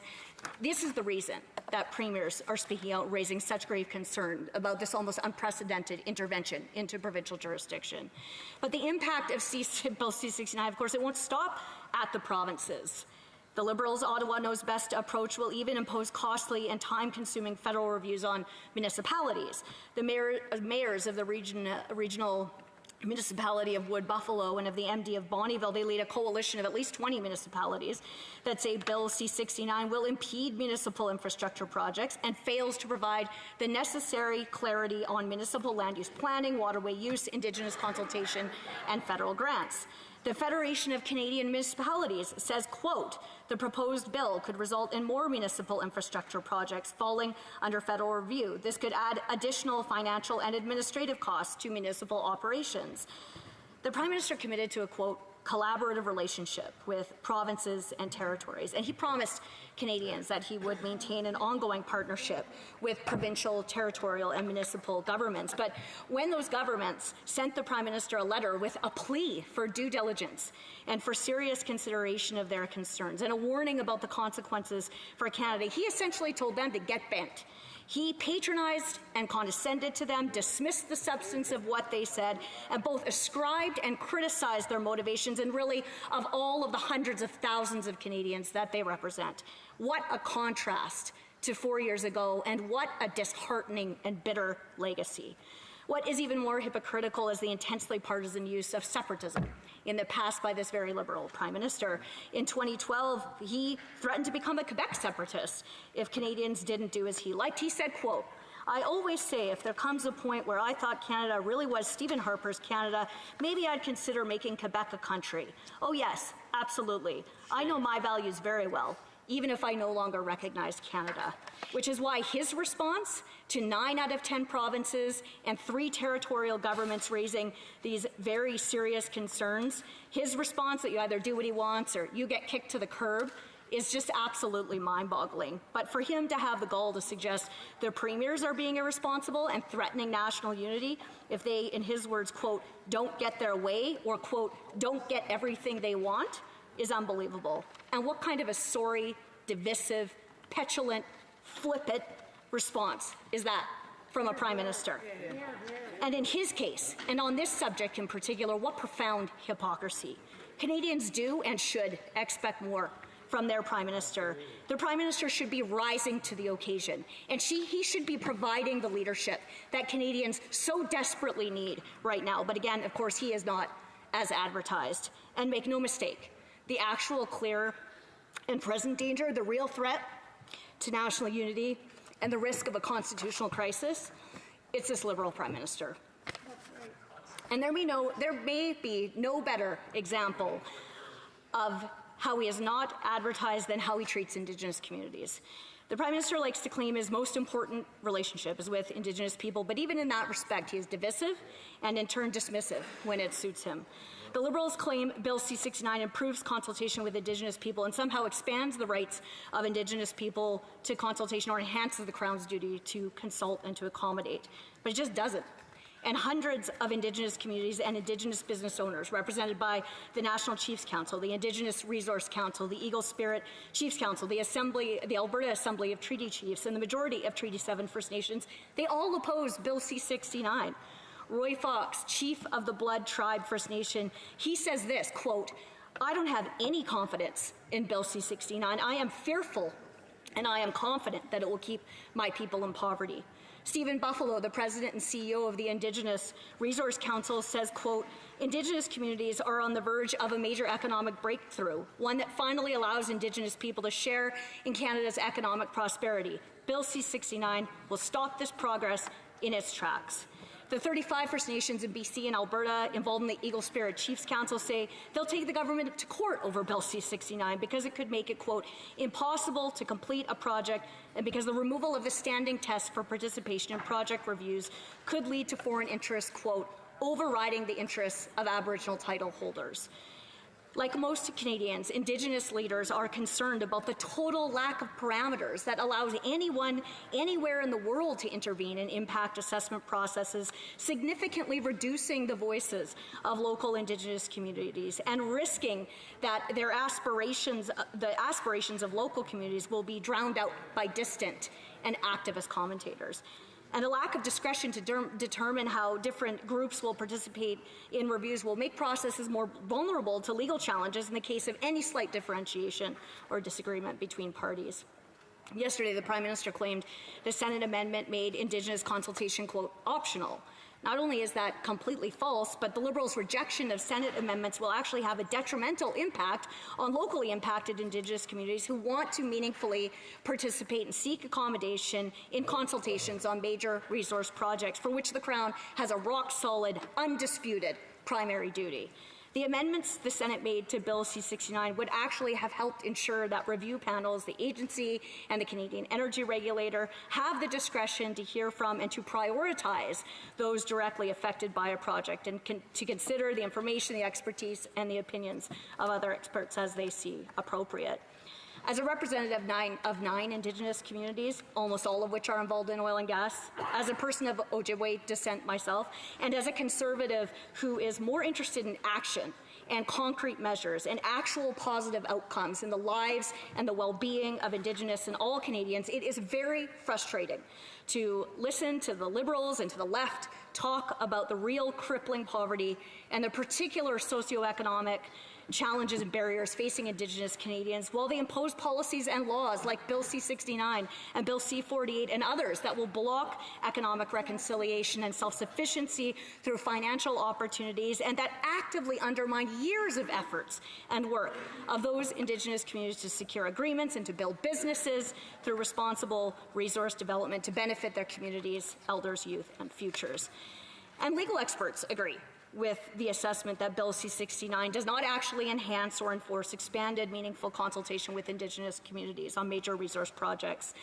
A University of British Columbia law professor who specializes in Indigenous law says there is nothing in Bill C-69 that improves meaningful dialogue with Indigenous communities.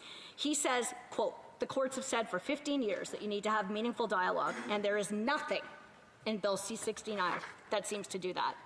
So for the Prime Minister to stand in this House and say that Indigenous consultation is weakened or made optional by the Senate amendments either demonstrates his basic lack of knowledge on Indigenous consultation or he is deliberately misleading Canadians for political purposes. Indigenous consultations are a constitutional requirement, a duty of the Crown. Nothing. The honourable member for Lakeland, the expression deliberately misleading has generally been found to be not unparliamentary in that it's essentially saying indirectly what one might otherwise be referred to as a term that we don't use in the House in a direct fashion. So deliberately misleading is crossing the line, and ask the honourable member to rephrase perhaps that part of her text. The honourable member for Lakeland. I apologize, Mr. Speaker. I would say that it just demonstrates his basic lack of knowledge on Indigenous consultation and the impact of Bill C-69 on that issue, because nothing in this legislation or Senate amendment package actually changes the current situation. And for decades, again, Canada has been a world leader in the incorporation of Indigenous knowledge and expertise in project reviews and in partnerships with Indigenous communities, and particularly of the top 10 major oil-producing regions in the world. And without a doubt, governments must improve their execution of their duties in this regard, but the Prime Minister is wrong about this issue on Bill C-69. The proposed Senate package and the specific amendments the Liberals rejected actually responded to the concerns of Indigenous communities to elevate and amplify their locally impacted voices in early engagement and throughout the review process. And Mark Wittrup, a Vice President of Environmental and Regulatory Affairs at Clifton Associates, he reinforces that point and says Bill C-69 will create significant delays, missed opportunities, and likely impact those who need that economic development the most, Northern and Indigenous communities. And the Liberal caused uncertainty around resource development during the past 3.5 years of their imposition of layers of costs and red tape with other policies like the carbon tax, which makes Canada the only one of the top 10 oil producers in the world to adopt one. Their new fuel standard that is a reckless experiment with severe cost consequences for refining and petrochemical processing and manufacturing and others. Their unilateral imposition of the offshore drilling ban and unilateral prohibitions of activity on wide swaths of land, and their shipping ban, Bill C-48, which is a direct attack on a specific industry and particularly damaging to a specific region of the country, has already driven jobs, businesses, and capital out of Canada at a nearly historic rate and has resulted in a complete failure, of course, to build a single new inch of in-service pipeline. The consequences of the Liberals' deliberate rejection of these constructive suggestions from the private sector proponents, economists, regulatory experts, and all of these different governments, it will be measured in more lost jobs, more cancelled projects, more missed contracts, and more investment lost for a generation. Energy companies are warning about the devastating impact on their workers and their operations. And that's in light of the oil and gas sector that's already lost more than 100,000 jobs. There's likely closer to 200,000 if the stats actually reflected individual contractors and the self-employed. And over $100 billion in energy projects has been canceled since 2015. And to put this in context, I think it's important. Those numbers are the equivalent of losing the jobs created by the entire aerospace sector and almost all of the auto sector, of losing 8 times the annual GDP generated by the aerospace sector and 5 times the GDP generated by the automotive sector. And if either of those two sectors faced the same job losses and collapse in investment, you can bet, as there ought to be, and as there was and as there has been, that there would rightfully be full attention and action from the federal government. But the response to the devastation of the energy sector and to oil and gas workers and their families has been empty rhetoric and platitudes, and then also a piling on of policies and laws that are outright hostile and that actually make it so much worse, like Bill C-69. And the concerns about Bill C-69, of course, they span sectors and regions.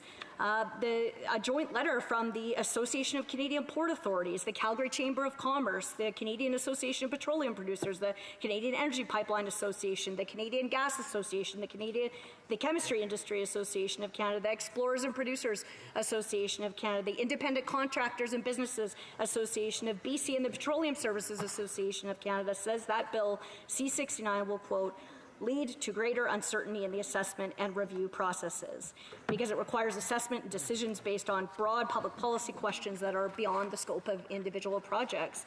It introduces longer timelines, they say, and vague criteria that will increase the risk of legal challenges. This is what the private sector proponents are warning of. They also take issue with the fact that Bill C-69 gives the Minister of Environment broad discretionary powers, further increasing uncertainty for major infrastructure projects, and that, quote, puts at risk the investment needed for Canada to create the jobs and government revenues that support our quality of life. And that's because there are certain criteria that are essential to attract and retain investment in Canada: certainty in regulations, permanence of those regulations, certainty in the form of timelines, performance-based policies that ensure benefits to communities by tying incentives to performance-based measures such as job creation, research and development, innovation and capital investment. Those criteria were hallmarks of Canada's regulatory framework for decades, with the most rigorous assessment, comprehensive consultation, highest standards, and strongest environmental protections in the world. But from the beginning of consideration of Bill C-69, starting when the Liberals rushed this bill through the House a year and a half ago, proponents raised major concerns on each of these key elements. One of those is timelines. And Bill C-69, as it is going to be passed by these Liberals, creates potential for delay that allow the Governor and Council to extend timelines without providing justification. There's no hard time cap for the overall process. The criteria for making such an extension will be defined in regulation. So even after the Liberals ram this bill through the House, there will still be uncertainty around timelines, which will be developed after the fact. And literally, therefore, Cabinet will be the only power to decide when Cabinet delays a project. That is clear further politicization of the process and introduces further uncertainty for proponents considering a new project. That's why so many of the Senate amendments are dearly needed, because they introduced legislated maximum time frames and they removed the ability for Governor and Council to extend timelines indefinitely and force the Governor and Council to provide reasons for suspending timelines.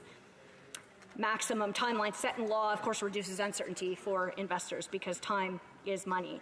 And the Liberals' rejection of the Senate amendments clearly shows their intention to return to open-ended timelines because, according to their legislation, the federal cabinet can keep resetting the process, forcing proponents to go through the same stage multiple times. That's the definition of death by delay, now being implemented in law by these Liberals, which is a term and a tactic that anti-resource activists call their campaigns to kill Canadian resource projects. This Bill C-69, without accepting the amendments from the Senate, also grants that a single minister the power to refuse to undertake an assessment at all, and grants a single minister complete discretion regarding whether or not to designate a project under C-69's lengthy and uncertain assessment process. That, of course, results in considerable uncertainty for proponents, even where proposed projects are not included on the project list because they simply can be added to it by a single minister, the Minister of Environment. That sort of political uncertainty is unacceptable. So a single minister could kill a project by adding years of delay and hundreds of millions in additional costs. It doesn't really get any more political than that, which is why so many of the Senate amendments must be preserved to make this legislation workable. And that is, of course, related to one of the major concerns from industry, provinces and municipalities, and that Conservatives have been warning about, which is the uncertainty around vague project criteria. As originally worded, which the Liberals are intending on ramming through, Bill C-69 will increase the length and the uncertainty of regulatory and judicial processes that already pose significant challenges to timely completion on major resource projects. Regulatory reviews already require significant commitment and exceptional due diligence by proponents, communities, and as should be the case, but they are also often extremely complex, duplicative, and expensive, and sometimes result in deep divisions. So clear and concise criteria that projects are measured against, that ensures predictability for all parties, and that ensures that approved projects can actually get built instead of having to repeat key parts of the process or spending years in court defending an approval. But the Liberals' Bill C-69 adds numerous additional criteria that are not within the direct control of the proponent, and criteria that is so vague that it's difficult to determine what they even involve precisely, never mind for proponents to be able to determine how to incorporate them or how to account for them in their project proposals. So the Senate amendments, while not even as concise as Conservatives would make them, are a vast improvement over the original Liberal wording. They would remove broad political debates from the formal review process and focus the fact and evidence-based review on criteria that are measurable, quantifiable, and predictable. The concern with the Liberals' criteria that they are proposing in Bill C-69 by rejecting all the Senate fixes is that they are requiring the panel conducting the review to make determinations on matters that are subjective, relate to the subjective policy priorities of the government, and are inherently political. How can a project proponent that is proposing a physical project based on engineering realities and on the technical, economic, environmental, and safety merits of a specific project anticipate and account for the particular political objectives of the current government of any given day? The answer is they can't. And that uncertainty will stop proponents from proposing big projects in crucial infrastructure in Canada. Unfortunately, I do have to interrupt the member. She will have unlimited time when the next time she'll be able to take this over, the next time that this matter is before the House. The Honourable Government House Leader is rising on a point of order. Madam Speaker, I would like to advise that so far agreements could not be reached under the provisions of Standing Order 78.1 or 78.2 with respect to the following: consideration and certain amendments to Bill C-69, an act to enact the Impact Assessment Act and the Canadian Energy Regulator Act, and to amend the Navigation Protection Act and to make consequential amendments to other acts. And second reading stage of Bill C-100, an act to implement the agreement between Canada, the United States of America, and the United Mexican States. Under the provisions of Standing Order 78.3, I give notice that a Minister of the Crown will propose at the next sitting a motion to allot a specific number of days or hours for the consideration and disposal of proceedings at the respective stages of each of the previously mentioned bills. And while I'm on my feet, Madam Speaker, I wish to give notice that with respect to consideration of the Senate amendments to Bill C-69, an act to enact the Impact Assessment Act and the Canadian Energy Regulator Act, and to amend the Navigation Protection Act and to make consequential amendments to other acts, and second reading stage of Bill C-100, an act to implement the agreement between Canada, the United States of America, and the United Mexican States. At the next sitting of the House, a Minister of the Crown shall move, pursuant to Standing Order 57, that the debate be not further adjourned. Thank you, Madam Speaker.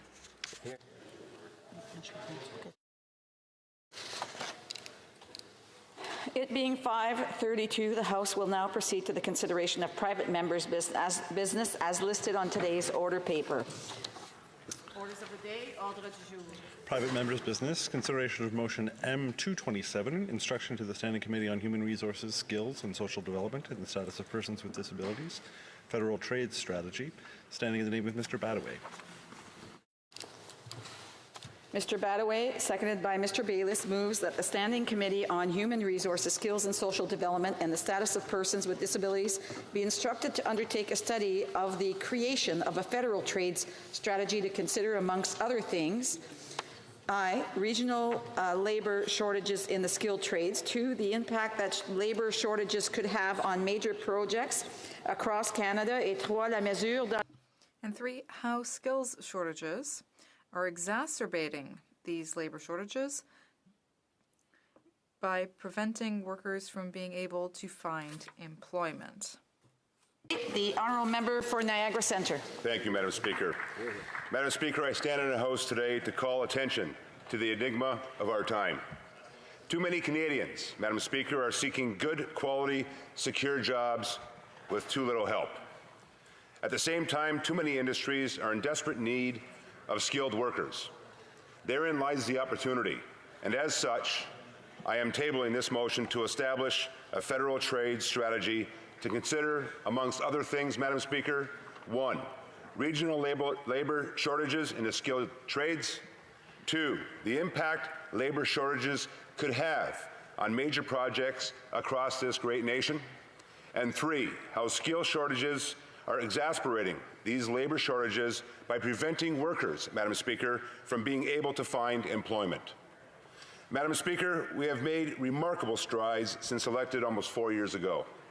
One of our greatest achievements, for which we have all worked so diligently together, is that by working together, we established an environment to create 1 million new jobs. 1 million new jobs since November 2015.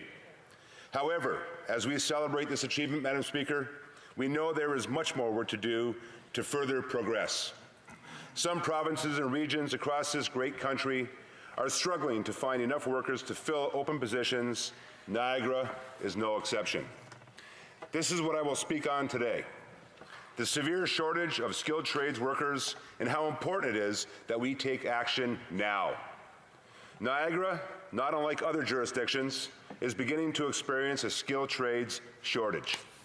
A need for welders, pipe fitters, boilermakers, seafarers, tile setters, plumbers, technicians, cooks, chefs, and other hands-on, hard-working, skilled tradespeople. I have heard from our business community, our overall community, residents, and others, as well as union partners across Niagara, as have many of my colleagues here in the House, that there is an immediate and severe lack of skilled tradespeople. The 2019 contractor survey conducted by the Ontario Construction Secretariat conducted a survey in the first few months of this year to understand key issues affecting the industrial, commercial, and institutional construction sectors in the province of Ontario. Of the 500 contractors surveyed, Madam Speaker, 72% identified a skilled labor shortage and the recruitment of skilled workers as the main challenge facing the industry. Not surprisingly, this problem had a wide range impact, including increased project delays as well as costs, the need to turn down work, and overall slowed growth. Our government can help. Our government will help. Thanks to the efforts of the Honourable Patty Hajdu, Minister of Workforce, Employment and Labour, the Minister...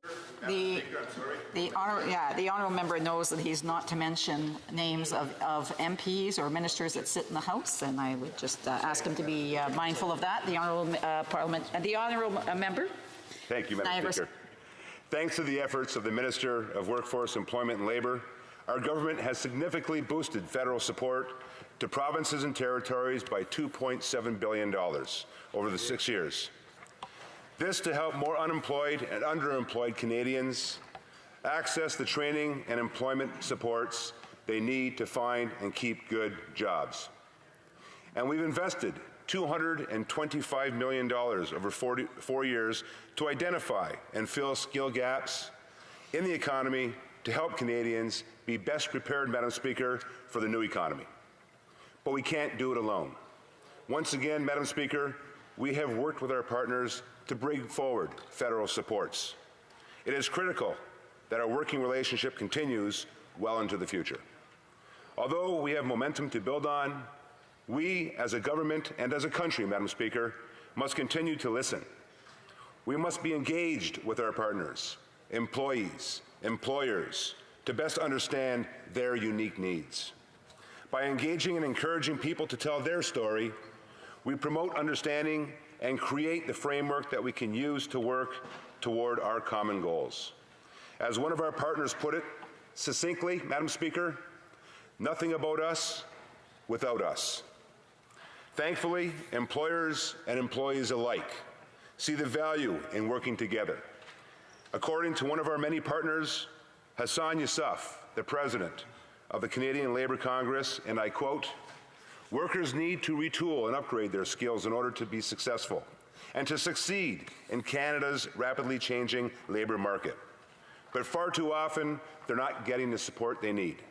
Today, Canada's public spending on training is about half the OECD average. And in real terms, employers invest less in per-employee training and adult learning than they did 25 years ago. Too many employers simply don't invest in on-the-job training and vocational education for workers, and it's holding us back. Employers need a new generation of skilled workers to replace retiring baby boomers, and workers need access to skilled training as well as upgrading to cope with the technological change and the impact of climate change policies. We can overcome skill shortages, but we need to listen to stakeholders and learn what works in other jurisdictions." End of quote. Support for this motion and the creation of a federal trade strategy, Madam Speaker, is wide-ranging and spans across industries. Arlene Dunn of Canada's Building Trades Union clearly states, and I quote, "It is absolutely crucial that the Government of Canada instruct the appropriate body and include the appropriate stakeholders to undertake a study for the creation of a federal trade strategy to ensure Canada remains both nationally and globally competitive, well prepared for the future, while utilizing all resources available." End of quote. However, a federal trade strategy doesn't only help where demand outspaces the supply of workers. For example, Canada's marine industry is thriving, and in Niagara, home of the Welland Canal, along the St. Lawrence Seaway, on the Great Lakes, there are more applicants than jobs, yet there are struggles with access to the necessary training to open opportunities to new workers. In his own words, Jim Given, president of the Seafarers International Union of Canada, says, "Though we have seen a surplus of applications for Canadians and permanent residents interested in joining the industry, continued access to proper training, funding for education, and providing upgrading opportunities for current seafarers is essential. In having government work with labor organizations to identify current labor and skill gaps, we can together ensure that the future needs of our country's marine transportation industry are in fact met, and that these good-paying middle-class jobs are made available to Canadians, both entering the labor market as well as those looking to transfer current skills to this growing industry. We are encouraged to see this government take the necessary steps to undertake a study to identify labor shortages in the industry with a view to developing and creating a federal trades strategy. That will, among other things, Madam Speaker, assist our industry to ensure our mariners have access to the resources necessary to retain and to improve the skills set needed to and needed for this particular industry, as well as recruit and train the next generation of seafarers. Madam Speaker, there is, however, one aspect of partnerships that we have yet to discuss, and that is the how. While it is certainly critical to identify skill gaps and the need to train new workers, we also need to consider how we will accomplish this. In one sense, the answer is deceptively simple. Invite our partners to the table. Invite our high schools. Invite our post-secondary institutions. Invite the private sector, the unions, and all levels of government to the table. During my former life as a mayor, we worked then with our partners as just described, and were successful in putting in place a program that brought students together, beginning at the secondary school level into the skilled trades. Today, we continue to work with our partners to further the interest of employers as well as employees. Dialogue that has begun to contribute to the context of what a federal skills trade strategy will look like and what we will look to work toward. For example, through consistent dialogue with our partners, we have heard loud and clear and recognize, Madam Speaker, that balancing parental roles and work life in the construction industry is critical. Balancing multiple priorities, making trade-off decisions, and placing high value on tradespeople who are in fact raising families. Retirements and an aging population are beginning to have an impact on the future of our industries. Knowledge and technical transfer to strategically support the processes to innovate and adapt to changing environmental, safety, production, and market conditions are factors that must be a priority. Unions have taken leadership roles in the work of skilled trade promotion and advocacy. Many of them have hired in-house rank-and-file member expertise, whose job is to focus entirely on the promotion of their trade and raising public profile.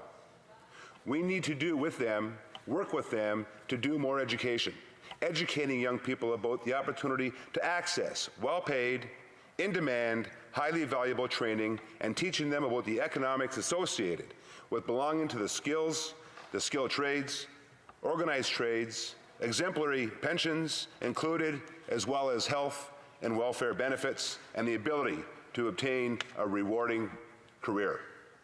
If we are going to succeed in making a real tangible difference for underrepresented groups, we must in fact advocate for the implementation of strategic tools that build community wealth and human capacity, beneficial for underrepresented groups, veterans, and persons with disabilities, offering tremendous opportunity that unfortunately might not exist otherwise. In doing so, we create the opportunity to learn from experts in education as well as training, and identify existing programs that can be adapted or changed to meet local and national industry needs, as well as attracting and attaching safety training at a younger age to ensure safer working environments. In Niagara, we are extremely fortunate and proud to have Niagara College and Brock University working to this end. As good corporate citizens, responsible neighbors, and community leaders, these institutions do an amazing job not only providing education, but also understanding the unique needs of the community they in fact serve. A common thread for Niagara College and Brock University are well-developed, tried and true cooperative education programs through which students learn in a hands-on environment taught by industry experts. Applying classroom knowledge to real-world, on-the-job experiences better prepares students to be successful in the workforce. Consequently, employers are more confident that their needs can be met and spend less money retraining or compensating for a lack of skilled workers. Secondary schools can also be a big part of this equation as well. Through programs such as the Specialist High Skill Major Programs, which is part of the Ministry of Education Student Success Initiative in the province of Ontario, dual credit and co-op program students are better prepared to transition successfully into the workforce, whereby co-op programs at the secondary school level can begin. Mark Cherney, business manager of the IBEW, Local 303, and president of the Niagara and Haldimand Building Trades Council, tells us, and I quote, Madam Speaker, "Shortage in the skilled trades are a genuine concern. With a national strategic trades plan, we can better predict where and when these shortfalls will occur, and how labor mobility from across the country can serve to mitigate shortages. A study on how labor mobility strategies can be explored, as well as attracting and retaining more women, Indigenous people, youth, and new Canadians to a career path in the skilled trades is needed. The current government has done a great job investing in the skilled trades, and now is the time for the next step, and that is for a national strategy.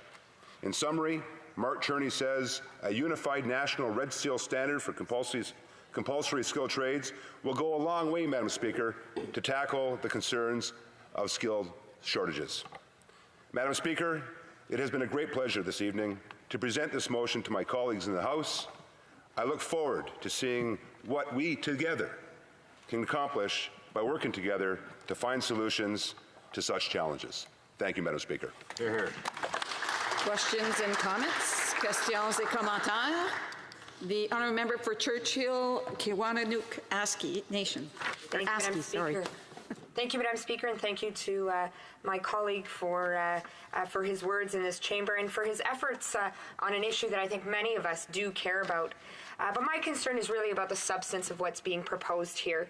He and other colleagues on the Liberal side have felt that calling for a study of an important issue is good enough, and that's simply not the case. I remind him and his colleagues that they are part of a government that could be taking action on a number of key issues facing working people, including labor shortages, including access to the trades.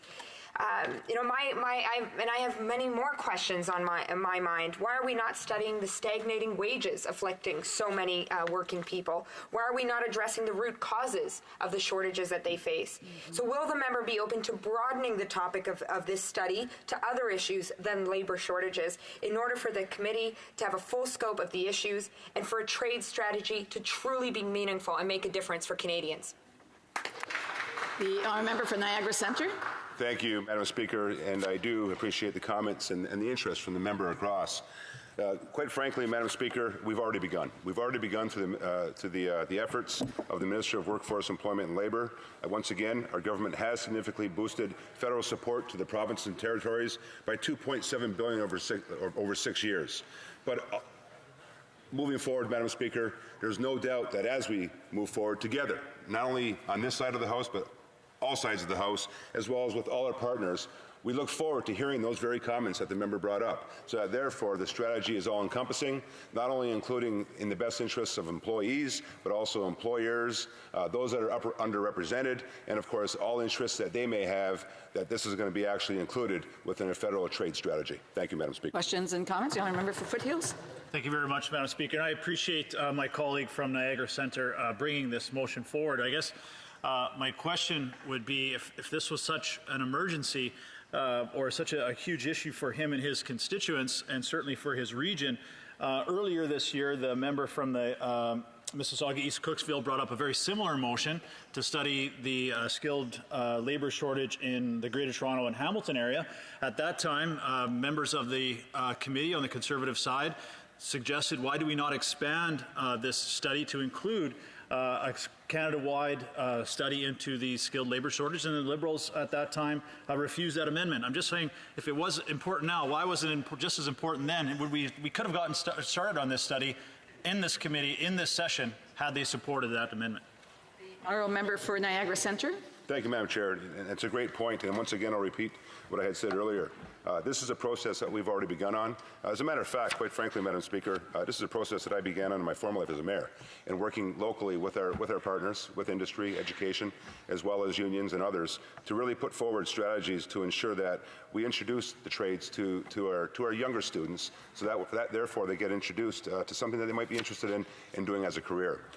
In working with the Minister of Workforce, Employment and Labour, we've then extended that by giving supports, federal supports to different jurisdictions throughout the country. Yes, a lot of financial, but also through other programs, through other ministries that we're also putting in place to then therefore look after this program. But I want to say this, Madam Speaker, what's most important is that we do receive some tangible, not only evidence, but also action plans to attach to deliverables that ultimately will be attached to a federal strategy. Time for a brief question. The honourable member for Longfield. For Guelph. Thank you, Madam Speaker, and thanks to the honourable member for touching on a topic that is near and dear to my heart as a mechanical engineering technologist from Red River College in Winnipeg.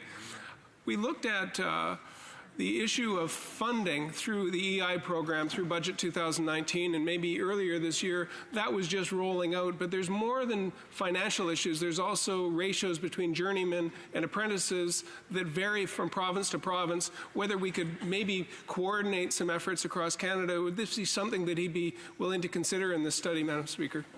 In 30 seconds, the honourable member for Niagara Centre. In one word, absolutely.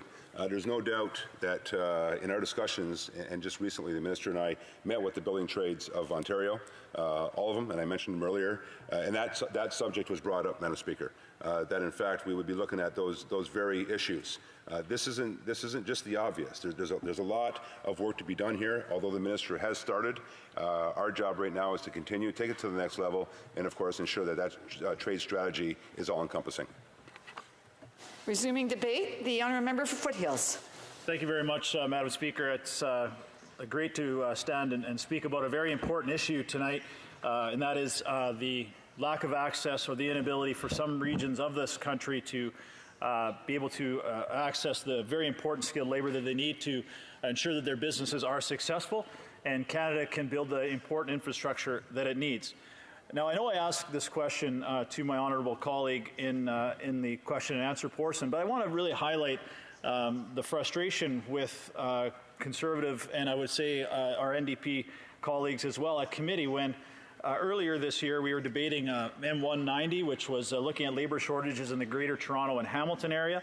And we asked the sponsor of that bill, the Liberal member for Mississauga East Cooksville, if he would be open to an amendment to that motion that the HuMC Committee would study labour shortages and imbalances, especially in the skilled trades, not just in the GTA and Hamilton area, but in the entire country. And I was really surprised that they continue to talk, and again tonight, on how much of a critical issue this is. But at that moment, or at that time, the Liberal members of the committee and the sponsor of that bill said his party was not going to support that amendment, and it was refused. Had that motion or that amendment been approved at that time, we very likely could have gotten this study completed by now, by the end of this session. And now, to bring this up, unfortunately, my colleague from Niagara Centre has brought this motion up so late in this Parliament that it's very unlikely that any work will be done on this study. And just, in respect to my colleague, I'm disappointed that something as important as this will not get addressed in this Parliament because his colleagues refused to expand an earlier study at committee, which is truly unfortunate. And there are labour shortages in skilled trades that are in more demand, certainly as our population ages. I think all of us here would agree in our meetings with stakeholders across the country that our aging population is going to be putting a very real stress on our labour situation. And certainly the numbers we've heard that there are, over 400,000 jobs in Canada have gone unfilled. And I think that's why I was really proud to see the Leader of the Opposition, the member from Regina Coppell, who brought forward a policy or a platform that we are going to be undertaking a government-wide initiative on addressing the labour shortages, and a big part of that will be appointing a Minister of International or Internal Trade. And the focus of that will be to remove these interprovincial trade barriers, which are really holding back our economy and our ability to grow our economy in Canada. Certainly the stats that we have seen that this is costing our Canadian economy $130 billion in lost GDP, but it's also impacting our ability for skilled tradespeople to be able to move from one province to another when their credentials or their certifications are not recognized from one province to another. And there's certainly been some issues with labour mobility that I think we could have also addressed as part of a study on a nationwide strategy. But I think the idea of having a dedicated minister of internal trade also just builds on the work of previous Conservative governments that brought forward the Apprenticeship Incentive Grant in 2009, the Apprenticeship Completion Grant also in 2009.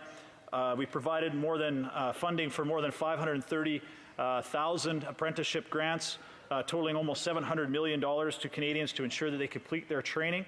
And I know I was really proud in 2014 to be part of a government that created the Canada Apprenticeship Loan. And I remember distinctly at that time, as we were having the discussions here in this House, that more than 50% of Canadians who started an apprenticeship program never actually complete that program. So that was a huge void that we saw under a Conservative government that we tried to address by initiating the Canada Apprenticeship Loan Program that was there to provide Canadians with the opportunities to ensure that they could finish their program. And I think why that's important is we shouldn't have, and I know my colleague mentioned it in his intervention as well, is we shouldn't have a welder or a pipe fitter in Alberta right now. We have a surplus of these very skilled tradespeople. I was in a training facility for the Boilermakers and Pipe Fitters Union in Edmonton earlier this year, and 70% of their members are out of work. 70%. Now, I could go into the arguing of why that's the case, and certainly Bill C-69 and the tanker ban are very distinct reasons of why that's the case. Canceling the Northern Gateway pipeline, bungling the Trans Mountain expansion, and regulating Energy East out of existence are three very big reasons of why we are facing this job crunch in Alberta. However, that being the case, to have these skilled tradespeople unemployed and not working in Alberta when they are desperately needed in other parts of the country just goes to show that we have some issues that we should be addressing. And I'm just wondering if my colleague from Niagara Centre would be open to amending his motion. And I don't want to read the entire motion. We just have a minimal amount of time, but I would like to add in his first quote, or his first bullet point, that regional labor imbalances in the skilled trade. I would like to add that word, but I also would like to add a fourth section to his motion. And I hope that he would be amendable to approving this amendment.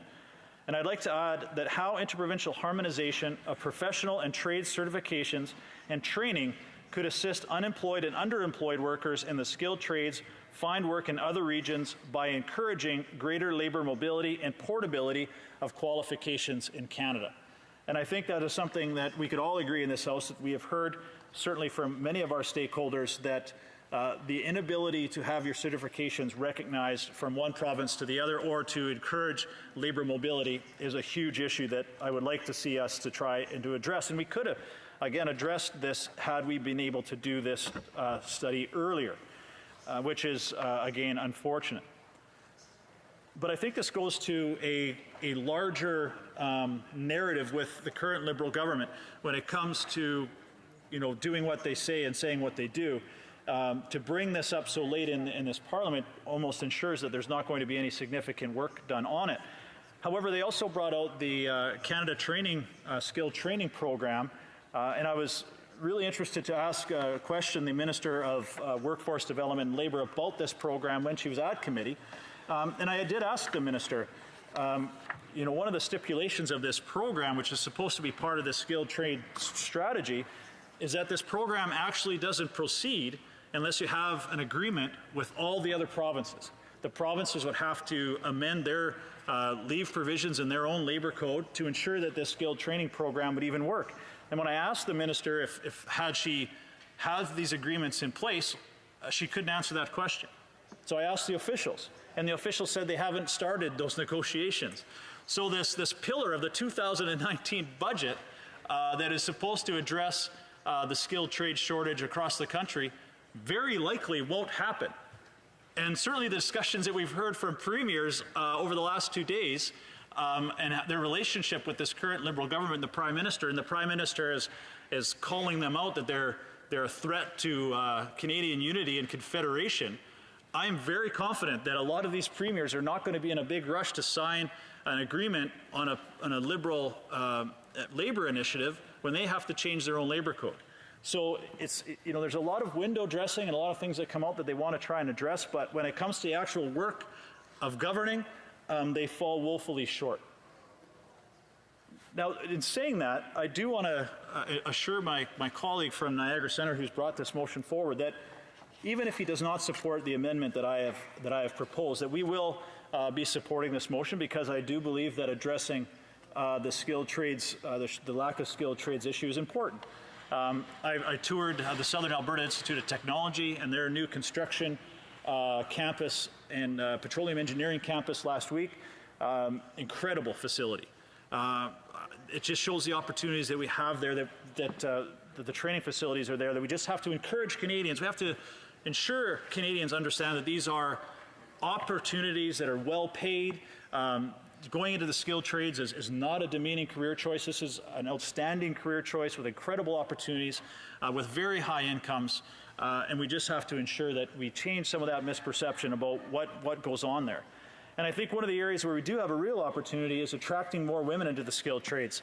And I was one of the more interesting studies I've done here as a parliamentarian when we were in government, we did a study actually at the status of women on encouraging women to get into skilled trades. And I've read through that study and had some outstanding testimony and recommendations from our stakeholders that less than 5% of the participation in many of these skilled trades is by women.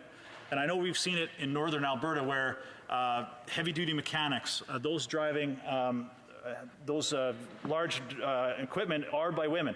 So I think we have some great opportunities there, and I wish we could have done this study and found some resolutions to these. Thank you very much, Madam Speaker. Resuming debate, reprise de débat. L'honorable député de Churchill, Kiwanuke, Askey.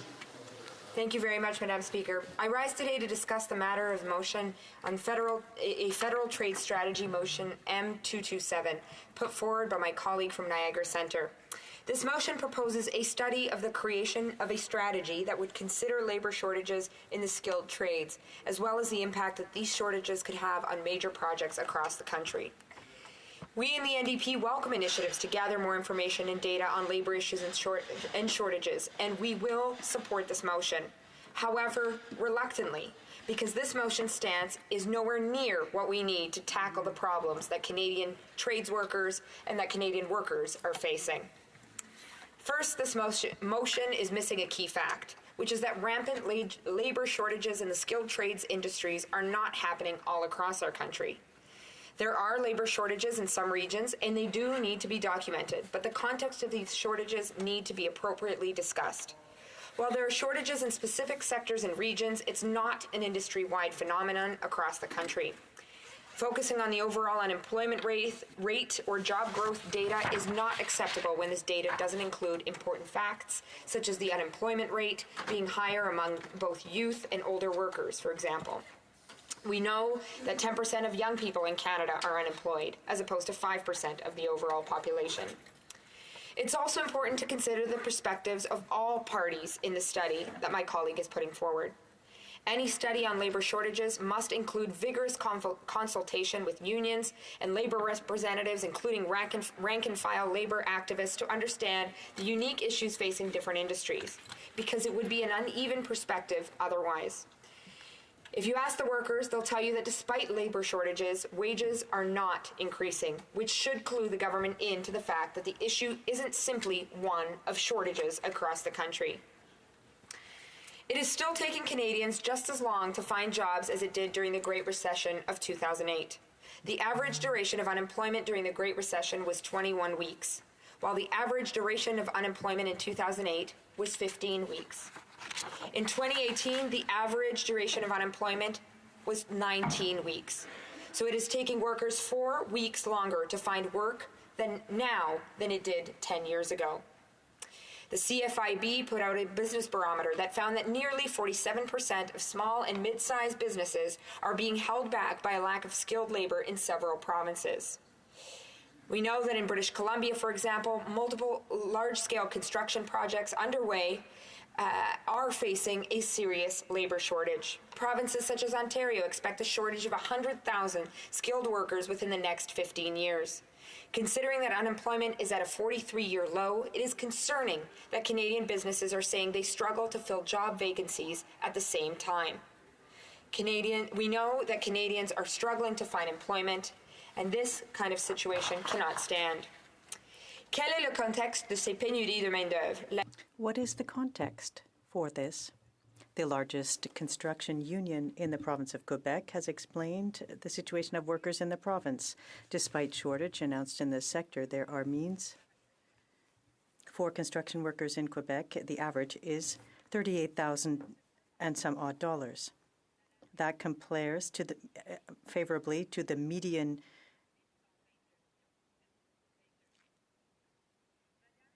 in the province. Madam Speaker, 43% of workers earn less than $29,999. The FDQ construction is right in saying that until or as long as there are families who can't make ends meet because they aren't putting in enough hours, we cannot say that there is a shortage. Labor shortages is simply not sufficient. If the government hasn't identified the problem correctly, it isn't going to be able to find the proper solutions, no matter how hard it looks into labor shortages. There are solutions, but this pointless motion from the Liberals won't lead us to any of them. If we follow their lead on this, we'll just be running in circles, and working class families will continue to suffer from government inaction. Ce qu'il faut faire, c'est de se What we need to do is to take a stand for workers and to stand up for their families. The motion will not do anything to help them, nor will it help people who need a job to find one. Workers deserve a government that has the same concerns they do and that will take stagnant salaries seriously. The report found that 13.5% of jobs in Canada were at risk of automation, and 28.6% were at risk of significant changes due to increased automation in industries. Overall, more than 40% of the Canadian workforce is at risk of being replaced by automation in the next 2 decades. Automation is a threat to the jobs of many workers, and insisting that job shortages are a problem while being unwilling to recognize the effect automation will have on employment shows that this government doesn't get it and doesn't care about the workers who are most at risk of unemployment. Increasing access to both post-secondary education and jobs training will lessen the impending problems automation will pose in the future. Le NPD a des solutions de The NDP has solutions to help workers. Rural regions in our country need assistance to attract labor, and that's why we are proposing a credit for people who will move to and remain in rural regions of our country. We want to encourage retention by providing direct assistance to workers. That type of action is what is necessary to help resolve these problems. On finding legitimate answers as to why there may be shortages in the skilled trades. While it may be easy for Liberals to assume labor shortages are due to a lack of skilled workers, more research and data is necessary to reach conclusions on industries that have low job security. But we won't find the solutions we need by proposing a motion where the premise of the study is that the only challenge the trades industry is facing is job shortages. The solution for labor shortages is to provide incentives that work for workers, not just employers. Furthermore, the topic of labor shortages is already under study in the Human Resource Committee as of May 2019.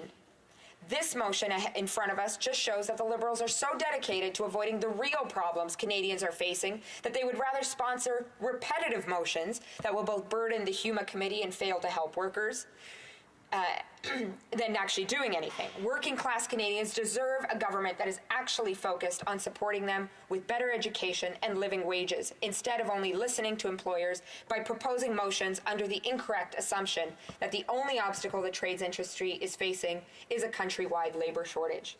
This is simply not true. It isn't that a study gathering more information on the trades industry is a bad idea. It's just that this motion doesn't do anything worthwhile to solve the actual issues that are driving the labor shortage in the first place. Studying which should be in a potential federal trade strategy should be seen as a good opportunity to help workers and promote investment in skills training. Any study that does not involve considerations of childcare, access to education, and training is not a study that would completely look at this issue. Finally, this motion should prioritize workers' needs, such as the right to make a decent living with a decent wage. Instead, it is just another meaningless gesture from this Liberal government that they are using to feign concern for the working class people of Canada. The NDP believes that more can be done, and we are proud to be on the side of working people in the fight against labor shortages and the fight for decent living for working people. Thank you. Resuming debate, the honourable member for Sault Ste. Marie.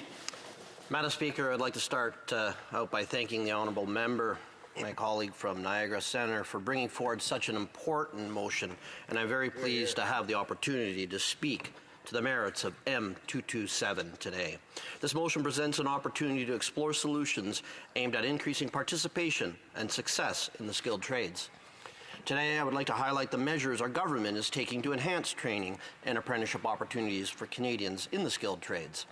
Our government introduced the Innovation and Skills Plan to build on Canada's strengths and address areas of concerns along the innovation continuum.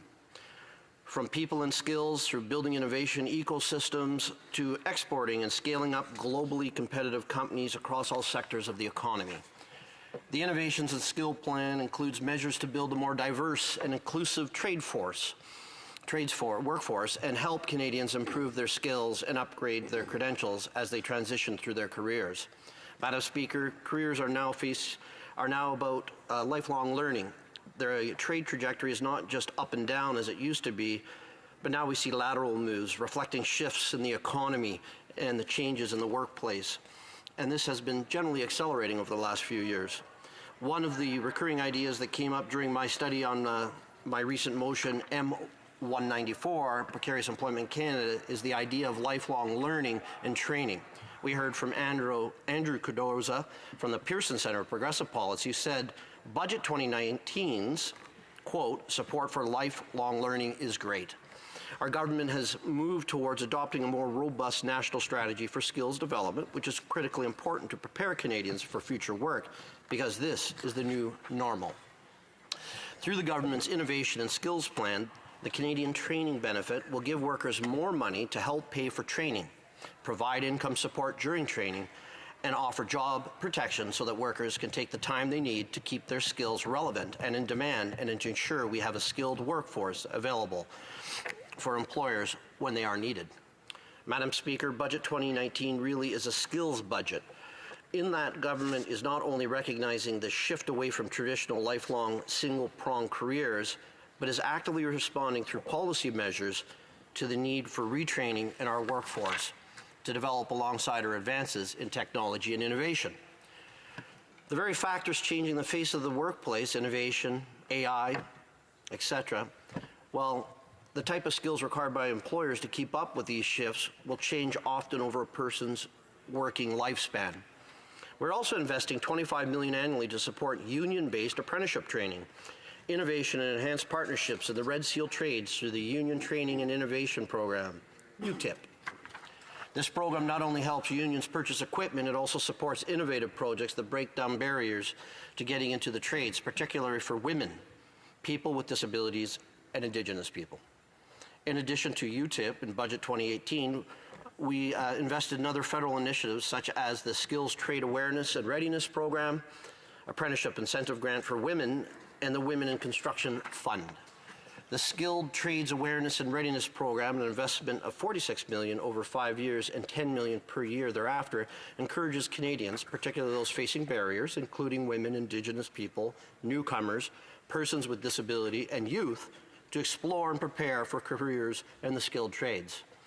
In my riding of Sault Ste. Marie, the local Chamber of Commerce has been a champion of increasing Indigenous participation in the trades. As you will know, Madam Speaker, the population is growing significantly in all of Northern Ontario. We know that being a woman in a male-dominated industry can pose several barriers and can be specifically difficult for women who are unsure about how to break into the industry. That's why we want to encourage women to pursue careers in well-paying Red Seal trades and to ensure that they are increasingly able to model leadership to offer aspiring female tradespersons. To achieve this goal, we launched the Apprenticeship Incentive Grant for Women in December 2018. This new grant provides $3,000 per year or trade level to registered women apprentices who have successfully completed their first or second year or level in apprenticeship program, up to a maximum of $6,000 in eligible Red Seal trades where women are underrepresented. We allocated approximately $20 million over 5 years to pilot this program, which is expected to provide support to approximately 5,000 women over a 5-year period of time. We also invested $10 million over 3 years, starting in 2018-19 for the Women in Construction Fund. This fund builds on existing models that have proven to be effective in attracting women to the trades. It provides support such as mentoring, coaching, and tailored support that help women progress through their training and find and keep jobs in the trades. Recently, I attended a skills trade forum organized by the Algoma District School Board in my riding, which was attended by unions, industry, parents, teachers, and students. Here we heard from Jamie McMillan, an ironworker who spoke enthusiastically about the positivity of being a woman in the skilled trades. Everyone was moved by her presentation as she spoke passionately about loving her work. Madam Speaker, we also know that more needs to be done to help young Canadians to get a good start in their working lives. That's why we're taking steps to make education more affordable by lowering the interest rates on Canada's student loans and Canada apprenticeship loans, as well as eliminating interest charges entirely during the 6-month grace period. And because we know that it is important to attract young workers to the skilled trades, we're making more investments in apprenticeship programs that support a skilled, mobile, and certified skilled trades workforce. For example, Budget 2019 proposed to provide Skills Canada with $40 million over 4 years starting in 2021 and $10 million per year ongoing to encourage young people to consider training and work in the skilled trades.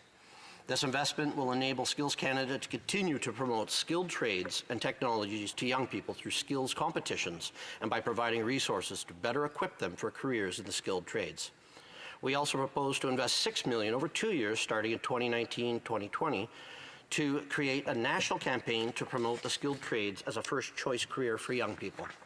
According to Sarah Watts-Reinhardt, a former executive director of the Canadian Apprenticeship Forum, 70% of those who pursued apprenticeships were not considering it while they were in high school. Simply put, apprenticeship has not been promoted as an equal pillar of post-secondary education. We need to change this perception around careers in the skilled trades, promoting their merits, including high demand, high wages, and continual professional development. Before I was an MP, Madam Speaker, I was an employment and training consultant with the Ministry of Training, Colleges, and Universities. I was affectionately known as the apprenticeship guy.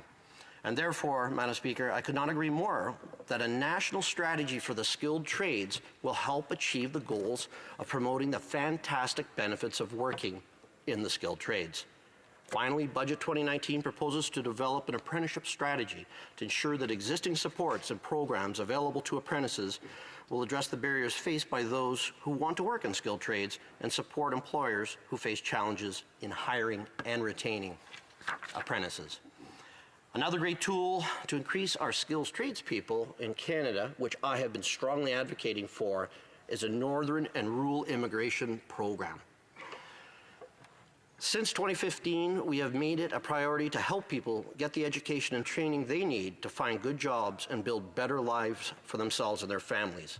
The proposed federal trade strategy will support the building of the skilled trades, the capital that Canadian employers need as well. Madam Speaker, our government supports this motion. I will be supporting this motion, and I encourage all members of this House to provide their support as well. Thank you very much to the member for bringing this forward. Hear, hear. Resuming debate, the Honourable Member for Beauport-Limoilou. Thank you, Madam Speaker. I'm very pleased to speak in this House. As usual, I'd like to say hello to all of my constituents watching at home. Many of us met up at the Grand Bazaar of Limoilou on the weekend. It was a beautiful party outside with great weather.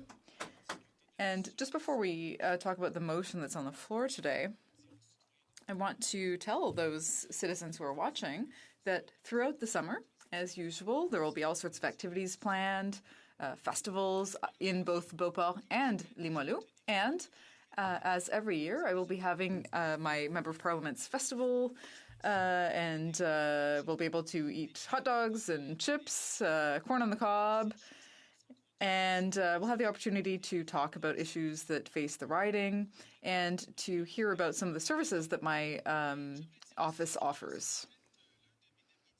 Now, I also want to say that this might be one of my last speeches in the House for the 42nd Parliament. And so I want to say that it was really an incredible honor for me that I hope to be able to renew on October 21st. Not only do I plan to run again, but I hope to be your Member of Parliament for a long time yet. I'm very proud of the work that we've done over the last 4 years, including my work for the riding and our work here for Canada in the House, and also our work in debate. So I hope that you will trust me again to re-elect me for another 4 years, And I can tell you that I will be there every day to serve you. So today we're debating Bill M227, which is a Liberal attempt to have a study in committee. It's certainly a noble intention. It calls on the Standing Committee on Human Resources, Skills and Social Development and the Status of Persons with Disabilities, a very important committee, to undertake a study concerning the labor shortage in specialized trades in Canada. Well, when I saw this, of course I wanted to speak about the motion, because whether it's in Quebec, Regina, or Nanaimo, all across Canada, we are facing a real labor shortage. And that shortage is coming at us quite quickly. And Quebec City and the greater Quebec area, there's a potential shortage of 150,000 workers in the coming years. And that's largely due to the phenomenon of baby boomers retiring, baby boomers like my parents. Many of them are, taking a very well-deserved retirement. And so this is an issue that we need to look at. In January, February, and March, I asked a number of questions to the Minister of Employment concerning this very serious labor shortage. And every time she would turn my question back on me and say, oh, they'd created 600,000 jobs. Today they say it's 1 million. But, I'm really pleased to see this motion. But I think it's a lot of virtue signaling more than anything else. It's really more of a PR exercise rather than something that will really solve the problem. Because, Madam Speaker, in 6 or 7 days, the 42nd Parliament will be dissolved. Of course, dissolution will actually be a little bit later, but we're going to be adjourning. And so the committee that is being asked to study this motion won't actually be able to do the study. At the Official Languages Study, we're concluding a study of the Official Languages Act, and we said, okay, tomorrow at noon, we are going to be wrapping up our recommendations so that we can get this report tabled in the House. So, clearly, this is just a PR exercise, and the committee won't actually be able to study this. But I think it would be good to talk about labor shortages for the Canadians who are watching at home. I mean, what are specialized trades exactly? We could have a hairdresser, electrician, a mechanic, heavy equipment operators, like people who operate cranes, for example. It's not easy to get a job that specialized. Plumber, technician. So these are the types of jobs that are referred to when we're talking about specialized trades. And to give you some context about how concerning this issue is, when we see that there's a shortage, particularly in specialized trades, I mean, if you look around you at highways, aqueducts,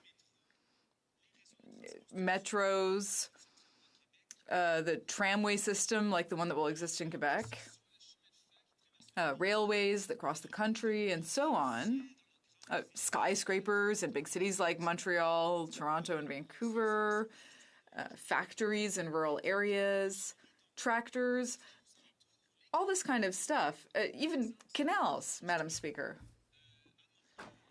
like the one that was built in Montreal for connecting to the St. Lawrence in the 1950s. I mean, all of that is built by people who are working in the specialized trades. And if you look at the extremely huge investments that are made in infrastructure in China, in India, in the United States, I mean, for example, in recent years, the American government invested $5 billion in the New York, New Jersey port to improve infrastructure at the port. And of course, this is all built by people in the specialized trades. And they didn't hesitate to do so. Whereas here in Canada, the Liberals are hesitating. They've only developed a few million for the Laurentia project that would ensure the productivity of the St. Lawrence Seaway in the years to come. So this shortage means that not only will we have an issue with infrastructure investment, but the historic investments that the government has supposedly made aren't real because only 14 million or so have actually been dispersed. But even if they did invest massively to stay at the top of the list of G20 countries making investments, I mean, even in Africa, Nigeria is nipping at our heels, and they've made much bigger, nearly as many investments. So how can they deliver on these big infrastructure projects if they don't even have the specialized workers to build that infrastructure? It's very clear that for us as legislators, we do need to study this problem, but clearly that's not what the Liberals have done in recent years, even though there have been a few measures sprinkled here and there across the country. So this study is really coming too late. Then there's also the issue of provincial jurisdiction. We're talking about certification, provincial regulation, and other roles that govern specialized trades. So we need the federal government to help. There can be a number of different measures like tax deductions, training for apprenticeship programs, federal transfers, and so on. But you need to have a good relationship between the provinces and the federal government. Not only between the organizations, but between the political leaders. And I really don't see how it would be possible. Now, if, unfortunately, we get stuck with the Liberals for another 4 years, well, of course, taxes are going to go up to pay for the deficits that they've been running for the last 4 years. But not only that, they've also imposed transfers, or rather conditions on health transfers. They imposed marijuana legalization even though the provinces wanted more time. They imposed the carbon tax on provinces like New Brunswick that has had to already try to reduce their greenhouse gas emissions substantially, but they said, nope, we're still going to impose this carbon tax on you. And now we're dealing with Bill C-69, which is going to really over-regulate the development of natural resources in various provinces. 6 premiers said that this was going to suffocate their local economies. So given all of that, how can you hope that this government will actually be willing to work with the provinces to deal with the labor shortage? You know, when you see that their record on intergovernmental relations is totally mediocre. Thank you. And before I go to the next speaker, I do want to remind that speaker that I will unfortunately have to interrupt her in a couple of minutes. So the honourable member for Humber River, Black Creek. Well, thank you very much, Madam Speaker. I'm pleased to be able to have a minute or two to voice my support for M227. Updating the federal labor standards is way overdue. Should have been done a long time ago. Never mind dealing with a motion here on the eve of Parliament. It should have been done before, but at least maybe we're starting to move in that particular area. So we've been consulting, and now we're attempting to act. There was a review done by the previous Liberal government in 2004, and after a decade of inaction by the Conservatives, we're trying to pick it up where we left off. But again, there's only so much you can do in 3.5 years, and you can't deal with all of the issues that you wanted to deal with, and so we do the best we can to get things moving in the direction that we want to be able to protect Canadian workers and help set the stage for good quality jobs. And we need labour standards that reflect current workplace realities that will also help employers recruit but also retain employees while they're looking after their well-being.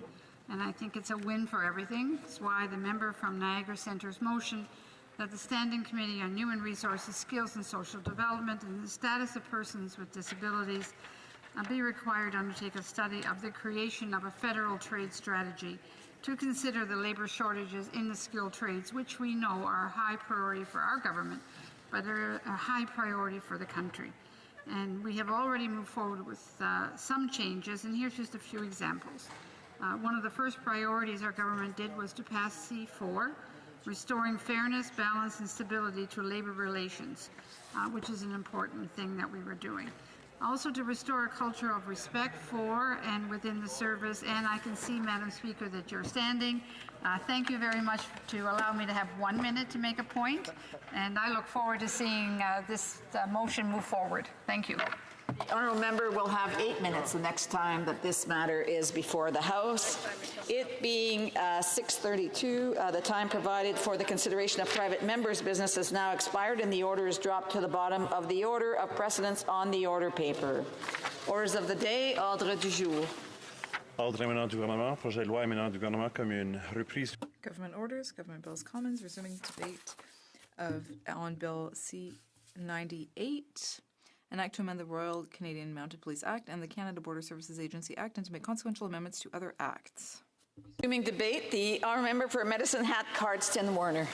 Thank you, Madam Speaker. It's a privilege to, as always, to rise in this House and speak to legislation. And as we near the end of this parliamentary session, one that precedes an election, we really should be wrapping up work rather than starting new work, as we all know.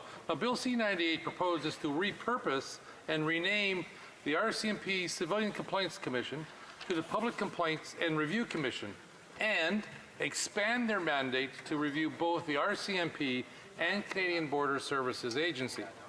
Mr. Speaker, in 2017, I began working as a member of the Standing Committee on Public Safety and National Security. In studies on the border agency, and when the agency came in discussions on another bill, C-21, the issue of oversight and complaints was discussed at that time. Now, to quote Professor Wesley Wark from the University of Ottawa, and who was previously a special advisor to the President of the Canadian Border Security Agency, he says, and I quote, "The committee should encourage the government to finalize its plans for an independent complaints mechanism for CBSA. There have been discussions underway about this for some considerable time now," end of quote. We were told the minister already had a plan back then and was already dealing with it, and we didn't need to. And to quote the minister during his appearance at the Senate committee regarding the border security's oversight, he said, and I quote, "The CBSA, however, does not have an independent review of officer conduct, and that is a gap that definitely needs to be addressed." Mr. Chair, while I agree absolutely with the spirit behind Bill S-205, I cannot support its detail at this time. The government is... Order. I hate to interrupt, but I noticed that the honourable member is wearing a button that he shouldn't be wearing in the House, and I would ask him to remove it so that he can continue his speech. So I just want to let the member know that he's certainly not to promote that in the House. The honourable member for Medicine Hat, Cardston Warner. Thank you, Madam Speaker. The government is launching almost immediately a public, this is continuing to quote the Public Safety Minister's comment at committee, a public consultation process on our national security framework that will touch directly on the subject matter of the bill. And I need that consultation before I can commit to specific legislation. End of quote. Well, Madam Speaker, that was almost 3 years ago. And to say that this bill is late would obviously be an understatement. It's taken the minister 3 years, over 3 years, to bring this forward as legislation. Now, this is quite a long time for a minister who said he's already working on something in 2016. In keeping with his recent history on consultations, there appears to be little or no external consultation in preparation for this bill. Now, hopefully at committee, the government will be able to provide at least one group or organization outside of government itself that will endorse the legislation. But I'm not holding my breath on that. The government even hired a former clerk of the Privy Council to conduct an independent report back in the day.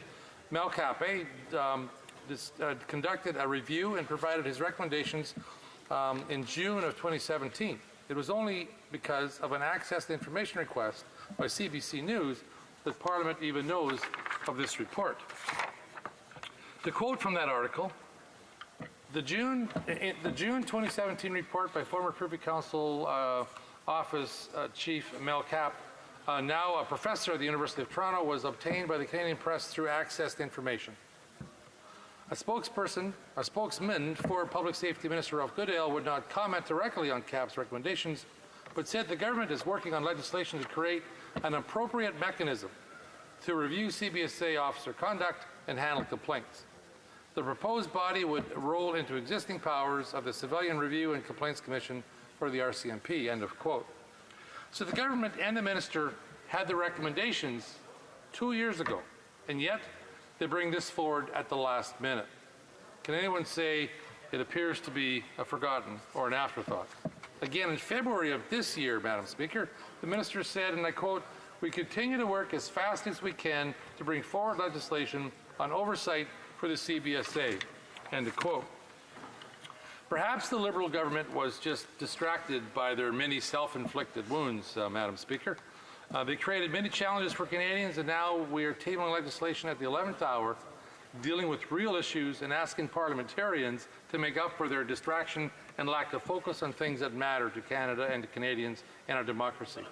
Things like public safety, national security, rural crime, trade, energy policies, and lower taxes. Madam Speaker, there is an impact to mismanagement and bad decision-making. And Liberal incompetence has a trickle-down effect that is felt at every border crossing, but also across many parts of the country as well. We know, Madam Speaker, that RCMP officers had to be deployed and dedicated to dealing with illegal border crossings. That when the Liberals set up a facility to act as a border crossing in Laval, Quebec, RCMP were there covering people entering Canada. Those RCMP officers were not commissioned that day, and they were pulled from details across this country. They were pulled from monitoring returning ISIS fighters, pulled from monitoring and tackling organized crime. They were taken and redeployed mostly from rural detachments across the country. And we know that in my province of Alberta, the RCMP is short-staffed by nearly 300 officers. And it's not a surprise then that there is a rise in rural crime while this was going on, and rural crime is now rising faster than urban crime. Now, but it's not just the RCMP impacted by the mismanagement at the border, Madam Speaker, but also border officers who have had this added oversight created in C-98.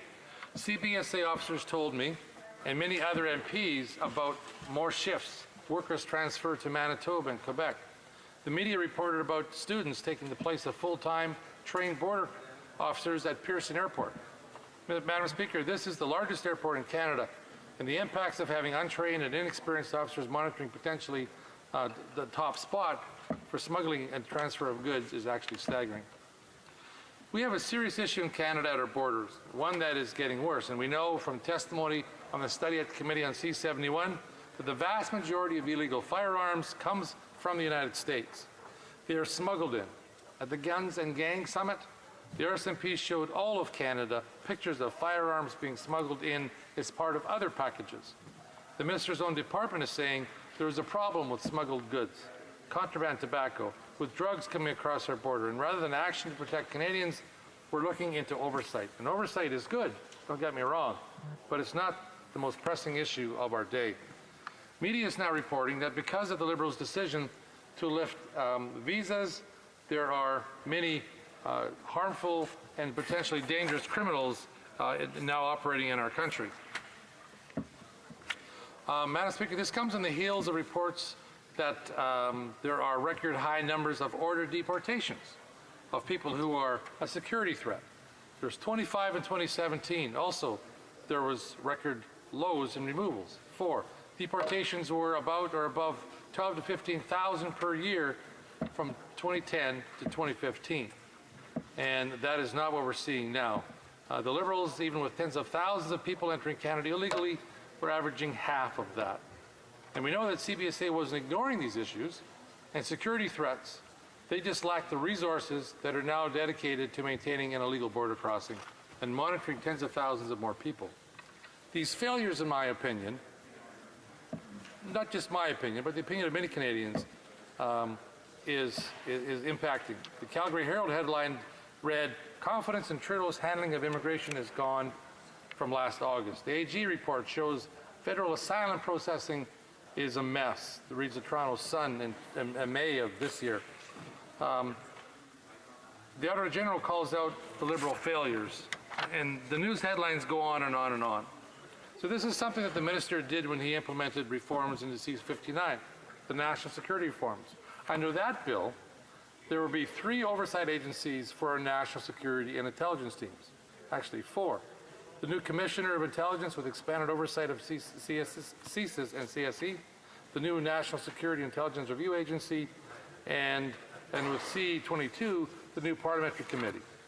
This is in addition to the Prime Minister's National Security Advisor, the Deputy Ministers of Defense, Foreign Affairs, and Public Safety and Emergency Preparedness.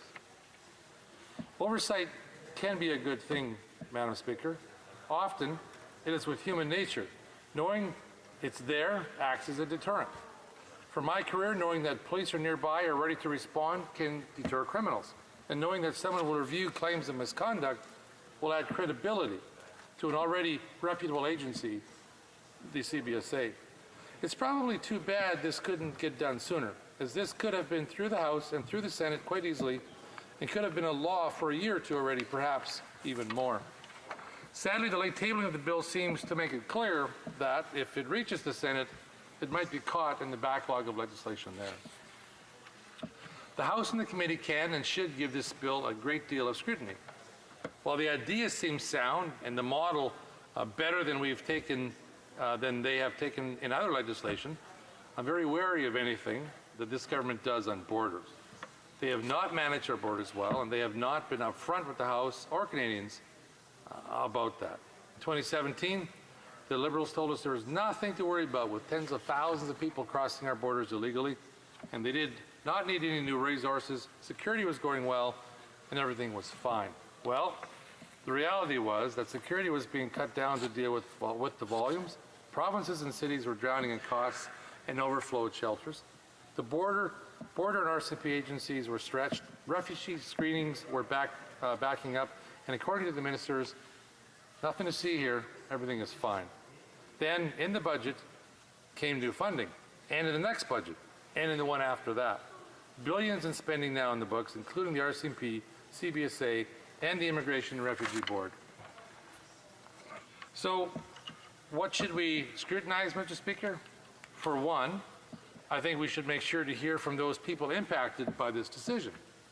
The groups like frontline RCMP and CBSA officers who will be subject to these evaluations. To quote another CBC article, Mr. Speaker, the union representing border officers has heard little about the proposal and was not consulted on the bill.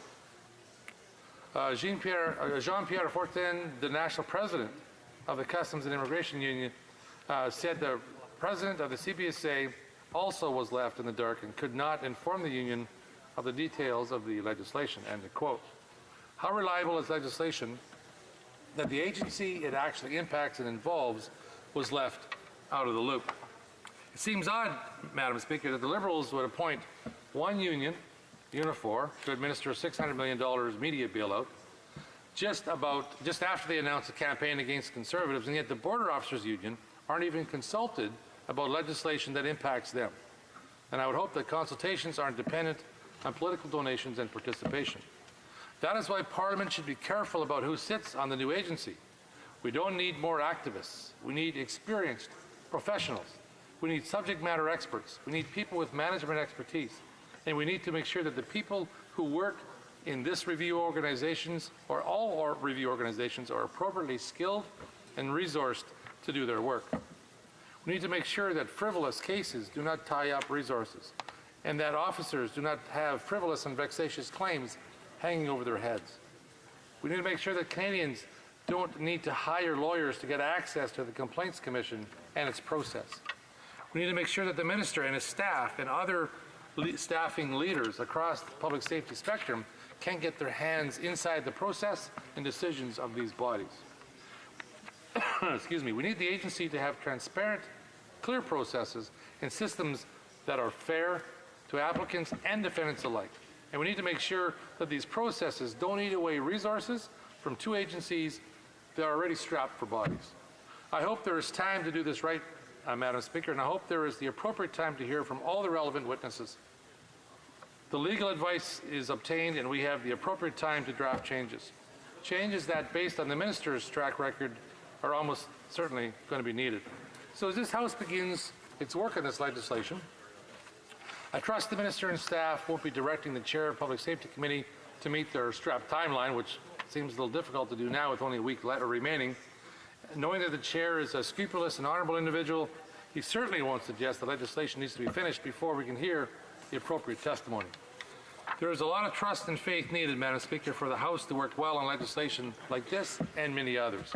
Trust that is built through honest answers to legitimate questions.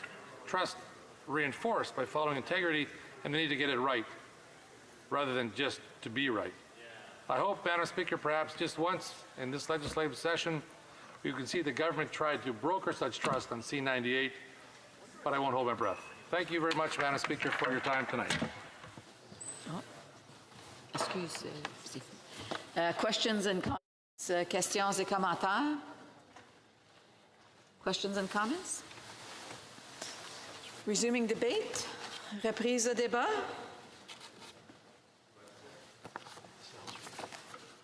The honourable member for Nanaimo, Ladysmith. Well, thank you, Madam Speaker. It's a great honour to get up and speak to this important issue. I'd like to start by recognizing the voters in Nanaimo, Ladysmith, and thank them for seeing fit to elect me, and for my team, my volunteers, and my family for supporting me through this process. This is my first time speaking, having an opportunity to speak in Parliament. Thank you. And this is an interesting bill to get up and speak to. My sister is a police officer. She's served some 23 or 24 years with the Ontario Provincial Police. And she knows that when police are caught out doing things that they shouldn't be doing, it reflects poorly on all police officers. And we need to respect the work that our men and women in uniform do. So members of our armed forces, members of our police forces, members of the Canadian Border and Service Agency. And it's very important to have oversight over these bodies so that when there are legitimate complaints from citizens, it doesn't taint an organization. And I've just been reading through a news article about a woman who was strip searched coming into Canada, treated very poorly, and seeing that there are many cases like this. When we cross the border, we enter effectively a legal no man's land where we have no rights, where we must do what we are told, where, you know, when you're asked to hand over your cell phone and your computer and give over your passwords, you're giving away some of your most personal information and letting people dig into your lives. And when people are disrespected in this process, they need a proper way to complain about how they've been treated. And so I think that this bill, C-98, creating an independent review and complaints mechanism for CBSA is very important. The objective is to promote public confidence in the system and for the employees, and those employees deserve to have confidence in their work and what they do. They deserve confidence and they deserve the respect of the public. But the existing Civilian Review and Complaints Commission for the RCMP would assume responsibility for review and complaints for the CBSA as well. And it would be renamed as the Public Complaints and Review Commission and divided into RCMP units and a CBSA unit with similar powers, duties, functions, and some modifications. Why do we need this bill? Why do we need this oversight body? The CBSA is the only federal law enforcement agency without an oversight body. It holds significant powers, including to detain, search, use firearms, arrest non-citizens without a warrant, and conduct deportations. And we had a case, and the honourable member from Saanich Gulf Islands had to defend an Indigenous man who was handcuffed, detained, taken away from his home during Christmas because he had an issue with his citizenship, but had been a resident of Penelakut Island and an Indigenous person who has rights across the border, because the Indigenous communities, the First Nations, in some cases don't recognize the border because the border is a false line that runs through their territories. And to have this person dealt with in this way, to be bound, to be detained, and to be, forced from their home in this kind of ruthless way was highly problematic. And I think that having a complaints commission and somebody to review these kind of cases is important, to be able to look at the conduct of the officers that were involved in that case. It's reported that the CBSA investigated over 1,200 allegations of staff misconduct between January 2016 and mid-2018. Allegations included sexual assault, criminal association, and harassment. At least 14 people have died in custody since 2000. That is incredible. Those are incredible stats, and a good reason why we need some oversight over this organization, over this agency. This Public Complaints Commission would respond to a review conducted as a result of PMBS 205 in the 41st Parliament and the 2015 Senate report, Vigilance, Accountability, and Security. In the fall of 2016, Minister Goodale announced government intention to address gaps in the CBSA's framework for external accountability, a feature already present in countries like UK, Australia, New Zealand, and France.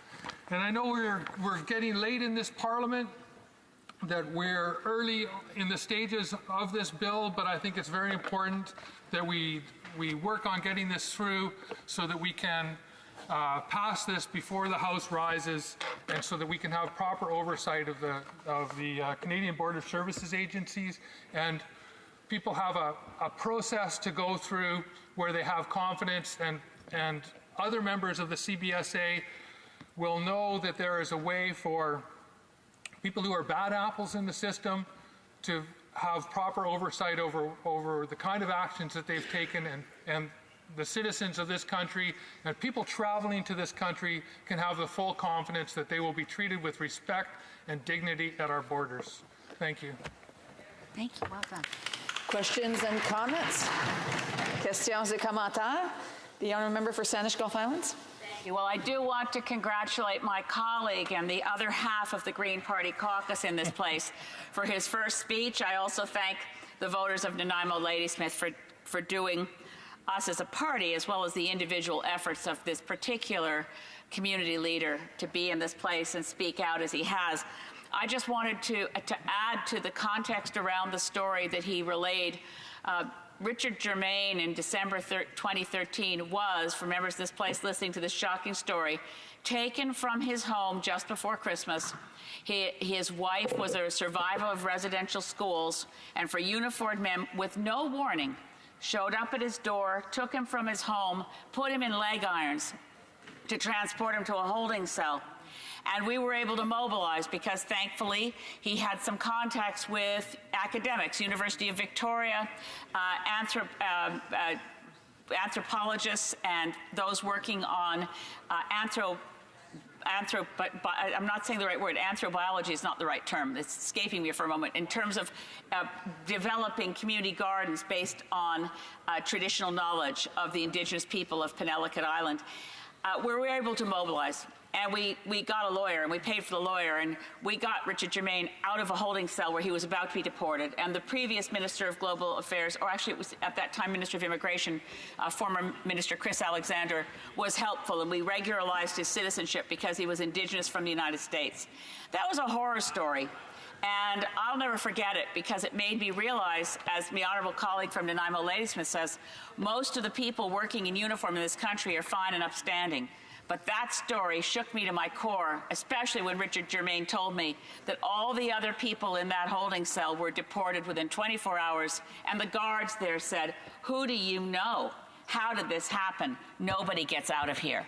So I want to thank my honourable colleague for Nanaimo Ladysmith. I'm making a comment, not so much a question.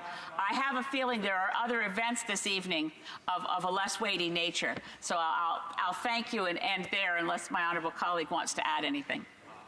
Honourable member for Nanaimo Ladysmith. Well, thank you for relating that story again, and I remember that talking about that experience, and I just. I do want to remind the member, yes. Just to make those comments or questions or debates through the speaker. The honourable member for Nanaimo Ladysmith. Apologies, Madam Speaker. So I'd like to thank the honourable member for relating that story again, and the importance of ensuring that we have proper oversight to make sure that those honourable men and women in uniform have the respect and confidence of our citizens, of people traveling to this country. Again, our borders are legal no man's land, and we need to make sure that we have a proper oversight for people who do have legitimate complaints when they're mistreated at the border. So thank you again. Questions and comments? Questions et commentaires? C'est bon? Resuming debate, reprise de débat. La Chambre est-elle prête à se prononcer? Is the House ready for the question? The question is as follows. Mr. Goodale, seconded by Ms. Jordan, moves that Bill C-98, an act to amend the Royal Canadian Mounted Police Act and the Canada Border Services Act, and to make consequential amendments to other acts, be now read a second time and referred to the Standing Committee on Public Safety and National Security. The motion. Yes? On division? Yes. Agreed? Carried on division. Second reading of this bill. Deuxième lecture de ce projet de loi. Accordingly, the bill stands deferred to the Standing Committee on Public Safety and National Security. The Honourable Parliamentary Secretary of the Government House Leader has point of order. On point of order, Madam Speaker, I suspect if you were to canvass the House, you'd find it unanimous consent to call it midnight at this time. Does the honourable member have unanimous consent to see the clock at midnight? Agreed? Agreed and so ordered. It's now midnight.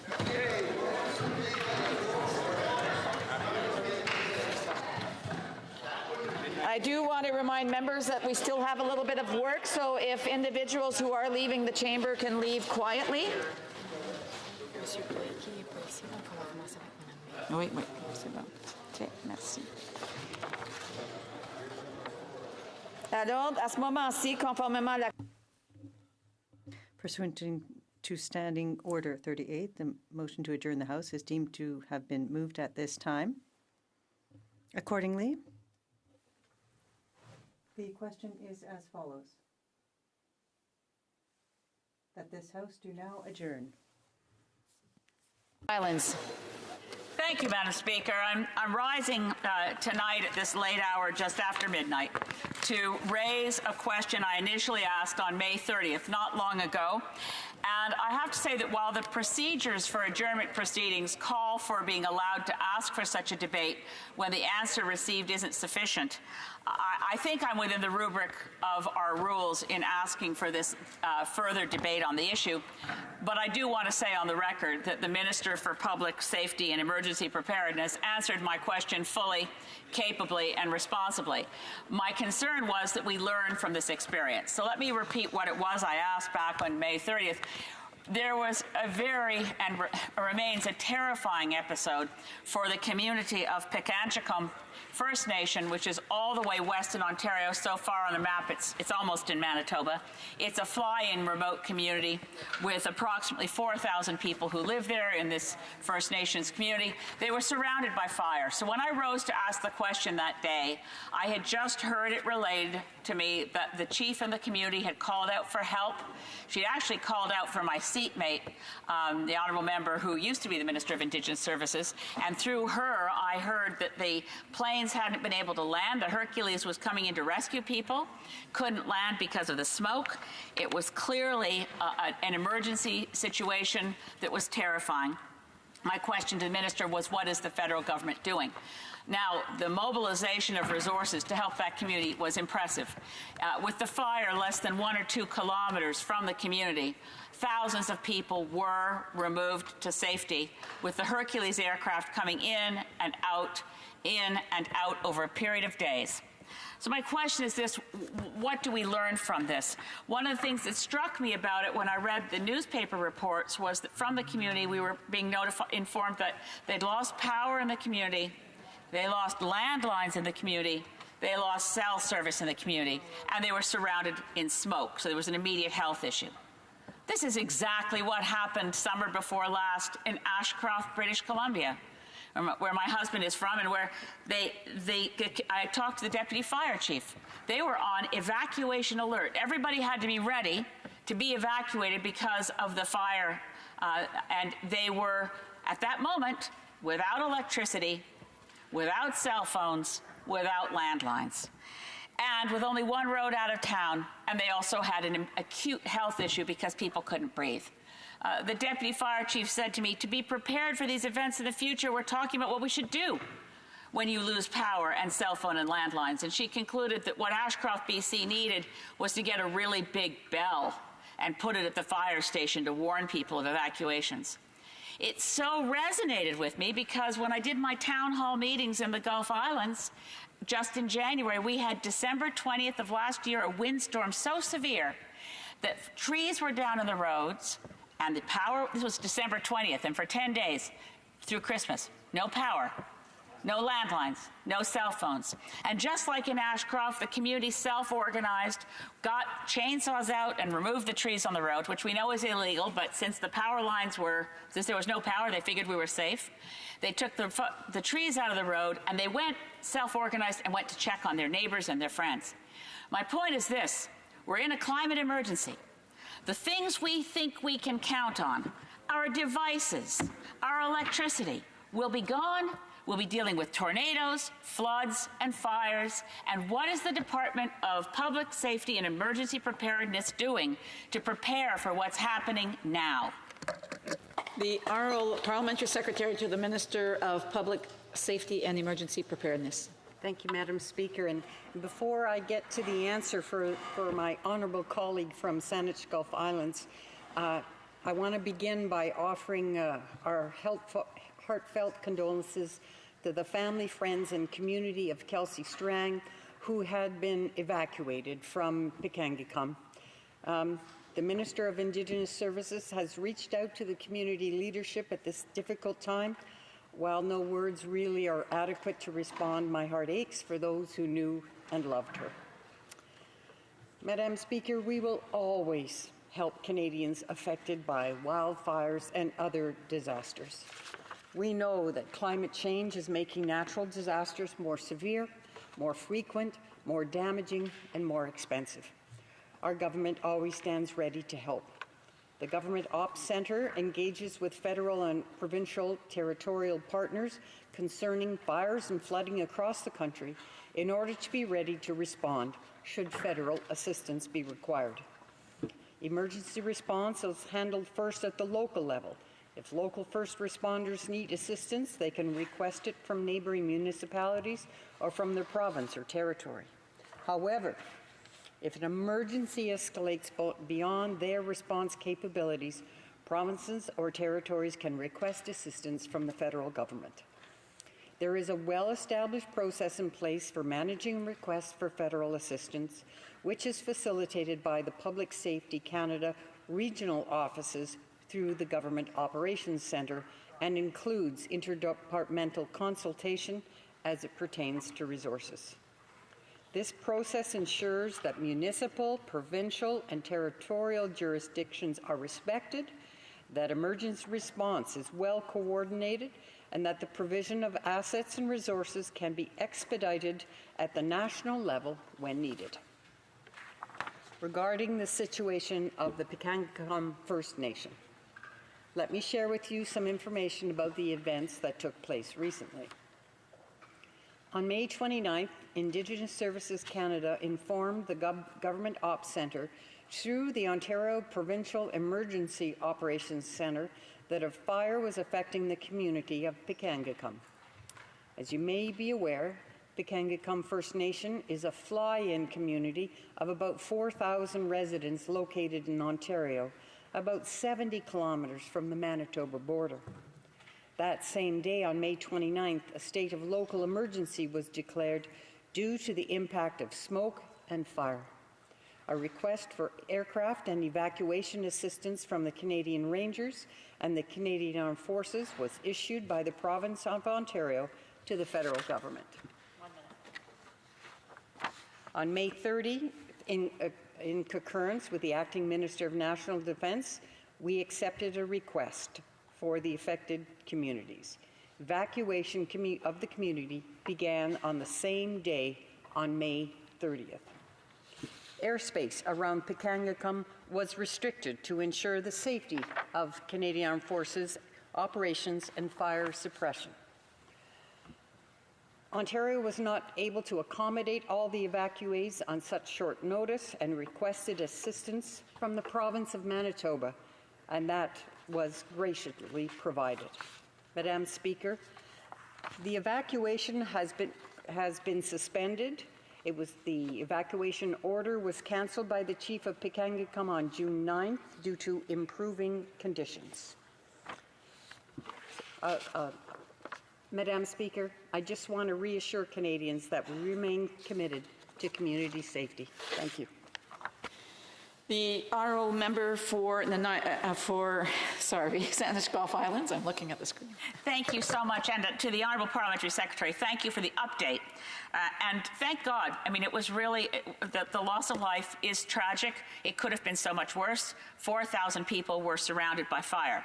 But it's not the last time this is going to happen. So a question of risk mapping. The province of Quebec, when Lucien Bouchard was Premier, started risk mapping in response to the climate crisis years ago. We need it nationally. If we're going to have an adaptation strategy, we also need to have a prevention strategy. There's standing dead forests throughout northern BC because of pine beetle. There's no economic value in getting those forests out. Can't we have an effort to create fire breaks so that we're prepared for what's going to happen? We protect communities before the fires get going. We need to be prepared for more flooding. We need not to develop in the floodplains. We need to be much more prepared. We're living in a climate emergency. We have to go off fossil fuels, prevent the worst, and prepare for what's inevitable. Honourable Parliamentary Secretary. I'd like to thank my honourable member. The Government of Canada is always going to stand with Canadians every step of the way when they're dealing with these kind of disasters. And we agree that collaborative effort is absolutely essential.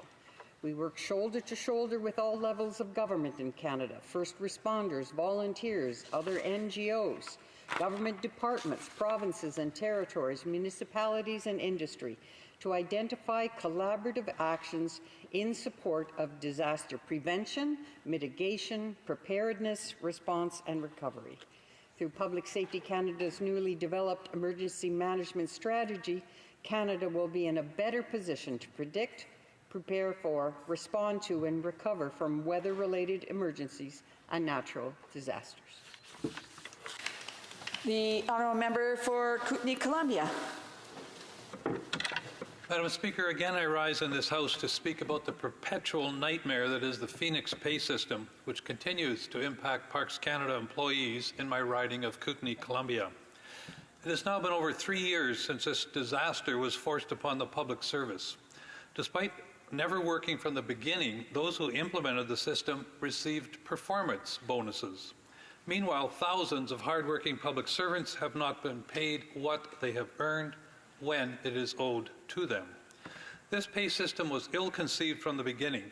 It was taken off the shelf with no consideration given to special circumstances such as acting pay or overtime or leave without pay.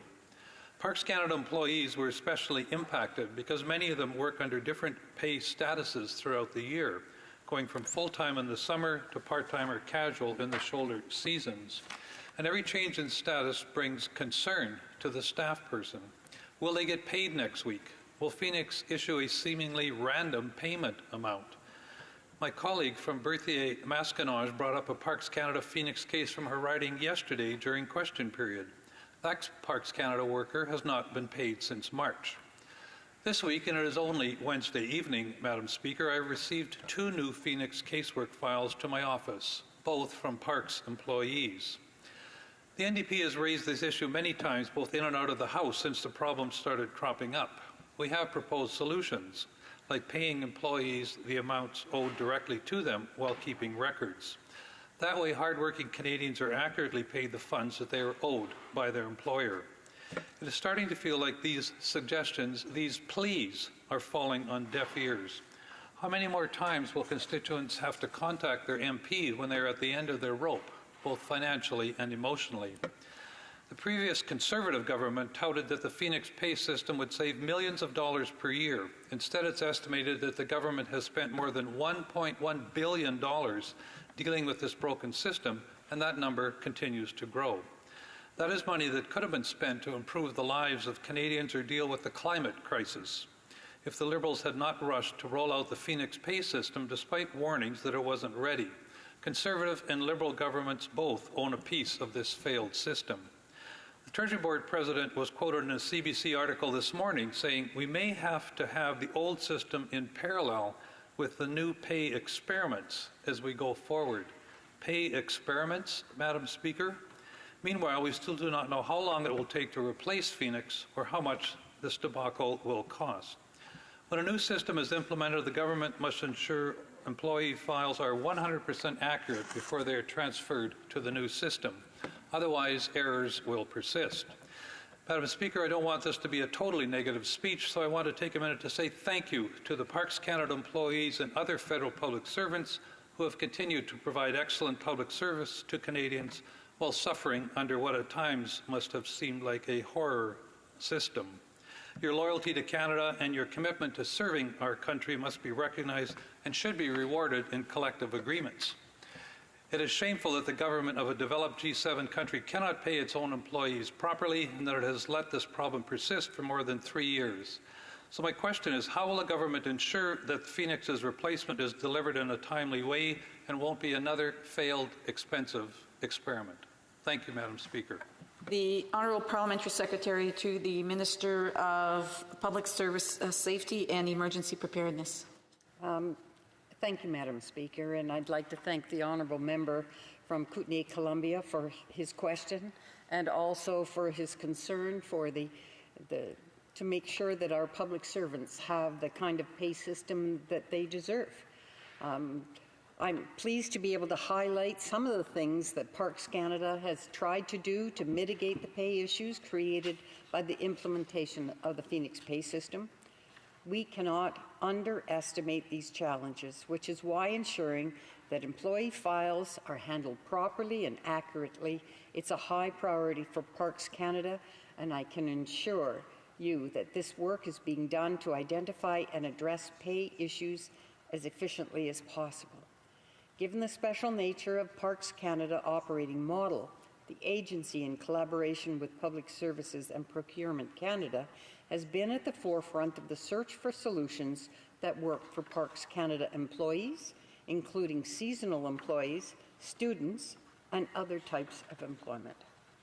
Many actions are being initiated by Parks Canada to improve the Phoenix pay system issues.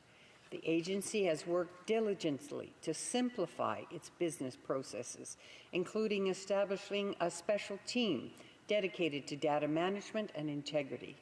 This team now does all pay entries into the pay system, thus ensuring greater consistency and reliability of the data. This is only one example of initiatives underway. The agency is also working with PSPC to resolve issues. In early 2018, PSPC introduced pay pods, which are dedicated teams specific to departments and agencies, as a new approach to efficiently provide pay administration services. These pods are being rolled out to all departments and agencies served by PSPC.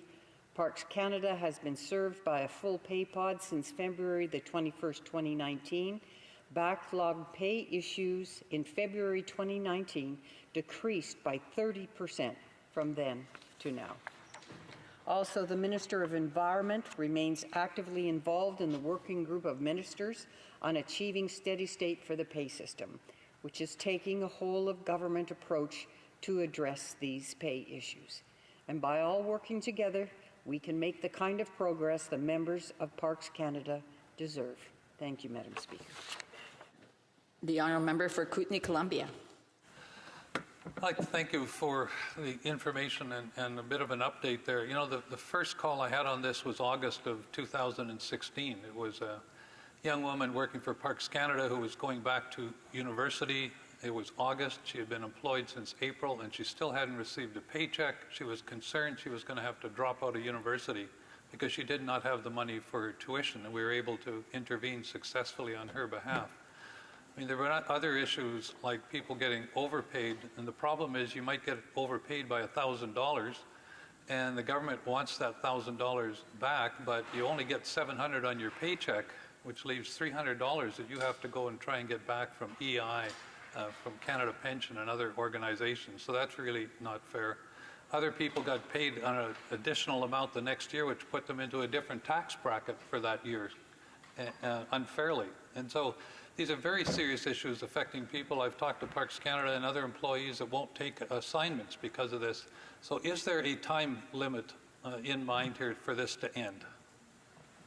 The Honourable Parliamentary Secretary. Thank you, Madam Speaker. There is a lot of work that needs to get done in terms of finding the replacement for the Phoenix pay system. We rely on our public servants. They do the hard work, they're dedicated, and they're the ones that deliver the kind of programs and services that benefit all Canadians. And we recognize their contributions and their commitments. And that is why we will continue to treat the mitigation of pay issues created by the implementation of the Phoenix pay system as a top priority. And the process to replace the system overall is also underway. And it's the pilot projects that are actually going to show us the way forward, which of the systems that we're looking at will best serve all of our public servants. Thank you, Madam Speaker. The honourable member for Elmwood Transcona is not present to raise the matter for which adjournment notice has been given. Accordingly, the notice is deemed withdrawn. La motion portant que la The motion to adjourn the House is now deemed to have been adopted. Accordingly, this House stands adjourned until tomorrow at 10 a.m. pursuant to order adopted May 28, 2019, and pursuant to Standing Order 24-1.